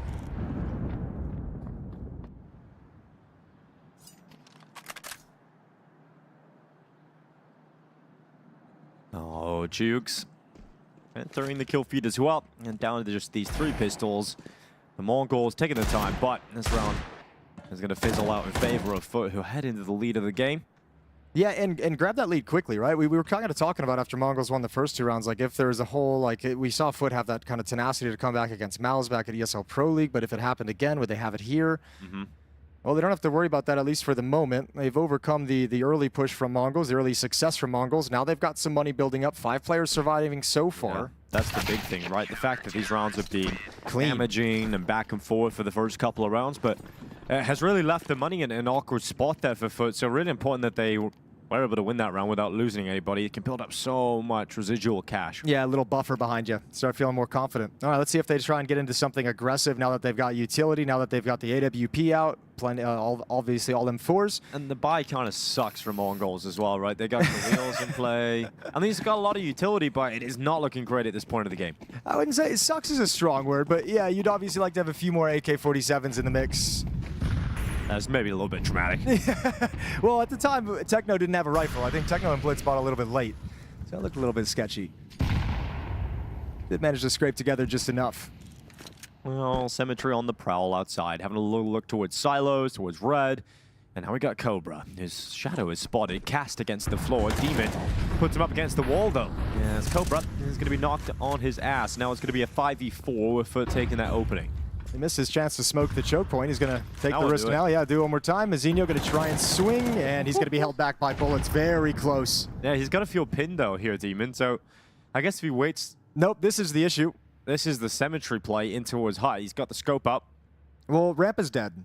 Demon's going to die here for free. And then becomes how much panic do we see on the minimap? And the turn. He turned around. Got the info on Blitz, but not able to get the shots off. Here comes the reaction. Long's immediately rotating down. He wants to be at least some presence there for the CT side. Yeah, second player as well. Krabeni has arrived. Both of them playing control side for the moment, but they saw Lonks in this position in the previous round. Are they going to let it go uncleared again? One smoke, one Molotov to attack into this bomb site. You can block off one choke point. And it's exactly where Lonks was playing in the previous round. Yep, up towards the control room. One of the windows shattered. They won't actually get that information, so he just spams down through it. Trying to connect onto them as they move into the site, but they move in now. MongolZ, big kill from Blitz. Mzinho also connecting. Symmetry's taking Techno out, but plenty more is still needed.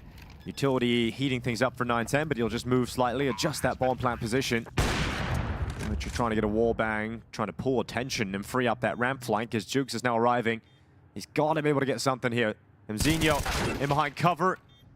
And a good quick shot from the Mongolian. So Symmetry's going to have to fall away. The Mongols are going to tie things up. Yeah, there's been a couple times where the outside defense has taken their gaze off of that, right? Like we saw in the pistol round, Blitz had a lot of runway. I mean, the idea that he's just walked all the way around to heaven without being spotted by anyone. It looked like FUT was lining up with that smoke towards radio room to like execute some kind of a lobby crunch. Obviously, Blitz throws a wrench in that plan. And then it's scrambling to try and recover the lower bomb site. So FUT out of position, and There's a round where you had an aggressive stance and you also kind of weren't even getting information outside. So that's a little bit brutal. I think that's going to be painful. I think MongolZ is going to keep testing that until FUT, you know, continually put defense outside.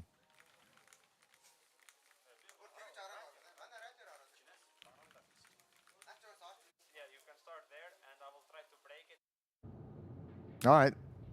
So try and break something. Try and break the smoke, I would imagine.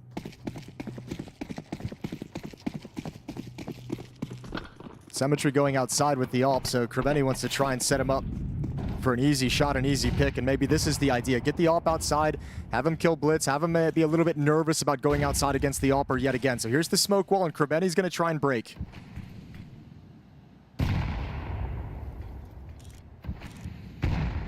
There's the break, and there's the shot. Blitz sending one all the way back towards Garage. Techno will follow up here for MongolZ. A really tough scenario now for FUT. You've lost so much space outside. You've lost 2 members. You're not going to have great, strong rotations.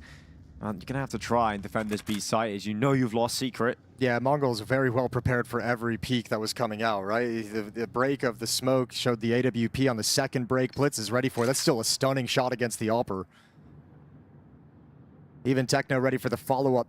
Yeah, Demon's just patient. 910 is going to walk towards him, so that's going to be a free kill. He's going to hold for a while. Actually goes out, gets another one, and just like that, the 2-man advantage is gone. Now they're moving down into a double setup on the lower bomb site, and MongolZ can find themselves in a 5v3, having to fight their way back into it, but it's Cobra that has done exactly that. 2 kills that free up the MongolZ again. A sigh of relief as they get into the B bomb site. All right, and actually good scaling from Cobra as well. Demon has no idea he's this close. He's dead. Easy, easy close to the round. Triple for Cobra, recovering the situation just as it was falling apart. And MongolZ regained the lead. And all that money we discussed that FUT had built up a few rounds back, so much of it is just gone now. Krabeni's bought up an M4 for potentially Hero M4. Everyone else is going to get pistols. Here's Demon bringing this back into a doable situation. Lonks even adding on top of it. This half has been back and forth in terms of round wins, but also the rounds have been back and forth. Hard to call. That's the MongolZ going up into a 5v3. You're like, okay, surely just round this one out. Then suddenly it's a 4v3 for the FUT side, and it's crazy watching this all flip back and forth. That's what I wanted today. That's what I wanted in this matchup, because we know both teams like to make aggressive decisions. They're very crisp on shooting. They've got a lot of skills, a lot of talent with the rifles, so it's just going to be a battle. And you like seeing that swing back and forth in each round. Krabeni waiting. Flashbang doesn't go nearly as deep as I think they might have liked it to. There's an easy kill for Krabeni, and he's going to stick around for another one. Double kill in secret and backs away. That's the only rifle available to FUT, and it's given you a huge advantage.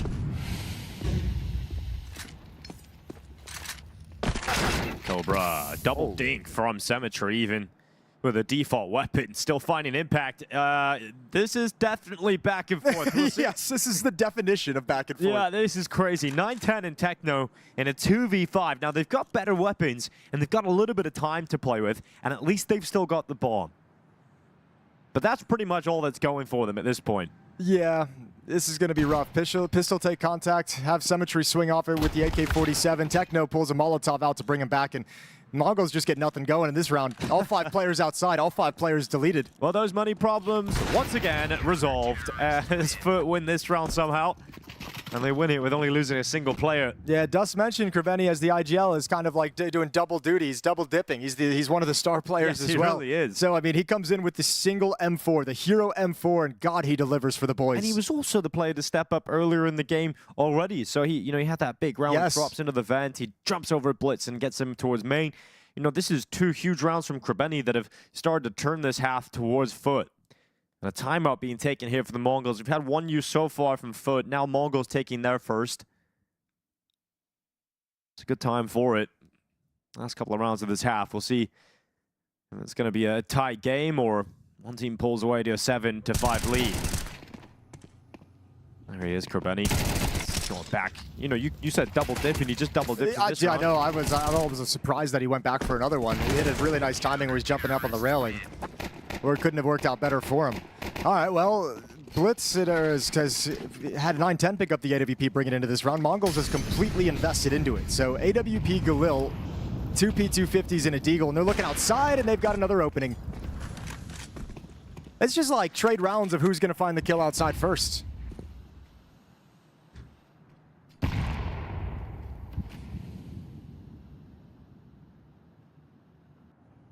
We got Demon waiting on the stairs. They're going to be crossing over towards his rifle. Waiting in place. Blitz, good shot. That's Demon dead. And 2 openings here for the Mongols with weaker guns. This really is kind of ridiculous how it's on a seesaw at the moment. Yeah, I mean, it feels, yeah, it's a little bit crazy. Yeah, stop the ball. Oh, what? Where'd that go? I have no idea. Straight into the void. Yeah, all the way back through the fence, out of bounds. Well, that's actually a huge luxury for Mongols. They should have lost the bomb and then panic stations trying to go back and get it. Yeah, you would have had to burn that smoke to be able to pick it up. Symmetry's kind of wide out in the open. He's got to take a huge risk to try and bring this round back in. Very, very exposed over to Decon at the moment.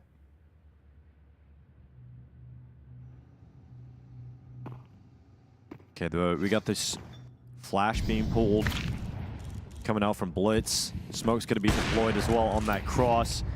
You at least get to fall back if you're Symmetry. You take a lot of damage. Smoke break is through him. Zemio stepping right into it for some reason. He's got down towards Jukes. Here he comes. Stepping up into the fight, spotting it on legs towards the double doors. Jukes doubles up. And now we've got a 3v1. All of a sudden, Techno is on his own, and he's in the vent, only arriving with a P250. So Mongols do a good job at getting into a winnable situation on this lower bomb site, but winning this is just going to be so difficult. Techno, if you get this down to 1v1, though, Symmetry is low, and he had a chance to get that second kill off towards the site, but eventually FUT pull it back. That's a wild retake. That's a wild. Bazzinho runs out of the bomb site because of the Molotov. Nade on the right, Molotov on the left, force the planter into the open. Nice spray down. I mean, that's just a well-coordinated retake.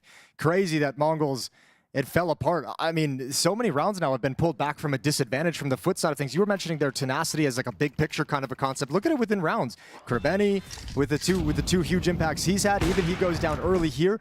Like, you're in a 3-on-5 going into this lower bomb site. A lot of teams would have saved. PARIVISION would have saved. They sure would. Aren't we glad we're watching FUT Mongols right now? Yeah, we are. Yeah, we're having a great time. And I mean that. Oh, here we go. Upper rush, double spray down from Logs. You don't even have time to get out of the replays watching these teams. They're straight into the action, straight into the fights. 2 kills. As soon as we return to the screen, the Cobra coming back with 2 of his own. It's suddenly Blitz and Cobra in a 2v3. Now the issue is here for Cobra is taking a lot of damage. He's 17 health, so you really got to rely on Blitz to be the playmaker. The key to once again unlock this round. He's coming up towards Heaven, and he's got a chance. Because Symmetry just dropped down, and this could be perfect. Demon's watching, though. Demon's watching out from CT Vent. Oh my god, Blitz. He had a... What? How is he getting away with these chances? Yeah, well, he's peeking in a way that Demon can't really see him, so now it doesn't really matter. But because he was peeking in that fashion, it wasn't an easy, clean kill. Nice tap down, 1v2. Blitz has had some banging shots in this game, so I'm going to give him a puncher's chance here. How has he got away? I have no idea. He's only taken a little bit of damage. He's managed to take down Demon. Jukes is low. He's not spotted. They know where he's coming from. He's got utility picked up on that descent down from Heaven.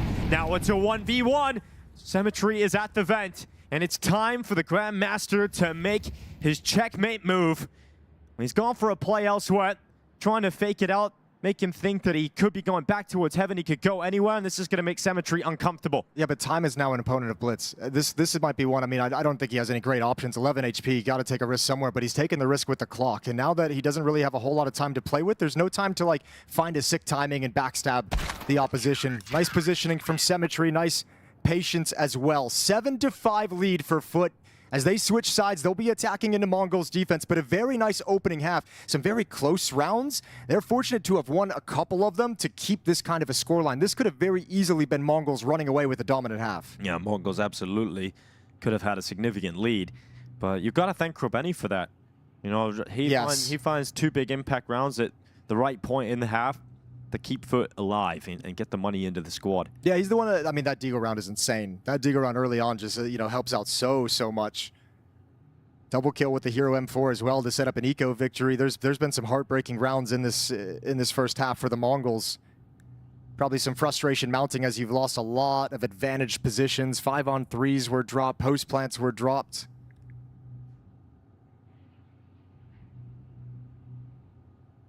Halftime's going to come to a close, and then we'll get things started. So CT side for the Mongols. As Krabeni's going to try and get this offense going the way he did with the defense. Nuke is just the first map in this semifinals. Mirage is coming up next. Ancient will be that third and deciding map. We've got Astralis waiting in the grand finals as well for the winner of this series. Right. And we heard Fuzzy in the winning interview say, I already know who's going to win because it's pretty much destiny that we have to play FUT anytime it's possible. he is right about that. I mean, I would love to see it in a grand final, though. Because we've seen it at third place decider. Yeah, seen it in group stages. We've seen it in group stages, but now grand final, why not? Yeah, let's see if we get some extra spice moved in there. That'd be a fun conclusion to a short-term rivalry, right? Nice shot from Cobra. Yeah, great work from Cobra. 910's also got one. The Symmetry and Krabeni obviously not going to go down without a fight. They continue to move forward. 910's peeking out from the back of the bomb site, but needs to take a second to reload. So once again, we ask Krabeni to step up for his team, and this time can't get the kill on 910, who shakes his head in celebration as Mongols win the pistol in the second half. You think that was celebration? I feel like he was shaking out of like frustration. I don't know why. I was looking at his face. I felt like maybe he didn't get the shot as clean as he would. That's what I thought, but then I looked and he had a triple kill. So maybe it was just all like clean up body shots, or he thought he should. I don't know. But you know, pistol round works out pretty dang well. I mean, that's both pistols now for Mongol, so you're gonna be feeling pretty good about 910, that. Yeah. Yeah, see? Yeah, a little bit of frustration. I think those first few bullets wanted to be on the mark. I looked for the positive side, but you're right. You are a glass half full kind of a guy. I'm the unlimited refill guy, Jason. True. Got the spray down through the decon, the single door upper, and that's going to be Jugs taken down first. Both pistols now for the Mongols. And an advantage to get both conversions as well in round 2. Could be a massive advantage for them on this opening map of the semifinals.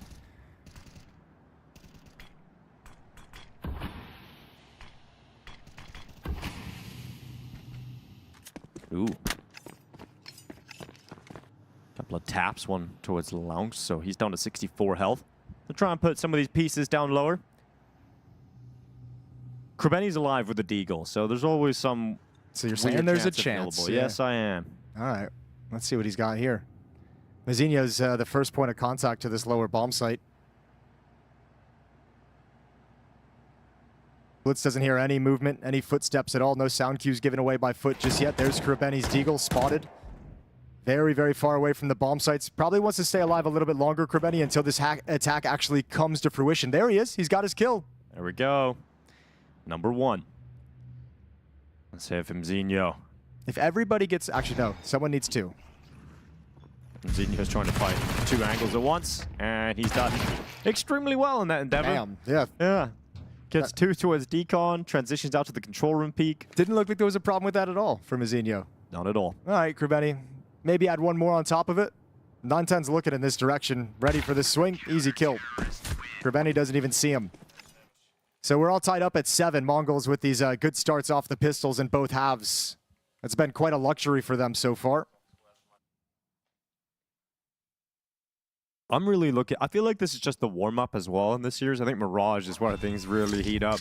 You know, these two teams, yes, very capable Mirage teams. Well, yeah, Nuke being more of a tactical map and like a constricting map, like, yeah, a lot of this kind of brawly concept gets contained naturally by the map, but when Mirage opens things up, it's going to get a little bit crazier for sure. Still had a good amount of spice in this game so far. Deep utility from the CT side. 910 holding, waiting with his AWP. Ooh, 910. Going for the ambitious Deagle shot towards Silo. Bullets just waiting down towards Secret. He'll send a couple of shots towards Silo and then retreat into the lower site. Holding the angle. Gonna give time for these Deagles to take the peaks. FUT just moving around the corner now.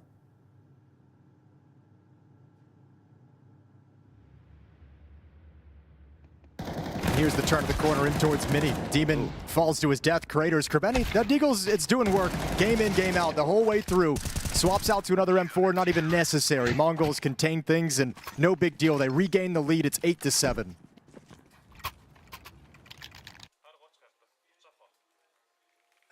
You could get into a situation, you highlighted it as we were coming into the second half, that if it wasn't for those Krabeni rounds at crucial points in that first half, it could have been Mongols taking a significant lead. It could be that scenario here in the second half, which is the worrying side. You know, they've had a clean start to the CT side. You haven't disrupted it. MongolZ could just take control of this, especially with 9-10 on the AWP and no one to challenge it on the other side yet. Especially if they just stuff this attack right out of the gate. Blitz already looking up towards top silo. Going to be a position that's not really all that pre-aimed. Although Demon on top of the silo just looking for pushes, not committed to any kind of a swing whatsoever. So FUT's going to wait out some of this utility that's out in the field. Smokes up in the choke points from the CT side. Looks like Laux will be a solo play outside if he wants to lurk it or be aggressive.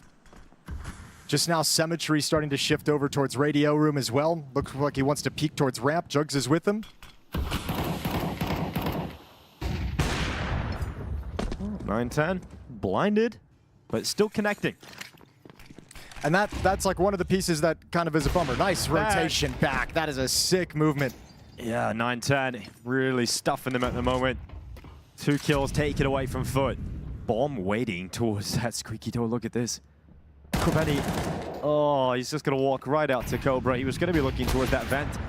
But unfortunately, he seemed just walking fully out there. Yeah, he seemed very convinced that someone was going to be tucked into the corner, right? It was just hard aimed at it, just sidewalking out the door, not even considering other options. We just cut. Yeah, maybe he made a noise. That fight, so maybe Cobra have made a noise in that corner and was intelligently backing away, trying to bait him into the peak. But either way, it works out very well. 9-10 gets the opening. Cobra shuts down any sort of relief that Krebeni tries to create. And that is that scenario that you mentioned, Jason, where they do just stuff this first round. Yeah, 9-10 especially, just spanking you with the AWP. Taking out the lurk outside, shifting over to ramp room at the perfect timing, hitting one more kill, then backing away, grabbing one before the round ends. Just strong play so far from the MongolZ on this CT side. Doesn't look like there's too many gaps that have been opened up at all. So AK-47 on Krebeni, Tech-9s and 1 Deagle on Demon. Talked about MongolZ throughout this event, not necessarily playing their A game, looking a little bit lackluster at moments. Great shot from Krebeni again, saying it a lot this game. Today looks like MongolZ elevated things a little bit coming into the semifinals. That win over PARIVISION sending them plenty of confidence moving forward into these playoffs. The 10-round comeback in the second half was absolutely incredible.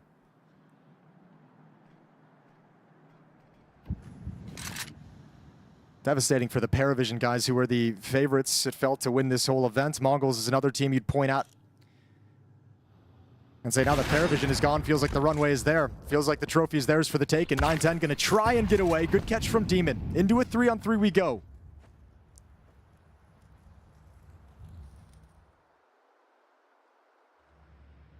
Well, Cobra tucked in the corner. We've got Symmetry and Demon looking to just try and run past his crosshair. Cobra, he wants nothing to do with this. He's trying to get away, but as he does so, FUT actually takes some really important kills and put it all on Blitz. Yeah, Techno turned. Techno turned to kind of help out towards Heaven. When Cobra drops in, he's trying to provide some cover so those players can't come out. But I mean, his teammate dies immediately and then he gets backstabbed. So Blitz, the only one remaining on the map in a 1v3.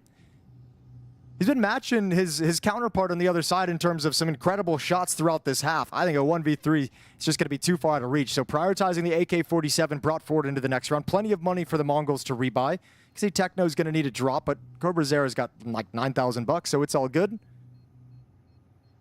And perhaps just a slight hiccup for the MongolZ. But another round with disadvantage stolen away, right? Like, FUT, again, just find even in a round with weaknesses, the 1 AK-47, 3 Tech-9s and a Deagle, and you steal it right out from beneath them. Off the back of a Krebeni opener.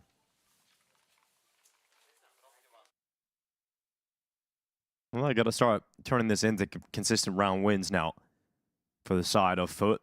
They start carving out a T side. If for no other reason than you're making them chew into their economy right now, right? Talk about it all the time. T side, get that money as low, like you need that breaking point. So just once you have that moment of opportunity, it feels like you have a short window to kind of pounce on it and really make that loss extra painful by taking money away. So MongolZ have to buy up pretty deep. Blitz has 350, Techno 450 left over, 9-10 less than 1,000 as well. You got some guys at that point where it's starting to get a little uncomfortable for them. So keep that pressure up.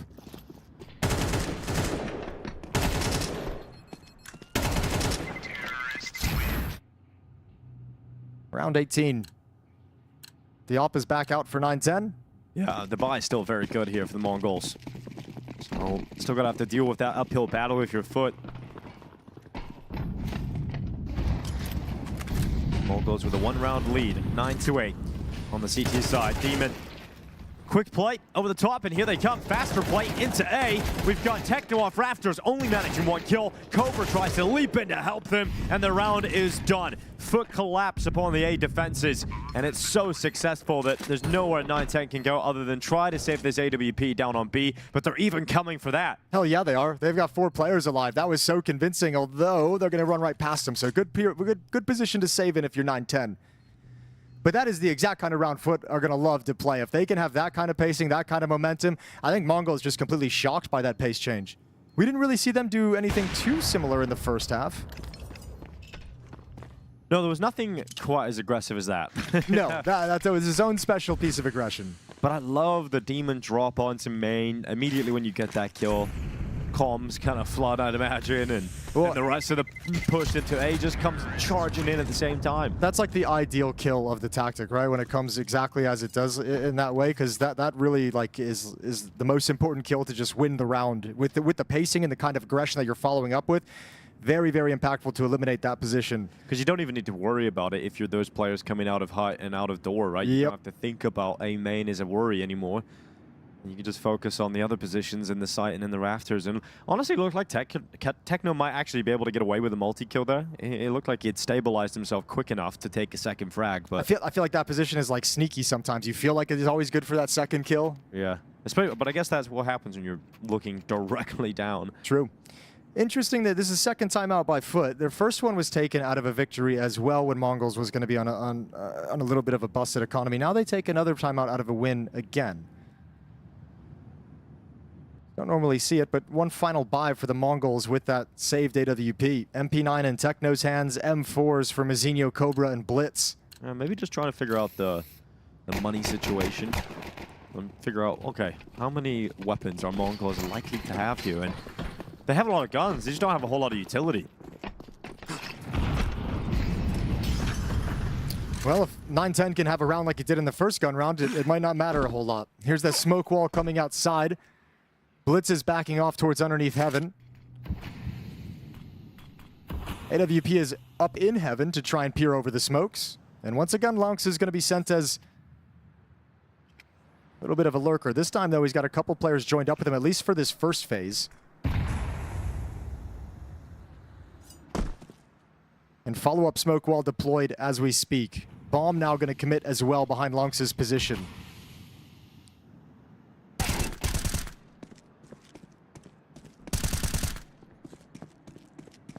Blitz connecting onto Demon. So the player who opened up the previous round is dead first. We'll see moves from FUT all the way towards CT. Krabeni, how much space he's got here. He's got Lonks trying to assist him. He's going to start sending nades towards Blitz. Force it back a bit, but Krabeni detected by Mazinho. These slower paced rounds of kind of map control and moving around and trying to wrap, they're just getting picked apart this time. Lonks has kind of made it, but there's just way too many players to deal with. You can't get in through the window without giving away the sound cue. You can't jump up without Blitz spotting you. Easy. Well, not easy, but great headshot from Blitz. And now the final attack is so weak. It's just one player, and Juke's also getting flanked out as well. So MongolZ going to catch it a break there. They don't have a huge amount of utility in that scenario, and I think also stabilize. I think also MongolZ, well, because of the lack of utility, play it much more passive, right? So even if the FUT guys are being aggressive, there's never any like real fight for them to find with how far back everybody is. I mean, you could see Blitz isn't even encountered until the opponent gets over towards lockers. Just peeks one off silo early and then kind of plays it really, really safe. Almost saying you can be aggressive, kind of come into the trap. Third and final timeout for FUT is used. Burned going into round 20. So MongolZ made him a little bit nervous. This is potentially one of like the last buy they'll have before having to save at 9-10, and then you elevate MongolZ into the prime position to close out this first map of the series.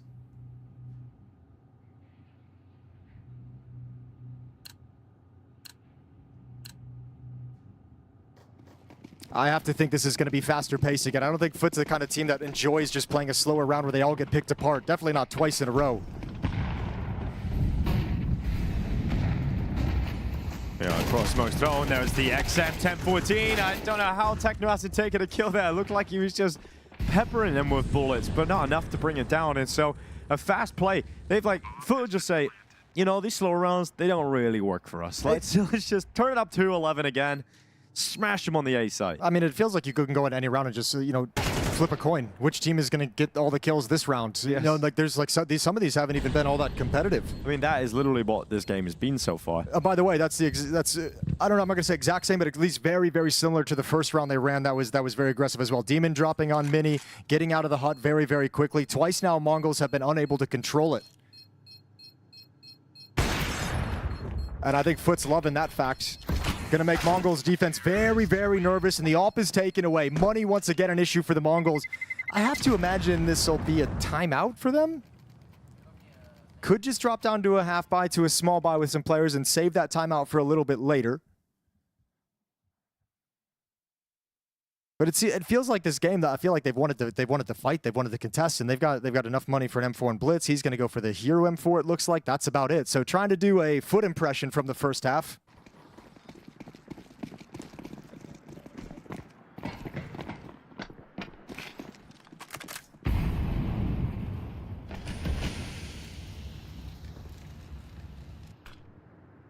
Well, Blitz trying to be in an unorthodox position, and perhaps that can catch him the surprise that he needs to get the kill. Yeah, all 5 players in lobby, though, for FUT. Nobody outside at the moment. They just want to make sure there's not going to be any kind of lobby crunch, no kind of shenanigans coming, and now we execute towards ramp room. 9-10, half blind, does grab 1 kill. Traded off immediately, well done from Demon. And ramp control in the favor of FUT. You have access to the lower bomb site, can wrap underneath Heaven. Yeah, he dies so quickly there as well, 9-10. He can't get clean information as to how many players are coming towards ramp either. He just knows, I got a 1-for-1. There's definitely a second player there, but we'll see what the FUT team do with this positioning. They're going to be going down into the lower side. The rotation is here for Mongols. They've got 2 players down lower. One of them, Imzinho. He's got the 5-7 out. Can he do anything with this little gun?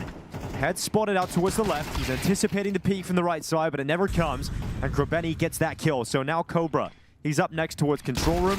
He'll peek out. A lot of damage being done here to the FUT players. This is making it a lot easier if Blitz gets himself into a position to clutch this. And the timing, yeah, has just missed it. Techno is going to be looking towards Lounge. Can he drop him? No. So it is all on Blitz to try and make this 1v4 happen. And now they spot him and they peek him on different elevations. Really nice to see that kind of patience, that kind of discipline from FUT. They get 4 players downstairs. No one's rushing into the bomb plant. Everyone kind of ready and waiting. A couple players dinked. They've called out their low. So everyone's kind of on notice for that next Mongols player where he's going to show up for the fight. Really, really well done from FUT to gain the lead. 11-10 in round 22. And the Mongols take their 3rd and final. Save it for this exact buy. The hero M4 in the previous round doesn't do anything for them, but now you have 2 MP9s on Cobra and Blitz. This is the Mongols map pick as well. Taking this fight to Nuke to kick things off. Mirage coming up next. We know both teams very capable on it, but with the level of playing at this competition, if they do win this opening map, a real opportunity to 2-0 Mongols head into the grand final. For that matchup, Fuzi joked, feels like destiny. Yeah. Unfortunate for Mongols, Nuke is the most logical map for them to go to in the series. Also a very good map for FUT with an 80% win rate on their resume on the map. Showing it off here a little bit. Yeah, real shared map pool, which we love to see. Especially when you have similar philosophies in Counter-Strike. And Blitz is going to be caught and heading his way down into the vent. Oh, it's got to be a little bit nerve-wracking with the 2 MP9s in such a critical round like this. Cobra and Techno using those at the upper bomb site, like the close-up angles around Hut. Blitz has shifted over towards Secret. I think he's going to want to provide a little bit more resistance. You could see those kind of like bait shots through the smoke. Oh, wrong timing for this. Wrong timing to jump up and try and get that done. Lounx has found him and an opening kill provided. And throughout this event, FUT has had an 87% win rate in 5-on-4s. These are rounds they do not frequently drop.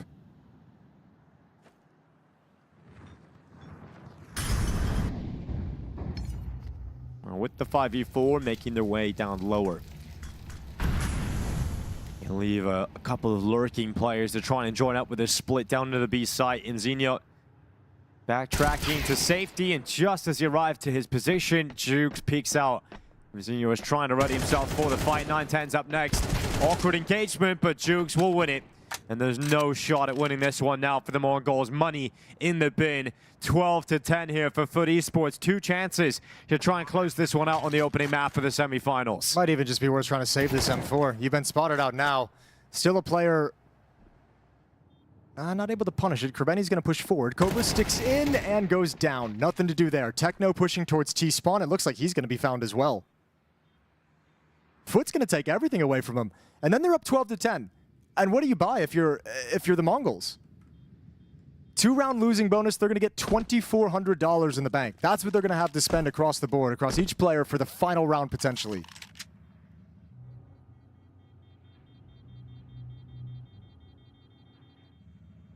And that's just to battle for overtime. They might even just take this MP9. Surely you don't lose it, Techno. And you won't. There's a better weapon. He's risking it, moving into the open. Didn't get it. Did not find the upgrade. No, was too worried about some more players kind of coming to chase him down with Jugs at the end there. 12-10. Lovely work from FUT. I mean, we mentioned back and forth the whole way, just right up until this like kind of second half. First and half was sort of blow for blow. Small runs from each team. This half opened up 4 straight for the Mongols, but then 5 of the last 6 in the favor of FUT. They've figured it out, man. Those fast, aggressive hits towards the upper bomb site break the economy. Mongols haven't been able to get the money beneath them since then. Well, now for the Mongols, 2 rounds left if they want to pull this back into overtime. Has to start right now, but Demon with the opener.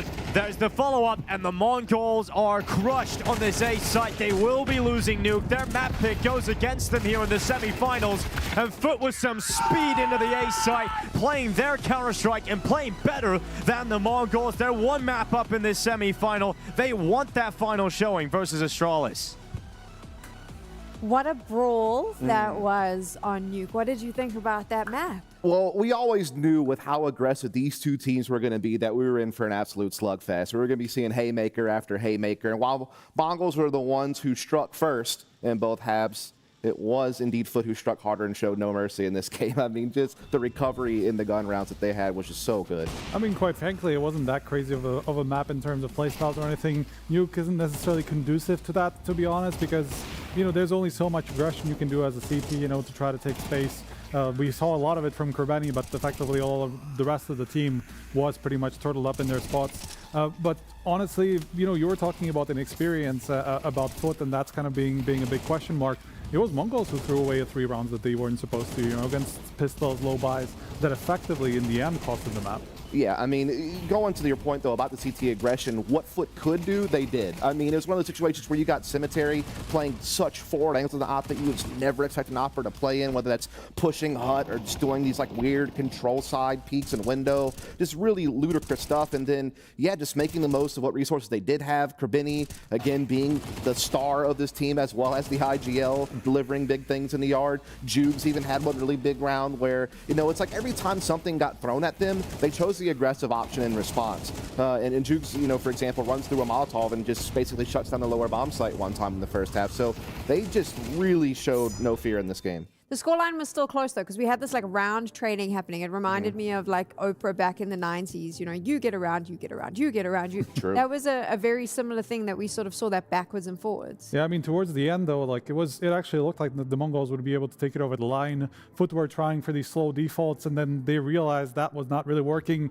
Back to the upper bust, and that's basically how they won 3 of the last 4 rounds, where they were just like, okay, slow-paced stuff isn't working, let's take quick upper, let's take quick ramp, and from there, they just closed it out on firepower alone, effectively. I mean, I'll say this, though. Even though the score was close 13-10, even though it felt like a back-and-forth affair because of how the rounds played out, let's be honest, of the 10 rounds that Mongols won, they won 3 of the first 4 rounds in the first half by winning T-side pistol, and then they had a 4-0 start in the second half. That's 7 of their 10 rounds right there. So, I mean, once the economy of FUT really got rolling, and inversely, you know, Mongols started to really struggle to get full purchases kind of towards this last stretch you see there on the timeline, FUT kind of not necessarily dominated. The rounds were very back and forth as far as kills being exchanged, but they always were kind of in control of those bigger moments. Can we talk about the win condition for FUT? I mean, what do you think it was? Krebeni, I think we can see that's like I was talking about it, how much he was taking control outside. It was this eco win that kicked it off for them on the CT side. They ended up losing the next round, but then he was back into it with the M4 outside. He was just re-aggressing the secret. This was the second eco round that they won. He had a safe gun. and then he ends up getting 3 kills. They effectively have a clean round that allows them to get 5 on the CT side, which is not great. It's not amazing, but you know, it could have been a lot worse if it hadn't been for those 2 plays. And it's just so fun to watch, you know, Kerbini duel with Blitz, because I mean, Blitz was like the fragging IGL of like the last couple of years that everyone always really kind of got behind because of his aggressive play style and playing star positions and leading a team while also fragging at a high level. Now you have Kerbini this year who's kind of stepping into that mantle in his own right. You know, again, he plays a lot of the star CT spots. He is a guy who can go in first for them on executes as well, and he's just been delivering on all fronts as a caller and as a fragger. So I mean, you just really can't ask for more if you're a FUT fan. For me, he's just such a unique player to watch sometimes. Both sides, really. We say it more on the T side, where he's effectively the late round lurker in a lot, but it's the first eco that I was talking about, where he's trying to aggress, to be oppressive towards door, right? They just know that he's here with the deagle, but look at how quick he is at adapting to that, and is like instantly on the push on the flank, right? They had no idea this was coming, and this is Kerbini in a nutshell. He will regress. He will kind of subvert expectations where most people would be like, okay, I'll back off. No, he will go forward. He will keep pushing. I mean, this kill was kind of ridiculous. He just drops into the vent. I guess the third one. Yeah, this is how it all starts. Then the round 10, where he was also the star of the round. Just really, really, really good stuff from Kerbini. And it's well matched by the rest of his team, too. I mean, you got rounds where Demon's pushing Trophy. You know, you got rounds where Cemetery is getting in these crazy forward angles with the AWP. I mean, it's a team-wide philosophy to play this way. And when you're all on the same page, you're doing it in a coordinated fashion with good timings and utility, you can really kind of catch people off guard. And they did it against MongolZ multiple times. Which team is watching this right now going, we should inquire about that one? As in... Kerbini. I mean, okay. There's got to be some top. We've spoken enough about this. Come after the major, it is game on. People are going to be running for everything. So who's looking at that right now going, actually, that might work for us? I don't know, Sam. It's just it's the language that's been coming out from the camp is like, no, we're family. We just saw it in that Coolio interview from today. Ain't no family when there's a paycheck involved, Striker. Yeah, but if they're well paid enough and successful enough, there's no reason to break apart at this point. Yeah, it really depends on what kind of a deal they have at FUT. You know, if they're being underpaid and all that stuff. But from what Coolio was saying, like this org is actually really big on like internationally in other esports as well, and not necessarily in Counter-Strike. This is their first entrance into the game, right? But other than that, I mean, they have money to throw around if they need to, and if they see that this team is delivering, they're going to do what they can to keep as many of these players as possible. Of course, there will be approaches. It's not just money. Sometimes the dream is to play with the big names. So do you think that there is a team who These are the next big names. These are. Check out no, I'm just saying. I will dodge. No, we're not dodging. We're just have full faith in this squad as a 5. Look, if at some point they hit a ceiling or they hit a plateau or we feel like they're regressing, then yeah, you probably are eventually going to have to see changes happen. And yes, I undoubtedly believe that there will be multiple teams who will inquire about some of these players. There's no doubts about that. But again, if they feel like they're comfortable, they're getting paid well, they feel like they have the capacity to do big things as a unit, I don't see any reason why they would drop. Yeah. I don't know, if someone told me I could play with -C, I might be looking elsewhere. Look, yeah, if that happens, maybe there's going to be a bit of there's going to be motivation to leave. But I do think that it's something that we spoke about before about this team, right? Like coming into this tournament, there's kind of increasing pressure on this team to keep delivering results and actually step it up, because otherwise there will be more and more approaches. And some of these players, you know, regardless of their feelings to their teammates and, you know, them feeling like a family, at some point they will be like, okay, but I want to win now. Like I want to win. And this team is not doing it. It's not cutting it. Yes, it's only their first season, but yeah, if a Falcons comes knocking, if a MOUZ, you know, you were asking about in-game leaders, there's been rumors, you know, flying around MOUZ and Brolin and whether he might be on the chopping block. That's a place where Kerbini could easily slot in. Even he's kind of as young as the rest of the guys, so I think he would fit in as very well too. You know, so maybe they would steal a couple of players if there was a possibility, and then that could be a winning team, you know, potentially. So that's my question: like, can this team get good enough, quickly enough to withstand that? I'll jump onto the other side. So I have moonlighted in some other games, and I know that FUT as an organization, very loyal to their team, and they like to win. I know that there was clauses in these contracts. This team cannot be bought as a core. There's a very specific reason you're doing that. It's because you want to move up the VRS.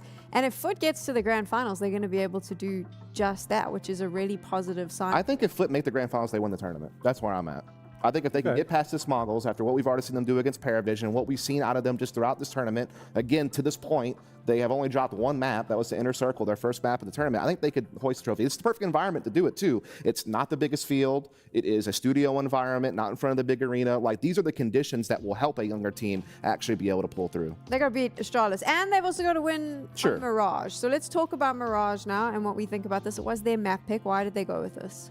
Look, this is their home map. This is both teams' home map, really. I mean, this is where the series, I think, does enter the bloodbath that we kind of expected from the get-go. As I said, Nuke wasn't necessarily conducive to that, but Mirage is all about that. It's all about the brawly Counter-Strike. It's all about the re-aggress middle, you know, big fights, big like 3v3, little fights around the map, like depending on, you know, where you want to take it.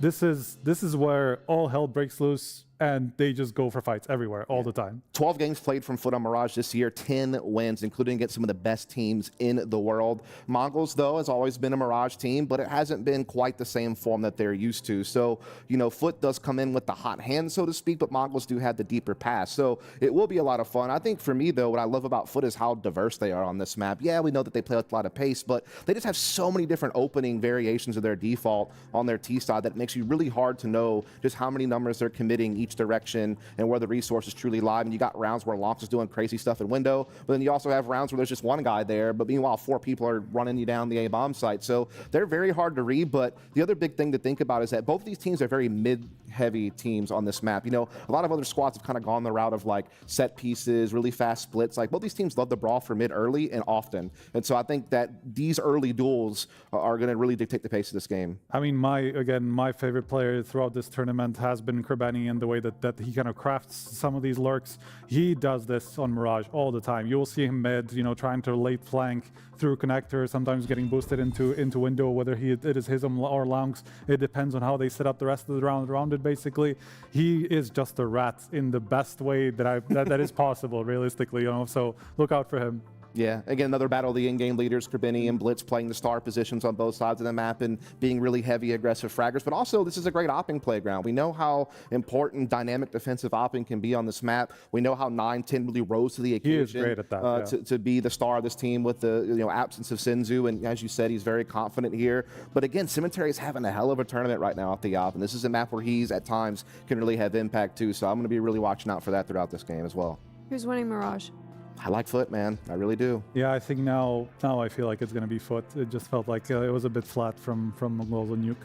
Striker and Dust are going with the young guns, but we know that MongolZ has something available to occasionally bring it back. Let's see if they can do it, but first, a quick break. She said she loves you, but she can't love me. But I love you.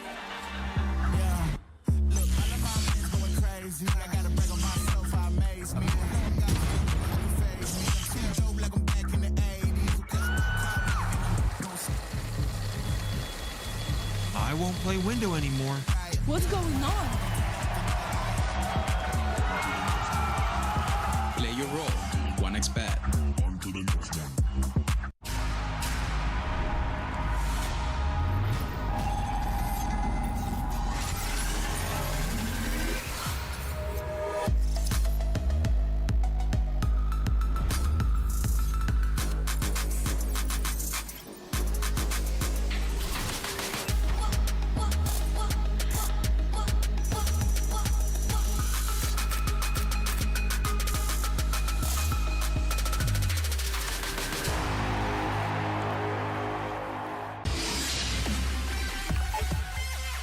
The human body was built to move. Not trapped at a desk in one singular posture for 12 hours a day. It's time your chair evolved. This is Secret Lab Titan Evo. Ergonomically engineered for you. Gamers, hybrid workers, artists. Backing your every move.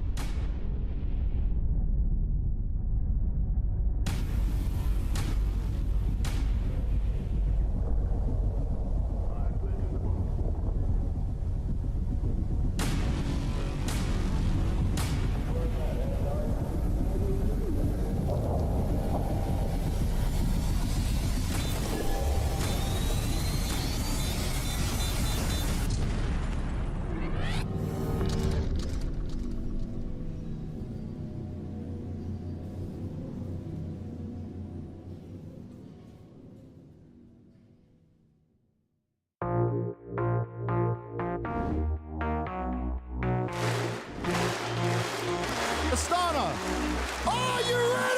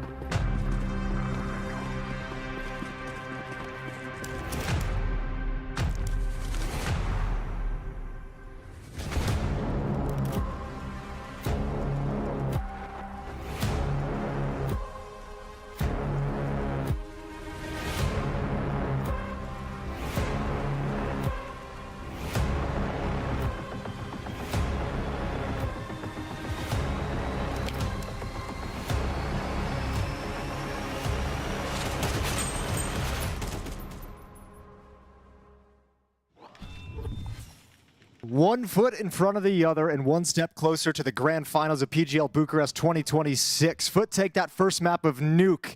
Very, very close affair. Now we switch on to Mirage, where the Mongols have got to recover, but this is the map in FUT's map pool, and they love being aggressive on it. If you think they love being aggressive on other maps, this one is going to get cranked up even more. Yeah, this is where they're most comfortable. This is where they thrive and where they really broke onto the world stage. But the Mongols also a team that thrive on Mirage. We've seen them get a 13-8 win over PARIVISION on this map yesterday. PARIVISION, a team struggling on Mirage, though. So it's hard to see how much of that was a PARIVISION weakness, but we know Mongols like Mirage, so at least you've still got that available. The one worrying sign for me about the Mongols Mirage was that loss versus Astralis earlier on in the competition. Oh, yeah. In the 2-0 game, they lost Mirage at 13-4. Yeah. So they did get blown out of the water there. I'll tell you what's worrying me for Mongols, and I mean, we'll see it, it'll be mostly in the second half, but Krabeni had such a good nuke. Let's say he plays on Mirage, but we know on the CT side, he's going to be in your face throughout down Con. That Con player, he doesn't like sitting back on his heels. All 5 players quickly to the A bomb site. 2 going to be going through Palace in this pistol round. 3 defenders here for the Mongols, including Dooley's on Mazinho, which is up on top of the balcony. Let's see if they can contain this attack. There's Mazinho descending. Away from the wood, trying to get to safety, but Lux is just not going to allow that to happen. FUT Esports moving into the site now, doing a good job at taking kills in some space. 9-10 at least getting something here for the Mongols, but you need a kill from Blitz, which you do have, but the trade is immediate again here. Bomb is being planted, and Cobra and Techno trying to race into a retake position. I like the idea from Cobra. Needed to take a risk, need to make some space there, and just hasn't quite worked out. So FUT Esports going to be charging the way to this pistol round. But how is Techno come away with a double kill? He could win this still, Techno. Krebeni's actually just straight up fighting him from ramp. Bomb's on planet for Krebeni. That's why he's trying to fight him, I guess, because the bomb isn't planted for him. Now he doesn't bite. He doesn't peek on the first go here.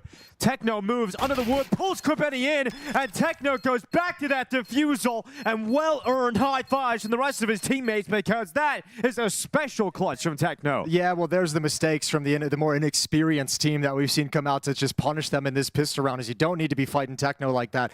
Let him be. Sure, he presses the issue, comes through the smoke, but you don't need that second swing. Play the bomb. It's a teammate. You essentially had a 4-on-1, and you let the round drop away after such good openings as well.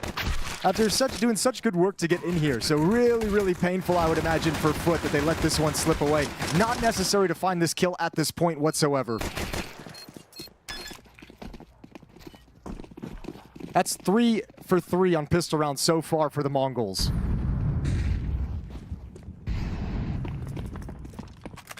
Really disappointing start, but FUT's going to try and get it right back. They invest in Galil's off the bomb plant. What they're missing is nades. 2 smokes to utilize for the entire round.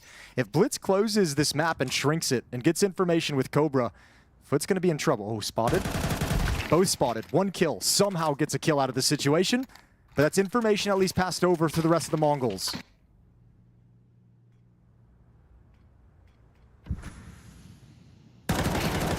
There's a peek out to the window from Techno. Krebeni hitting the deck. Here comes Jukes out of Palace. Hasn't been detected yet. Oh, look to your right, and you got Mzinho. He's going to hear it. He's going to react. Mzinho gets away with it. Good shot from Demon. At least the response is there, but still so many targets to still pick up here. 9-10 couldn't finish off his meal. Couldn't take down Cemetery. Now Techno racing in again to try and save Mongols from an awkward spot. Push out from 9-10 has been punished. Cemetery on 1 HP, a single point of health, but he's still got a chance at winning it. He's got to get the bomb, though. The bomb's the hard thing. Yeah, Techno again required to save the Mongols. Back-to-back impact from Techno. Now, do you buy up again if you're FUT? How like we know you like to be aggressive in the style of Counter-Strike inside the map. How aggressive do you want to be with the economy here? You bring it down to 1 player surviving. You could go for a similar buy with Galil's.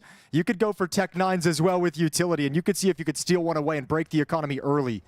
That would be incredible. I don't want to see this in next round, you know? Just saying. What we did now.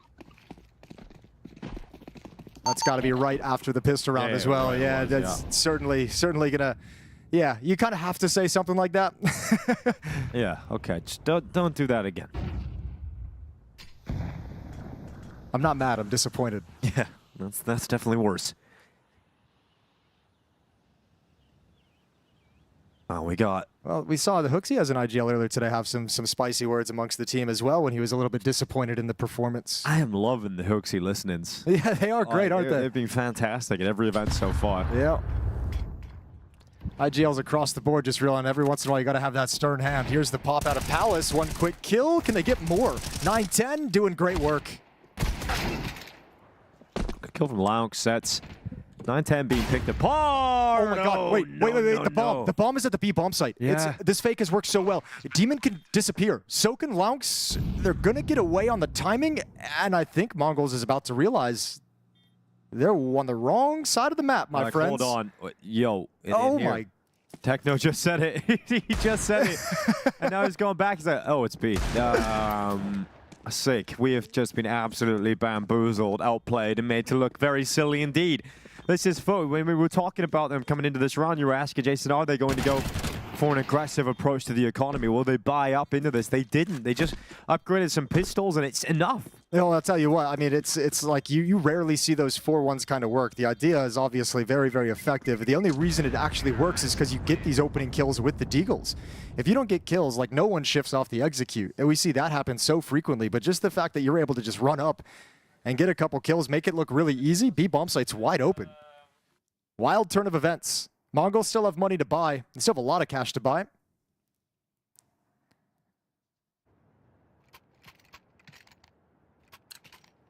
So they reinvest into this. The AWP is out for Cemetery. M4's on Techno and Blitz. Upgraded pistols on the other 3 as they try and fight back, but FUT have thrown a real wrench in their plans in the early stages of Mirage. Deagle from Zinho pulls out. Oh, his nades just at the wrong time. Longs is just going to march towards him, take that kill easily. Techno at least rattling one back in favor of Mongols. He goes to the top of the stairs. Techno, a real chance for a 3K. That important trade from Krabeni. But look at the blitz flank. Look how quick he is to get in behind. Here he is, M4 primed and ready. They consider it and they turn around. And Blitz is going to be so frustrated about that one. 9-10 stuck in connector. Flashes there to allow Krabeni to fall back to safety. Oh, it's a tough old scenario here for the Mongols. Money is going to drain. Easy shot for Symmetry at the end of the day. Second round, Lonks getting him hyped up. Well, Krabeni's got to be pleased as well. Hasn't seen any of those mistakes now. The benefit of that pacing, too, is, I mean, just getting in and clearing out that defense, breaking into the A bomb site. You have a minute and 20 seconds left, and you can just be so patient. You can just kind of chill and wait for all the follow-up fights. Mongols, with like kind of a force buy, didn't have all the utility for a clean retake. Unfortunate for Mazinho, but just lovely trading coming in and a heads-up play from Symmetry. Triple kill in the round from the FUT upper.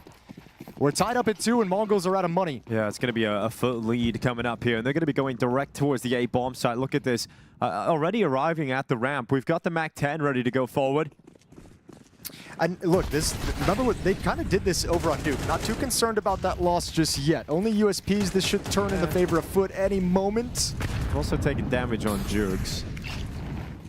You don't want to lose too many players here if you're FUT. You know, you're not going to lose this round, but don't want to lose too many of these weapons.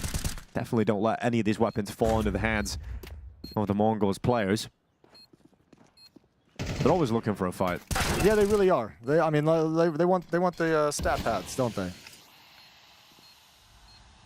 Kind of a big risk for Krabeni to just kind of walk through the smoke on his own. You mentioned not giving the guns away to anyone, and then look at the kind of end round sneakiness of Blitz, who's going to be over in Palace trying to grab an exit kill as well. Unfortunately for him, FUT, they rotate the other direction. Mazinho grabs one on the escape. But Krabeni already called out that he cleared CT spawn. USPs are coming for the fight. Demon's ready for it. Takes the damage, another death. Okay, that got costly, but the T side is kind of equipped to deal with those losses.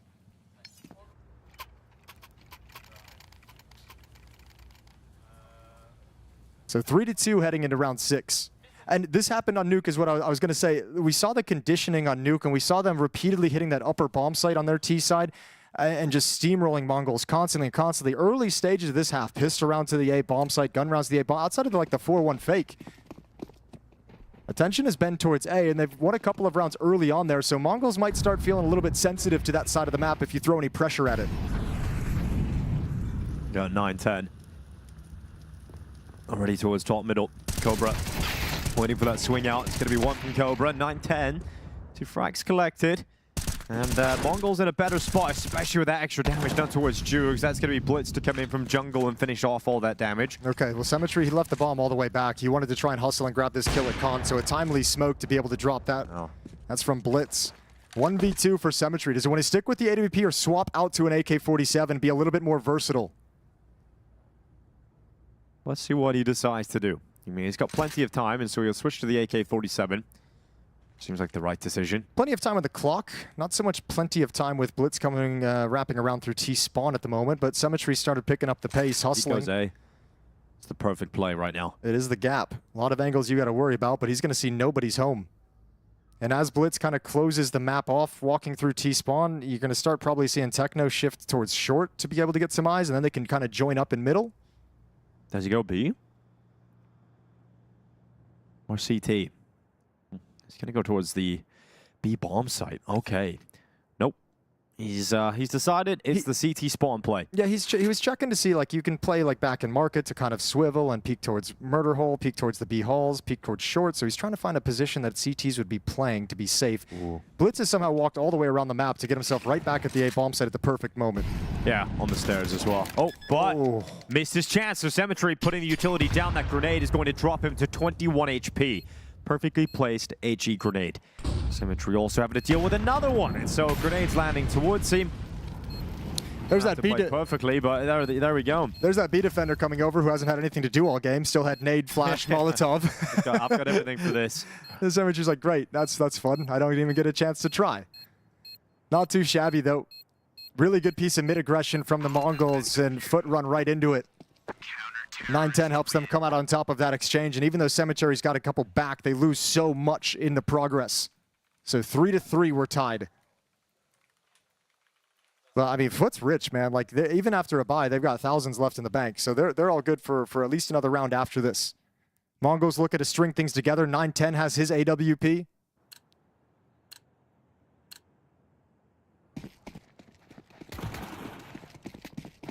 And here's FUT yet again. As I mentioned, they had success today earlier. They just want to keep hitting it. And it's only Mazinho here to defend. He's playing retake all the way back at Ticket.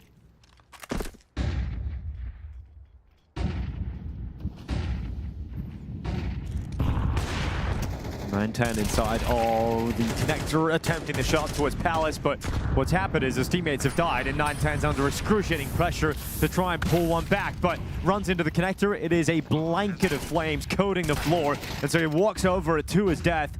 And Cemetery now moves up towards CT spawn. It's just too strong here for the entry into the A site from FUT. Again, Blitz is going to have a flank, but none of these flanks have really done anything. Because by the time he arrives, they've got the read on it. Jukes just drops him, and Techno, there's nothing he can do here. Dude, some of these shots that FUT's hitting in these rounds is like Mongols players, they don't have a chance. Like, there's some of these fights where it's just like, you don't have an opportunity. 9-10 tries to be aggressive to kind of save the situation, try and shave one player off, and then he has to retreat back up into 2 Molotovs thrown in towards Khan. And you got the read. Landing a nade at Techno's feet, you're being hunted. Yeah, and they're going to take everything away. No mercy from FUT whatsoever at the moment. Brilliant to see them playing like this on the T side. Yeah, and this is the same issue as Nuke, where we saw Mongols not able to stop any of the hits to the upper bomb site. Now on Mirage, we're watching them unable to contain any of these hits at the A bomb site, even when there's players here, even when they play retake. The different approaches they've had, none of them have really worked yet. And FUT are going to love that. I mean, it's a great feeling to know that you can always return to an A execution to get a round win. And that you've set it up so nicely early. Like, for an IGL, for Kreveni, this is such a luxury. You've had 3, like, gun round execute wins at the A bomb site already. Cobra, good spray down. That's going to be 2. All towards short. We got Jukes just jumping out of the window. Oh my god, okay. A lot of space, but not a lot of chances. Oh, that's a little bit disastrous for FUT. They're going to make me, Mongols are going to make me eat a little bit of crow here, because that is FUT trying to exploit the fact and go for that Poppy B hit really, really quick. It looked extremely disorganized. I'm going to say that obviously doesn't help when you're trying to split and 2 of your teammates go down in middle. That's probably a moment where you call that off. And that calm never happened. That switch up never happened. 9-10 called over to watch the cross of Kreveni. And that AWP should confirm the round win here, and it will. So 9-10 to drop him. That is not a great look there from FUT. It really is deja vu to the first map of the series, where it's just like some surprising, just out of nowhere round wins. Absolutely. Hero M4 gets you a double kill up mid on the push, and then your pistols clean things up at the B bomb site when FUT commit to the attack, regardless of the fact that they're missing half of it. Well, that's a chance the Mongols weren't expecting to have, so they're going to take a timeout, get Mara on the mic. You see Coolio dropping his microphone down in front of his face as well. I'm sure he's not going to be too happy with how things have started. I mean, you've thrown away the pistol round. That's a round that looks pretty ugly as well. This could be a far stronger start from FUT on the T side. That's already very not much bad. could be. I think the frustration out of that round from Kreveni is going to be probably focused on himself. I think more than anything, like trying to just kind of like call a blind counter based off that success, and then not being able to pull them back in time to actually try and recover the scenario. That round felt like it was just kind of just thrown away by default. Round 9 coming in, we're tied at 4 between FUT and Mongols. Again, Astralis waiting in the wings in the grand final for the winner of this semi-final of PGL Bucharest.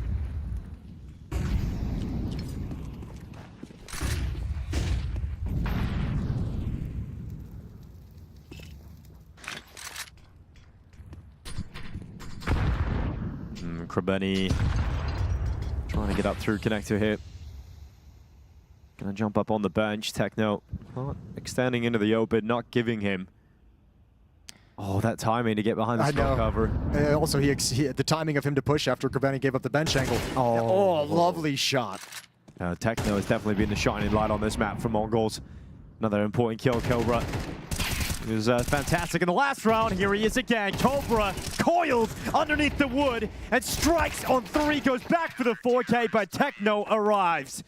And that will end up being another MongolZ victory. They do make the most of their previous round success and are starting to build something here in this first half. Yeah, that's pretty hot from Cobra. Those are some nice shots. Really good movement as well, getting down down the ladder as well. That second kill is a thing of beauty in a kind of a retreating battle. It's a good thing he got it too, because he did kind of let his teammate die here. Mazinho gets hard peeked, maybe a little bit frustrated, but when you watch your teammate do this after the fact, you stop caring altogether. Techno cleans it up through the smoke, and that's the money taken away from FUT. All of a sudden, T-side running flat.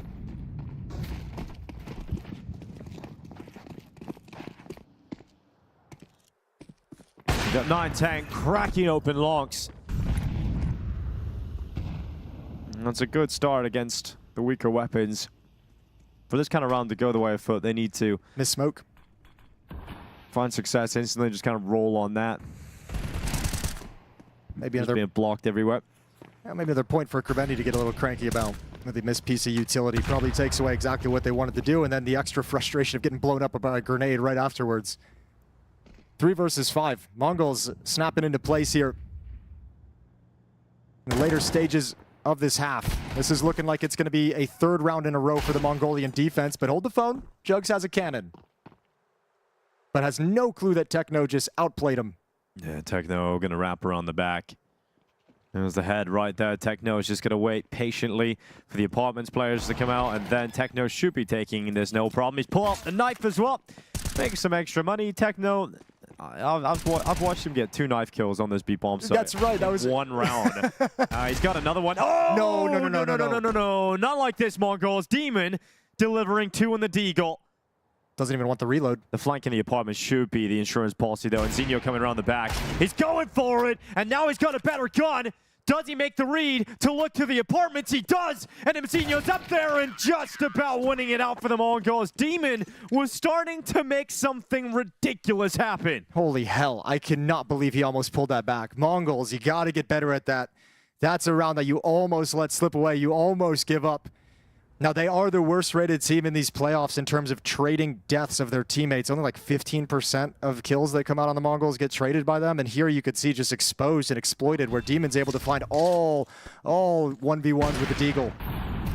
That's what I love about these two teams. They just can be around out of nowhere. Like, this just starts when it looks over. It looks done. You have Techno going in for a knife kill, and then Demon in a 1v4 suddenly gets it into a 1v1. Yeah, but outside of like the Opera and Market, the other 2 kills he gets in that bomb, so you're like, what are you guys doing? Why are we wandering in the open? Well, like, there's 2 of you there. Just set up and hold angles. Like, you just don't play to live. And then you don't have to lose all that money and all those weapons and potentially give away a 1v4. Or 4v1, I should say. Round 11, all back in the hands of Blitz. 9-10's pushing middle with Cobra up on short. And actually, they want to be real aggressive. Krabeni's brought down so low by utility. Blitz just being patient. You will get that peek he's looking for. Long stepping out towards him, 9-10. Walking up towards top middle, and the MongolZ are getting into a rhythm. Yeah, this feels like they've hit a critical mass. They've really built up into this game quite nicely. Really good early hot start from FUT, but not able to establish a whole lot of success outside of those A hits. Those A execs so strong early, but the B hits looked ugly, not able to take mid control. Like, really, MongolZ has been really disruptive. That's the game plan they've had this half against FUT. They've pushed up in some of the full buy rounds. They've had multiple people fighting, take down 1 or 2 FUT players. FUT's never been able to execute any splits. They've never really been able to execute anything clean from Con. All of their rounds have been like basically extremity attacks because MongolZ just isn't letting you have the middle of the map, and you've never been able to wrestle it away from them.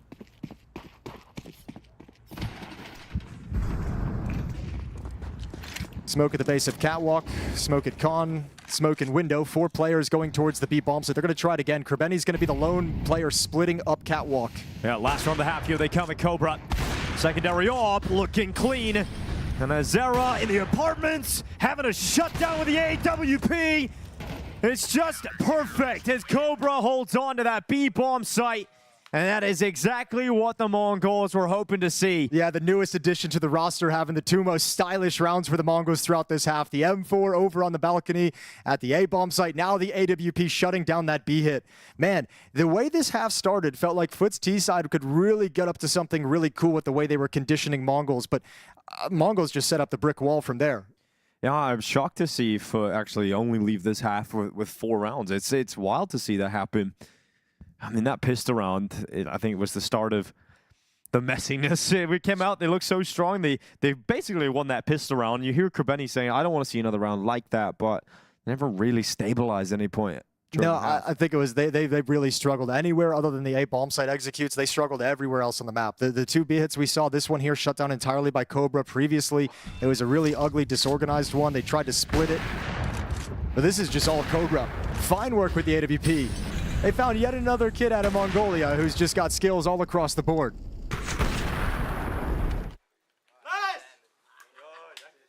Lovely look from Cobra. Gotta have him, yeah, happy and smiling. He's got his team up by 4. 8 rounds for the Mongols in the first half as we switch sides, and now we get the pistol round as FUT begins their defensive campaign.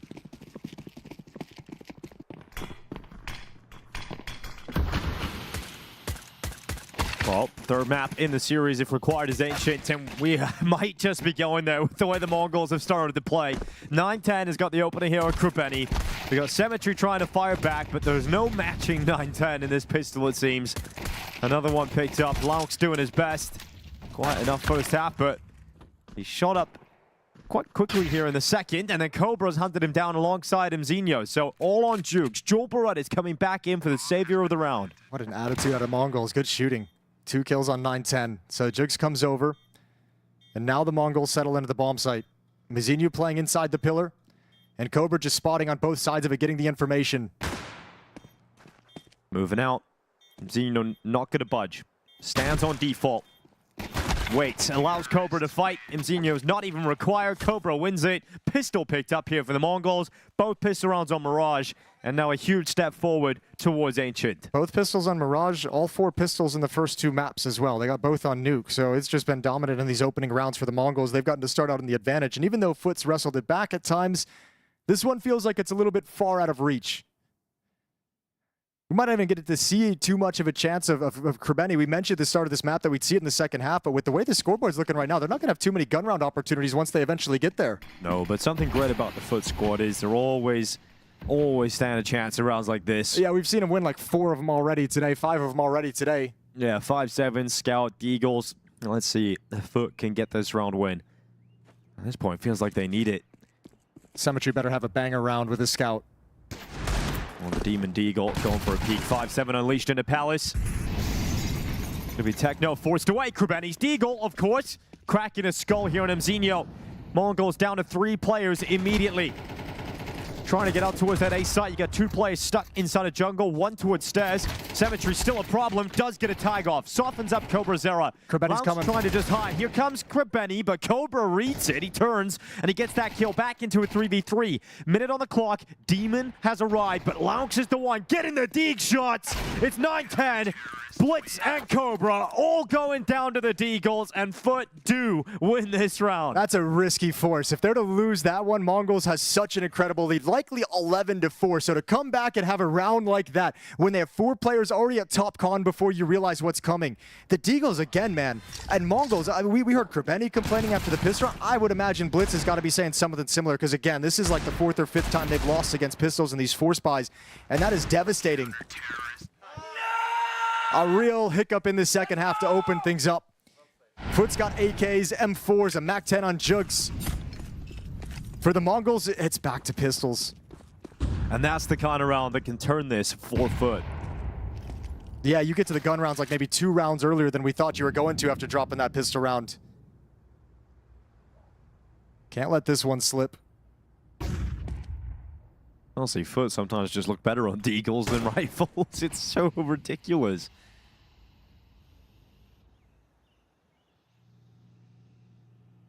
Well, settling into this one. A default spread from the Mongols. And FUT are aware of the economic situation over on the other side. So they do not want to just walk in and give any openings here to Mongols. Yeah, remember, they don't like playing without information. They generally always have proactive CT sides. You can see the 2 defenders creeping close to a ramp. Oh, good shot from Laux. Almost distracted. Had the faraway player, but the close-up peek could have been a nightmare. Cobra's still stuck in con, and he's calling that out. Easy kill for Krabeni. Round is basically over. Laux is the only defender here at the B bomb site. Last two players for MongolZ are coming in this direction with the bomb, and they're doing it quietly as well. Clean shot from Demon, followed up and finished off. 12 kills Laux for is Demon. starting to yell. Yeah, 13 for Laux, 10 for Jugs. Those three players leading the way for FUT. 15 for Cobra, 12 apiece for 9-10 and Techno on the MongolZ side of things, but they're going to have to sit back on Glocks now. Force buy goes nowhere for them. They don't even get a whole, they don't even really do any economic damage to speak of. All 5 players survive for FUT, and we're into round 16. Should be a 7th round here for FUT. Last time you said that, Dinko. I have faith. Back on Nuke. I have faith. It's all Glocks. Okay. It's all Glocks. All right. If you lose this round, I think it's just MongolZ. Go to the grand final.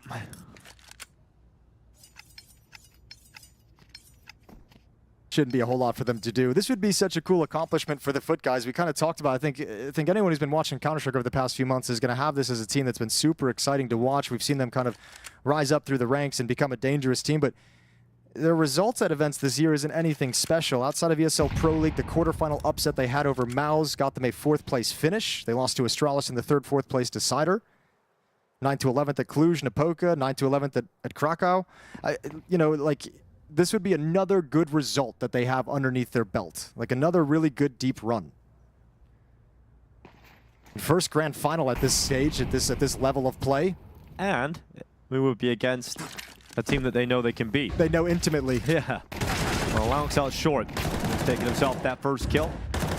There will be a Glock kill in the mix. And another one as well. So a bomb plant would be quite the win here for the MongolZ. We've got nothing into this. Now you got a bomb plant, you get another dink off, and finally, the round will be won by FUT. But look how much damage was done. Yeah. Gonna have to chew down into the economy a little bit to rebuy up into things. Nothing too crazy that you can't overcome. You got plenty of money for the AWP as well, so I think they're just going to be happy about that one. Symmetry likely going to have that in his hand, past the M4 off. Well, I think it's maybe also a little wake up, a little warning that, yeah, that was a little too close for comfort. Those Glocks getting a couple of kills, getting a bomb plant, getting some dinks off as well. Needs to be a little bit cleaner there from FUT. Yeah, we'll all focus on this next gun round. Let's see how we're going to be playing in middle if we're FUT. We kind of alluded to it. They like peeking, they like being aggressive, they like being disruptive in the middle of the map. Do they want to open up the half that way or sneak it in later on?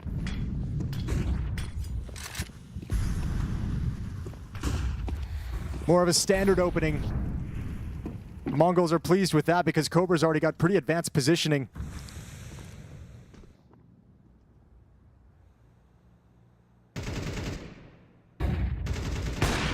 Well, there's the top mid player spotted, and now MongolZ know where the AWP is. You know, Symmetry playing towards ladder room with that. Plenty of time to change up his position and try and get involved elsewhere. MongolZ going to start putting some pieces in place. You got the smoke with top con, window. I feel a lot of pressure towards the B bomb site this FUT. They've shifted everyone over. Symmetry's there with the AWP. Kriveni's kind of looking towards it as well. It's the right read. MongolZ do have extra players heading towards this B bomb site. They're not convinced to it. Now he's sliding off. Oh, Kriveni's dead. Cobra with that ladder room push. And now what happens for MongolZ? They're stuck behind a smoke for the time being. And FUT stationary. They have not budged. The two defenders at the A bomb site still just chilling. At least one of the weapons you're bringing over is an AWP. So you could try and see if you can catch a player as they cross into the site. That utility starting to be put in place. The rotations will start to be made now, but Symmetry not holding that window across. Demon, he's low. He's not in a great position. Symmetry's missed the shot. Mzinho's made it in behind the van, but Symmetry has got a kill. And the bomb is going back to the A site. Will Jukes be in position to deal with this? Yeah, they should call it out now. He should just be able to turn over and con. You don't need to be aggressive. You don't need to be the hero. Just maintain the position as your teammates rotate back. Try and grab some intel. Oh! That kill would have made things a lot easier here for FUT. They still have the player advantage, but a really important kill here from 9-10. Blitz gets into con. I don't think you ever clear this if you're Demon. I don't think coming into this, I don't think you're going to be able to hard clear this in any way. Nope, runs right in. And look at this. Blitz actually letting him get closer. Let those CT players walk out as well. Oh, but Blitz, he's absolutely whiffed it. Now it's on 9-10, and he goes down as well. Disaster for the MongolZ. Huge round for FUT. And Blitz is going to be kicking himself. Did he really need the trigger discipline in that situation? Did he really need to make sure that he got 2? The fact that he lets him get away is an absolute disaster. Just a catastrophic turn of events for the Mongols. That is unreal. Great hold at the B bomb site for FUT, stuffing that attack under pressure plenty. Demon felt like he was going to go down any moment on his own. And hustling back to the A bomb site, but that is all blitz.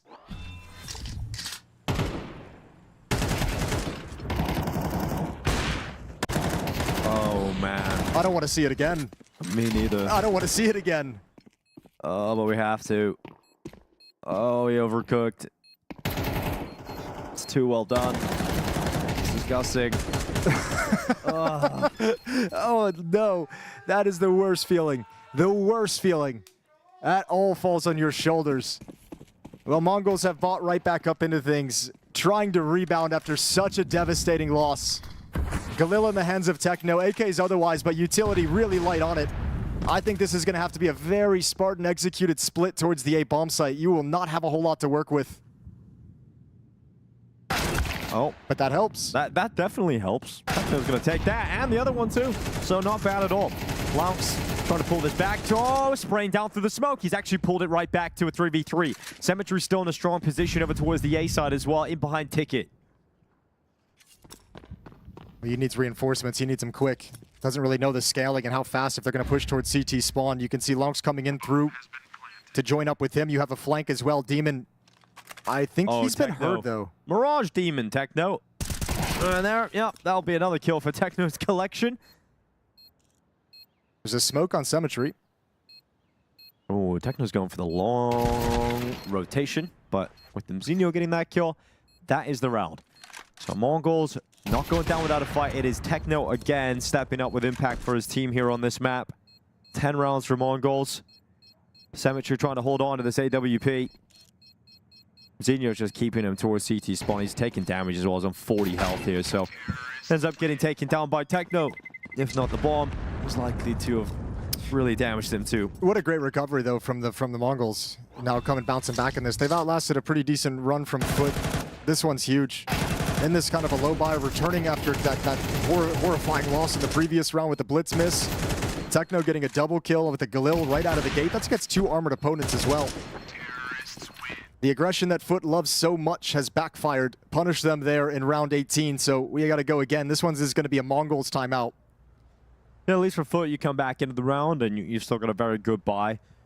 Those rounds will be obviously a lot more frustrating if you go aggressive and you get set back down to weaker weapons again. We haven't seen them do any of the aggression yet on the CT side yet, though. Like outside of the Palace push, sure, but we haven't seen any of the mid stuff yet. Mid aggression. Yeah, every time we've watched FUT on this map, there's been so much of it. It doesn't feel like they've ever got a situation where they feel truly comfortable, like they're in a rhythm on the CT side where maybe they feel like they can do that, but I feel like they're trying to set Symmetry up with the 8. Like the first gun round was getting Symmetry up in the window over towards ladder room. I think that was the priority for Krebeni to get him there. Haven't seen him himself execute any of the plays we know he likes to make.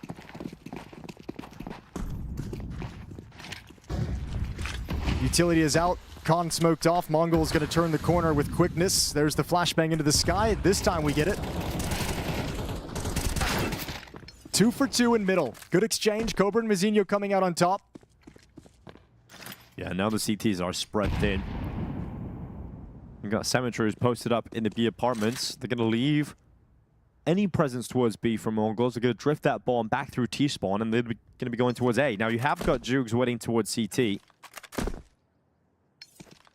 Just going to jump spot and just try and gather information for his squad. Yeah, he's alone at the moment, and then you can see Laux kind of moving towards short to be able to help him with Khan, to be able to have that information. That allows Jugs to fall back a little bit and just play it safe. MongolZ is parked up on the chair, though, in mid. And Symmetry is parked over in the B bomb site, deep angle with the AWP into the halls. There's 50 seconds left on the clock. Yeah, there's a lot of time, and if they try and get in towards the A side and they run the clock down any further, Jugs does have utility, so he can try and delay and disrupt that bomb plant. I like this call to shift the AWPer over, though. I like this move as well. Considering you have a player over at short, you can cheat him a little bit closer to the A bomb site to be involved. The biggest thing is Jugs can't go down here.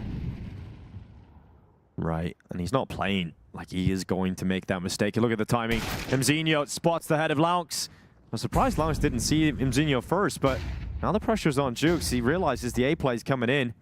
He hasn't died yet, but his teammate going down makes it a lot more difficult. More pressure on him to deliver, and he goes out into the open. He denies. Yep, he denies that bomb plant. Now the nades go in. So Symmetry's got it. Just run away.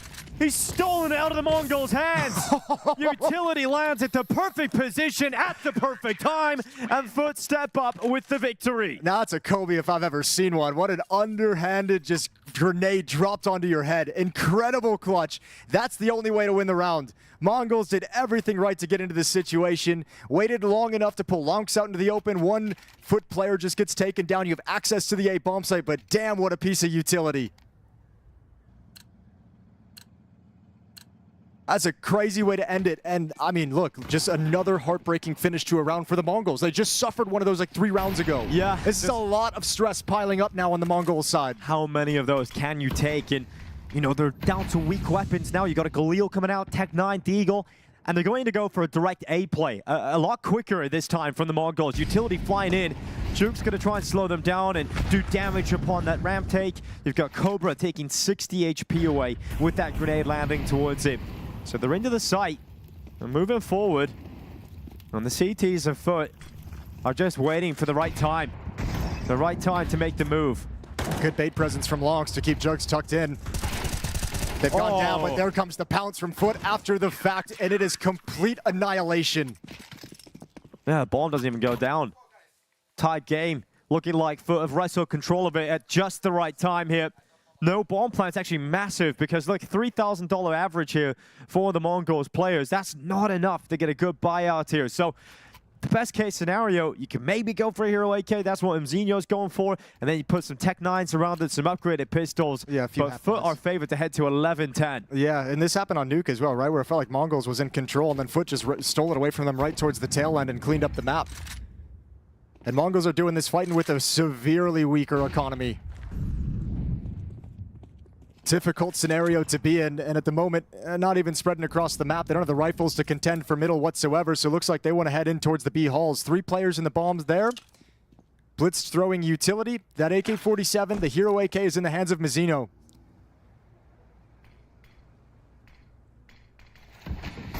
Demon and Lounks to defend the B bomb site.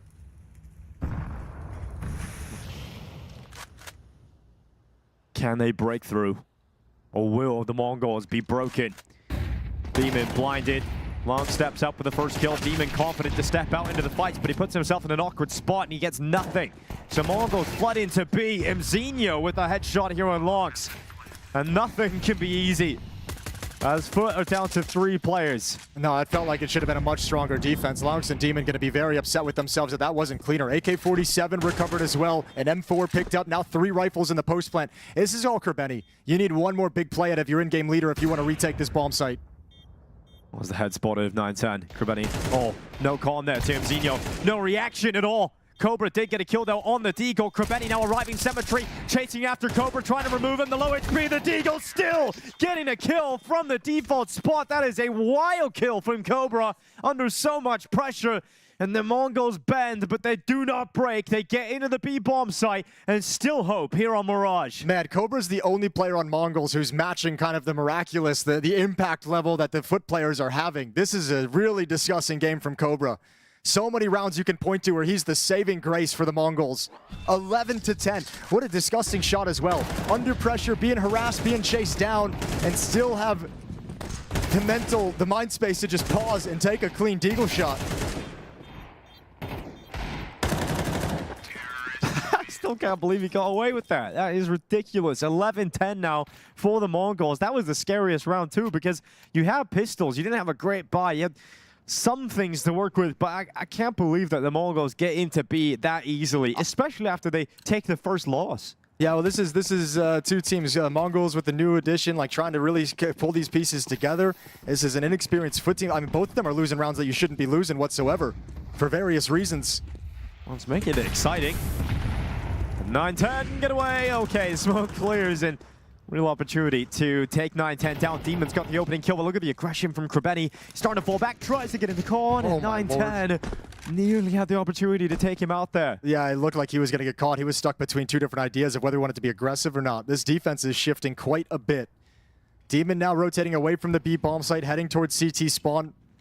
Symmetry's op is at the B site, paired up with Lounks. No more information in middle for the FUT defense. The Jugs and Krebeni, both of them without utility, going to start pushing to get some presence on A ramp. And how far do they want to go? MongolZ going back out into the peak. It's Krebeni who has fallen at least a 1-for-1.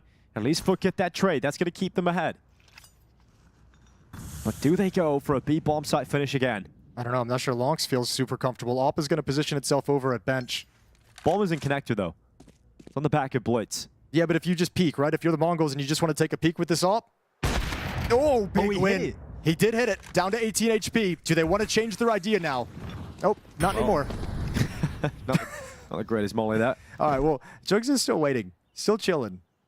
Yeah, this is Lounks now stepping forward. He's going to try and catch them as they go in towards connectors. Now Jugs waiting, yep. Here at Firebox, waiting for his moment to fire up. We've got Blitz creeping closer, but time will be ticking. Jugs has stepped out, revealed his position, gets a double, and Demon comes in from ticket box. And it might just be the ticket for the final destination here for the Mongols. Looking like they are going to fall in this series. Well, they still got one more chance. Mazinho with 5,000, 4,900. Final timeout being called. A very important one to have the conversation to, and just enough. Well done from Demon, this push. And this is that proactive defense that allows them to piece it together at the end of the day. Yeah, they take that loss. They'd already cleared out A main pretty deep. And Jugs is able to be patient. Paired up with Demon. Lounks never heard any pressure or presence towards short, towards the B halls. He never had to call anyone over, so FUT confident to just stay and chill at the A bomb site. 2 rounds remaining. We're going to all 24. Who's going to have the chance for victory in regulation? Mongols desperately trying to get us to a third map. That would be Ancient. And FUT, they can already sense the grand final of PGL Bucharest right around that corner. That date with Astralis. One more FUT Astralis game for the road. Let's see if it happens. We've got Symmetry. Gonna be trying to peek out the window, but 9-10 was so far up short. Krebeni just wasn't ready for the pace that the Mongols brought. And look, MongolZ in this round is already out ramp. Look how much space he's got, playing contact in towards the site, just running at them. Yeah, this is actually pretty crazy. Do they realize it's even possible? Opposite holding the A. Oh, MongolZ, dude. He was sprinting. Have you ever seen anything like it? He's just gonna go through with a flash. Oh my god, the Mongols just so fast that the FUT players were not ready for it, but they have stabilized. They've got the essential kills, and they've kept it even. We've got Cobra on the stairs, and he needed that fight to go his way. Cobra has been so good so far on this map, but they're really essential kill going against him there, and FUT flip it back. Despite the surprise that the Mongols threw in their faces, it still falls in favor of FUT, and the money is gone for the Mongols, so FUT have one chance in regulation, and it doesn't get easier than this. You're going up against a weakened bye, FUT looking for a grand final showing. Man, I mean, you got to give so much credit over Symmetry. With that kind of a position for MongolZ, that trade is so critical to grab that. To be able to just peek out and grab that one single kill is massive. He ends with 3 on the round. Fine work with the AWP. Demon and Lonks leading the way, 20 kills apiece, and now we're getting that aggression. Krebeni's just been waiting for the moment to mix it in. Pushing underpass.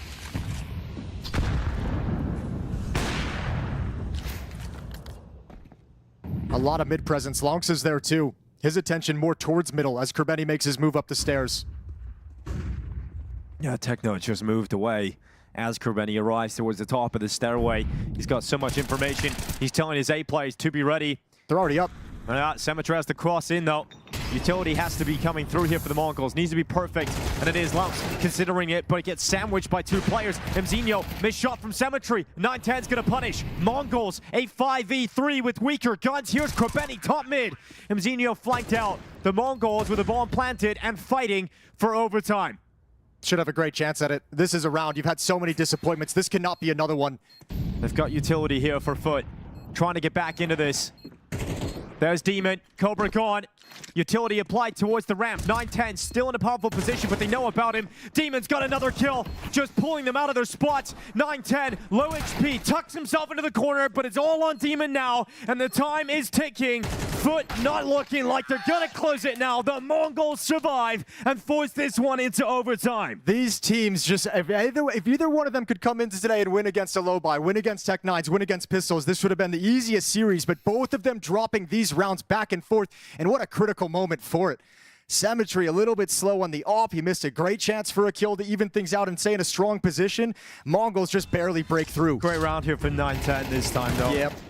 But again, that's, I mean, part of this round is also, I think, the round prior where Mazinho got all that space. He's like, guys, I got all the way to ticket without anyone really firing at me. Let's do it again. We're getting space at the A bomb site. Let's go back to it. And now it's put him into OT. Well, FUT have to make that adjustment, but they now have to deal with Mongols having all the money back. They might be happy. Yeah, true.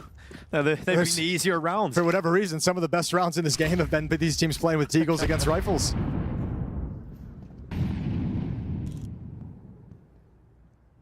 This is what we wanted when we knew FUT and Mongols would be taking each other on. Yeah, definition of a brawl. Very, very scrappy. So Symmetry is going to cover the progression of Kerbeni and Jugs to get control of A ramp. They push it aggressively previously, but this time they're just going to stand in a nice, strong setup, a bait and switch. As long as that smoke is up in Palace, Symmetry is going to have faith that nobody's just going to be swinging out for no reason. And as it fades, he backs off in towards Ticket. Mid control for Mongols for free. Demon boosted up towards the B bomb site, paired with Lonk still. Oh, 9-10 picks off Symmetry. Is there a response? Yes. 25 seconds, limited time to get that bomb into the site. Got to realize you've got to deal with the ramp threat, and that makes things very uncomfortable here for Mongols. 15 seconds, bomb getting across, tap, pulls out the peak, but the bomb goes down, and this is just too strong from FUT. Really good positioning, no one to force them out. 9-10 going for some style points, but Round's no over. time to get the bomb plant. And that'll end up being FUT flipping this one back in their favor somehow. Yeah, the one more kill comes out on the Lonk, so not the worst thing in the world, a little bit of damage, but man, the round loss is rough. Never actually able to get in. That round just takes too long to come to fruition. Waiting behind the smoke at Con, and just strong positions towards A ramp means it's too much of a battle to actually move into the bomb site. You could see Blitz trying to just like tap. He had to force them out into the open. They didn't have utility, didn't have smokes, didn't have safety towards CT spawn. FUT's got answers all day long against this Mongols team. 13-12. And a timeout taken by the Mongols to talk things over.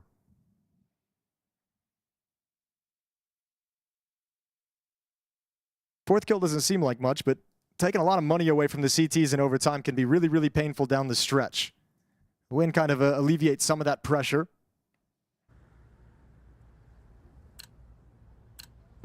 "16 rounds decides the victor here. FUT 3 rounds away from the grand finals.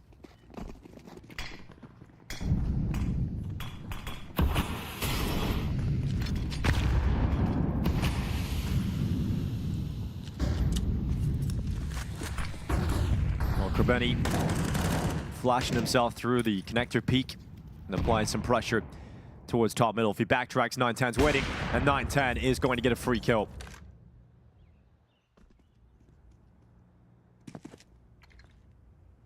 Kerbeni's given that look a couple of times throughout the half. First time it's really punished. Mongols not going to do anything crazy off the back of that opening kill. You could see FUT shifted immediately to the B bomb site just in case there was a reaction, just in case there was a finishing move to come from the 5-on-4. Now that Symmetry set up on the van to have the deep angle in towards halls, they're content to slide back and once again defend this A bomb site. Jugs gets a little bit deeper, playing in dark. 48 seconds on the clock. Smoke out for A ramp, and that's very well timed. Yeah. Once again, time is an enemy of the Mongols. Yeah, they didn't overcome it in the last round. Gotta try and break through here. They've got the player advantage at least, but a really strong setup here for FUT. Aggressive, Jugs, hard cleared, no chance for him, but Lonks makes up for it with just beautiful 3K. Dude. Demon out from top, Ticket, and we've got Cobra going down as well. FUT can shoot, and they shoot real hard, putting the Mongols into the ground. And another step towards the grand final. Yeah, but frankly, that's just abysmal from the Mongols, though. Unfortunately, like, I mean, I brought that stat up earlier. They are the worst team at trading deaths. You give Lonks a triple kill in that position, that's a crazy thing. One, sure. But if you can't get the trade after that extended spray, it's too much to give one player. But you have to give FUT the credit for that rotation. Shift towards the B bomb site. Don't feel pressure. Let's go to the other bomb site. Let's see if they're going to be there. And FUT's been ahead of that rotation at the ice site specifically a number of times on the Mongols in the CT side.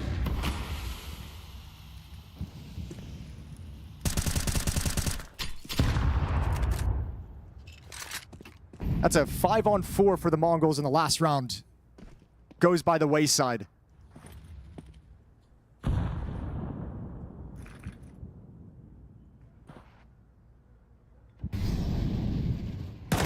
Demon, he's got that kill on Techno up in the kitchen. He's taking 10, yeah, he's down to 10 HP, and they're going to chase after him. He was trying to deter them with the utility, but we got Lounge again, having to step up. Here's the player on the A-bomb side. Can he do it on B? No. As Mzinho just marches out the window. I think trying to do a little bit too much there. He was trying to kind of win the game on their exit, right? Double kill as they're jumping out. Now you've kind of left Cemetery high and dry. Good pick from 9-10, up in position. And at least the Mongols come out of this half of overtime with one round to play with. At least they're able to scrape that together right at the end. Yeah, at least you can say to yourself, we can still win in this overtime. And were FUT able to mentally reset for this T side now that it's been, what, 21 rounds of play essentially since they've had, or I don't know why I said, why am I doing math? They've had a lot of rounds since they had to play. It's been a while since they played. It's been a while since they played the T side. Have they had the mental reset? Because their T side was not successful in any way. They had some really strong, fast, aggressive hits towards the A bomb site. Yeah. But when every time they went towards B, it looked scattered, it looked disorganized, it was dysfunctional. They were never able to get mid control on their T side. Mongols played very aggressive to the top of mid, and they constantly shut down everything FUT wanted to do in that part of the map.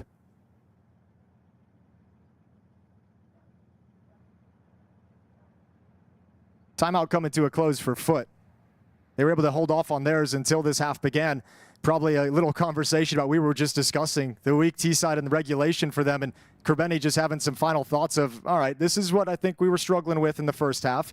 We've all come alive in a different way, so let's make sure these mistakes are shaped up. Let's make sure they're cleaned up around the edges.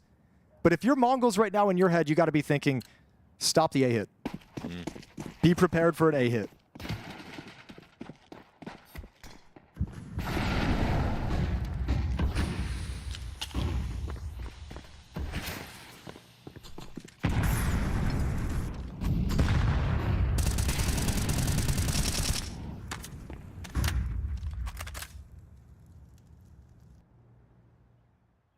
Well, first couple of seconds of the round and no fights, no blood drawn yet.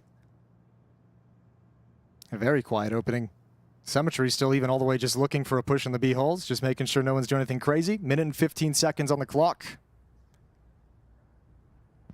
So FUT showed mid control with utility, took towards top boxes. They're going to leave Kerbeni there on his own.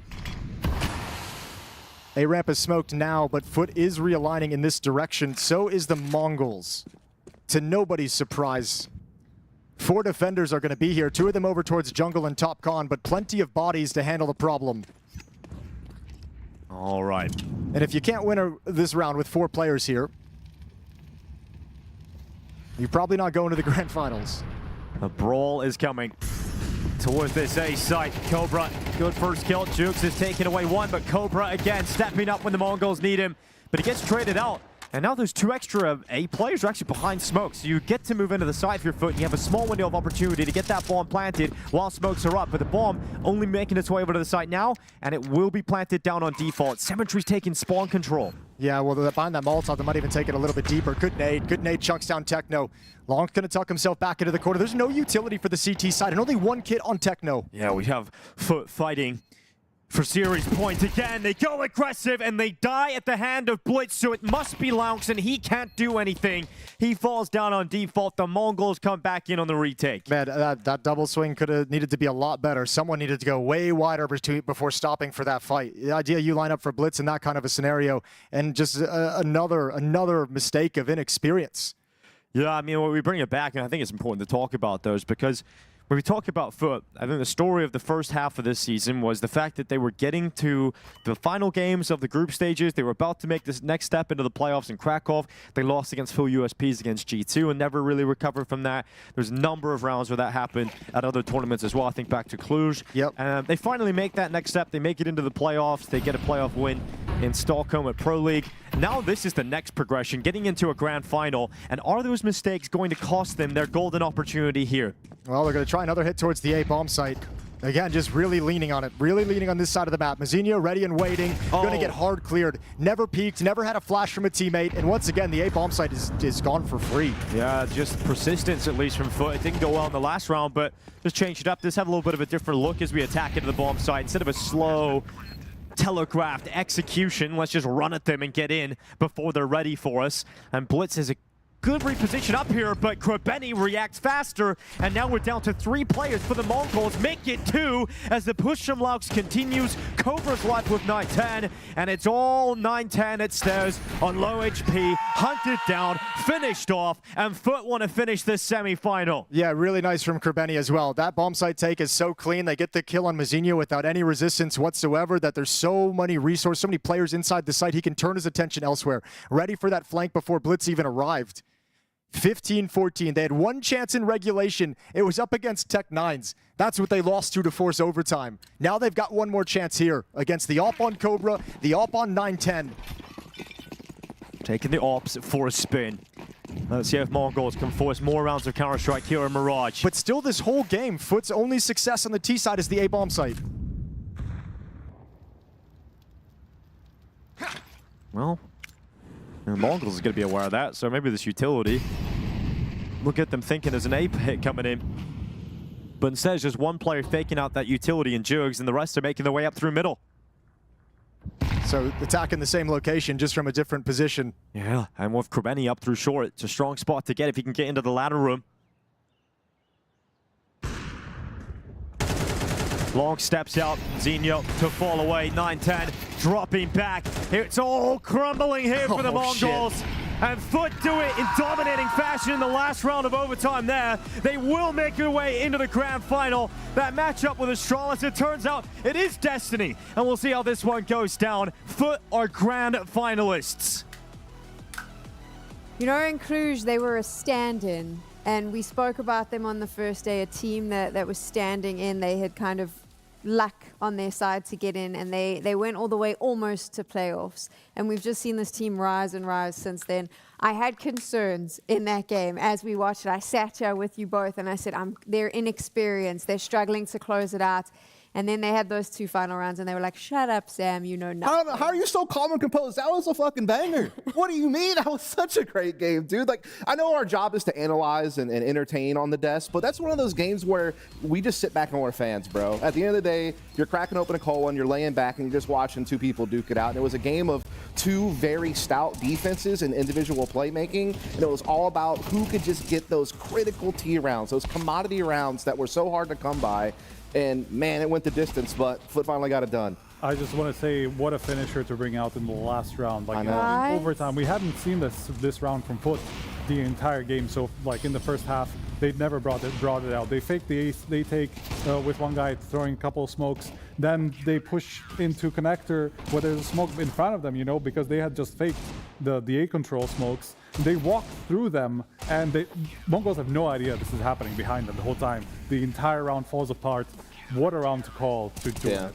You got to respect the conditioning on that for sure. You know, just because they had dealt with that A threat so many times. And yeah, they fended off a lot of them, but a couple of them did go FUT's way. It felt like the only times that they didn't was like when FUT would kind of screw up the post plant, like, you know, even in that overtime where they double push blitz and TP spawn and die, right? To dial that up in a critical moment, that takes some composure for sure. I did love that this game showed us, and specifically this map, was that there is inexperience here, but there's a tenacity to this team. And that last round, I mean, again, I kind of wish, that's what he said there about us being fans is so true, because I kind of wish you could hear the conversation we were having where I'm going, they just can't tie 2 rounds together. I don't know if they've got this, guys. Do you think that they've got this? And then they pull something out like that, and I go, you know what? You deserve that spot in the grand finals now. And hell, like, if you're doing this now, what can we expect from you in 6 months? I suddenly got very excited about this team. Yeah, it's what I was talking about in the pregame. The experience, I felt like, didn't matter that much because Mongols make the same mistakes all the time. And we saw it all throughout this game.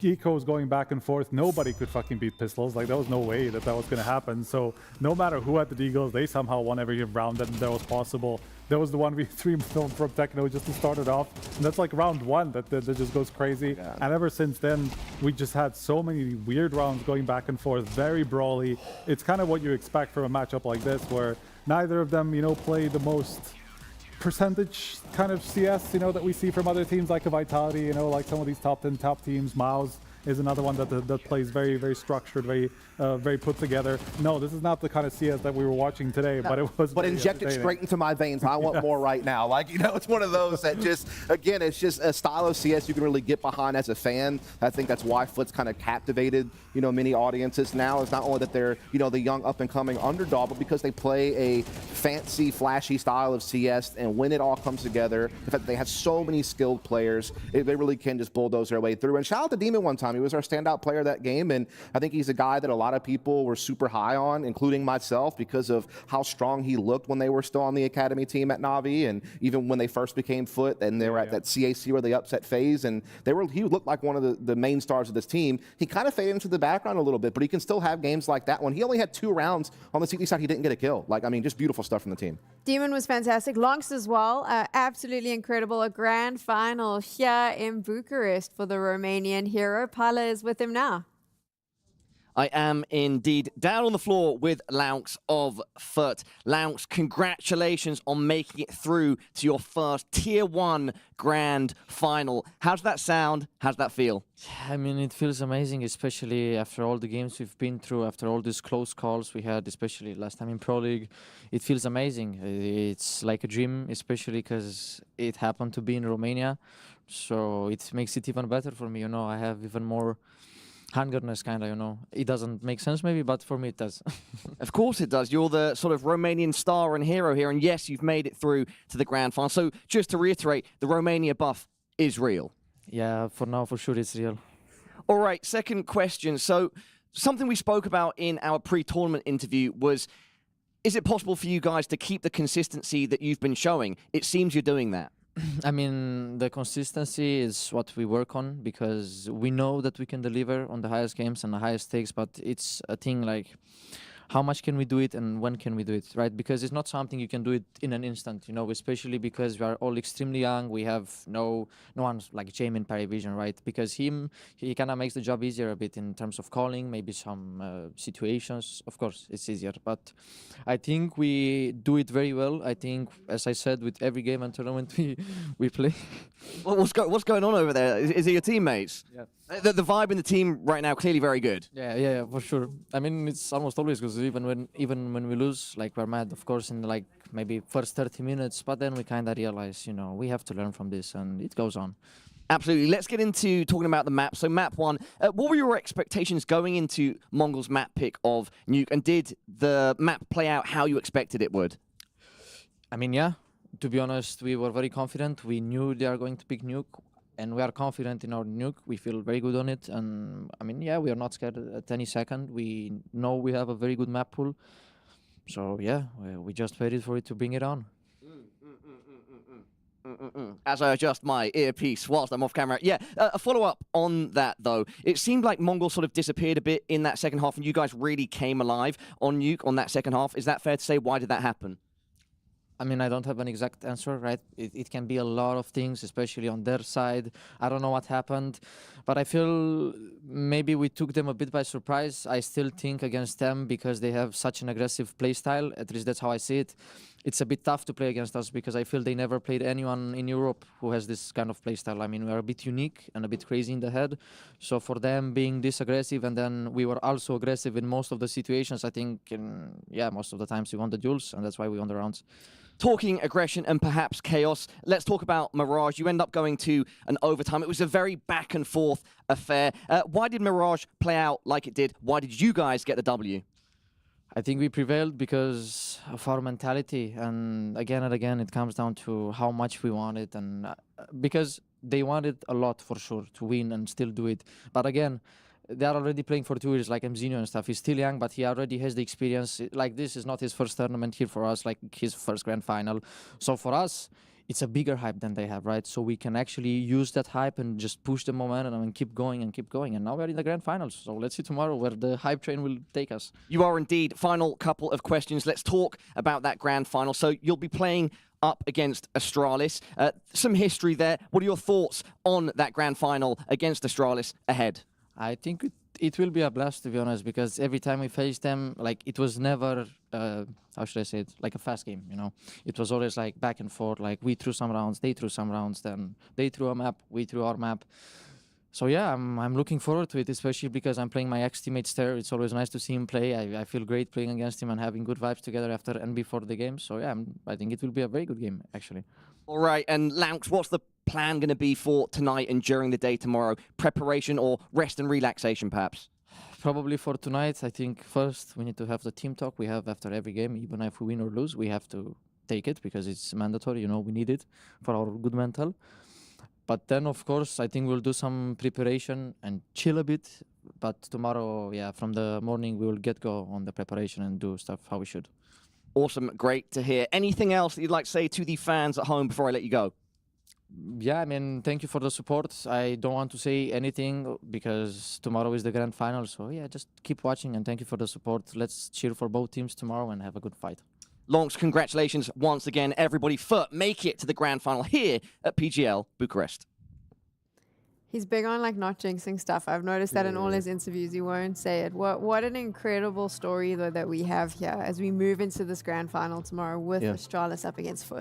And I think it's because of how much it means to him, right? I mean, again, we kind of talked about this earlier that, you know, outside of EMA, he was the other Romanian. That was in Cluj. I was hoping to get to play in front of the big crowd over there and just missed out. Had some good performances throughout the group stage, but just quite wasn't good enough to make it to the quarterfinals. And, you know, he told me even at that event, I spoke with him kind of after the fact, and he was saying, you know, like, I have another chance at Bucharest, though, to do it, you know, like to still do something on home soil. And yeah, the crowd won't be here and things of that nature, but they have made a grand final. They have a chance to win a trophy. They've looked so good. Yeah, there's been a couple things we can nitpick, but if we're honest, they've been impressive. And I think that this could be really huge for Laux and the rest of the squad. Yeah, it's look, I like the guy a lot. Every time he's in interviews, he's just gone through a crazy game that goes to overtime, like 16-14. Even Nuke was pretty crazy, you know, back and forth. Guy is talking like, you know, super calm, like everything is very put together. Like it just doesn't really fit that his general nature or like the way that he plays in the game. Not at all, you know. So it's just I don't know. I just like him. There we go. We've got our 2 grand finalists. Let's take a look at the bracket now. Of course, you still get to see 3D Max and MongolZ. I mean, Dust, I've got to poke fun at the joke. MongolZ not dodging Prof's allegations of being Asian mouse, missing another grand final. It's a tough one. Yeah, I mean, you know, you think when they get past PARIVISION in the quarterfinals, they should be a favorite to win the whole tournament at that point. But again, I told you at the beginning of the day, if FUT can win this series, I think they win the whole tournament. And, you know, FUT have beaten some really good teams. They've won 10 straight maps in a row. Their only loss this tournament was to Inner Circle, the opening map of the event. Since then, yeah, there's been some, you know, knocks and scratches, but they've been able to fight their way through it all the way through. And, yeah, they get to play Astralis. I think this will be the first best of 5 that FUT's ever played. So that is going to be a test in itself, though, right? Because, I mean, if we're honest, if we're comparing the runs, like Astralis has been kind of labored, and they were on the easier side of the bracket where the expectation was they should fly through that thing, and they did not. Like, they almost got knocked out 2-0 at one point by eyeballers of all teams. So it's been a little bit rough over there. Meanwhile, you know, yeah, again, FUT's had some battle scars, but they still trudged through without a map loss against some really good opposition. Yeah, look, the last 4 maps have been 13-11, 16-14, 13-10, and then 16-14, you know, so it's been a tough run for FUT as well, even though in the first round of the playoffs, they also played one of the lower tier teams, you know, in Bait, right, who we didn't really expect to be up to par. But obviously they're here, and that's these situations are actually the ones that they've struggled with in the past, in the close games, where they struggle with closing them out. Some of these comebacks that they actually pulled off instead of that happening against them, right? That's the difference that I see in this FUT squad. They are coming up against a very, very familiar opponent, and that's always a weird game. Like, it's always very difficult to call. They lost the last 2 series against Astralis. They won the previous 2, you know. I think the overall map score is like 6-6. I don't think we have a better final that we could look forward to, honestly. Yeah, it's actually so funny because I think at the beginning of the event, I mean, all of us analysts kind of got together and we were like, it's going to be, you know, MongolZ, PARIVISION, FUT, Astralis. That's the 4 favorites. FUT's already beaten 2 of them. Now they got to beat the 3rd to get it all done. Astralis up against FUT tomorrow, but we run from spawn at 3 p.m. local time because we've got that third place decider 3D Max up against MongolZ. So make sure you're here to join us. It's been some crazy Counter-Strike. I have no doubt we can expect much the same tomorrow.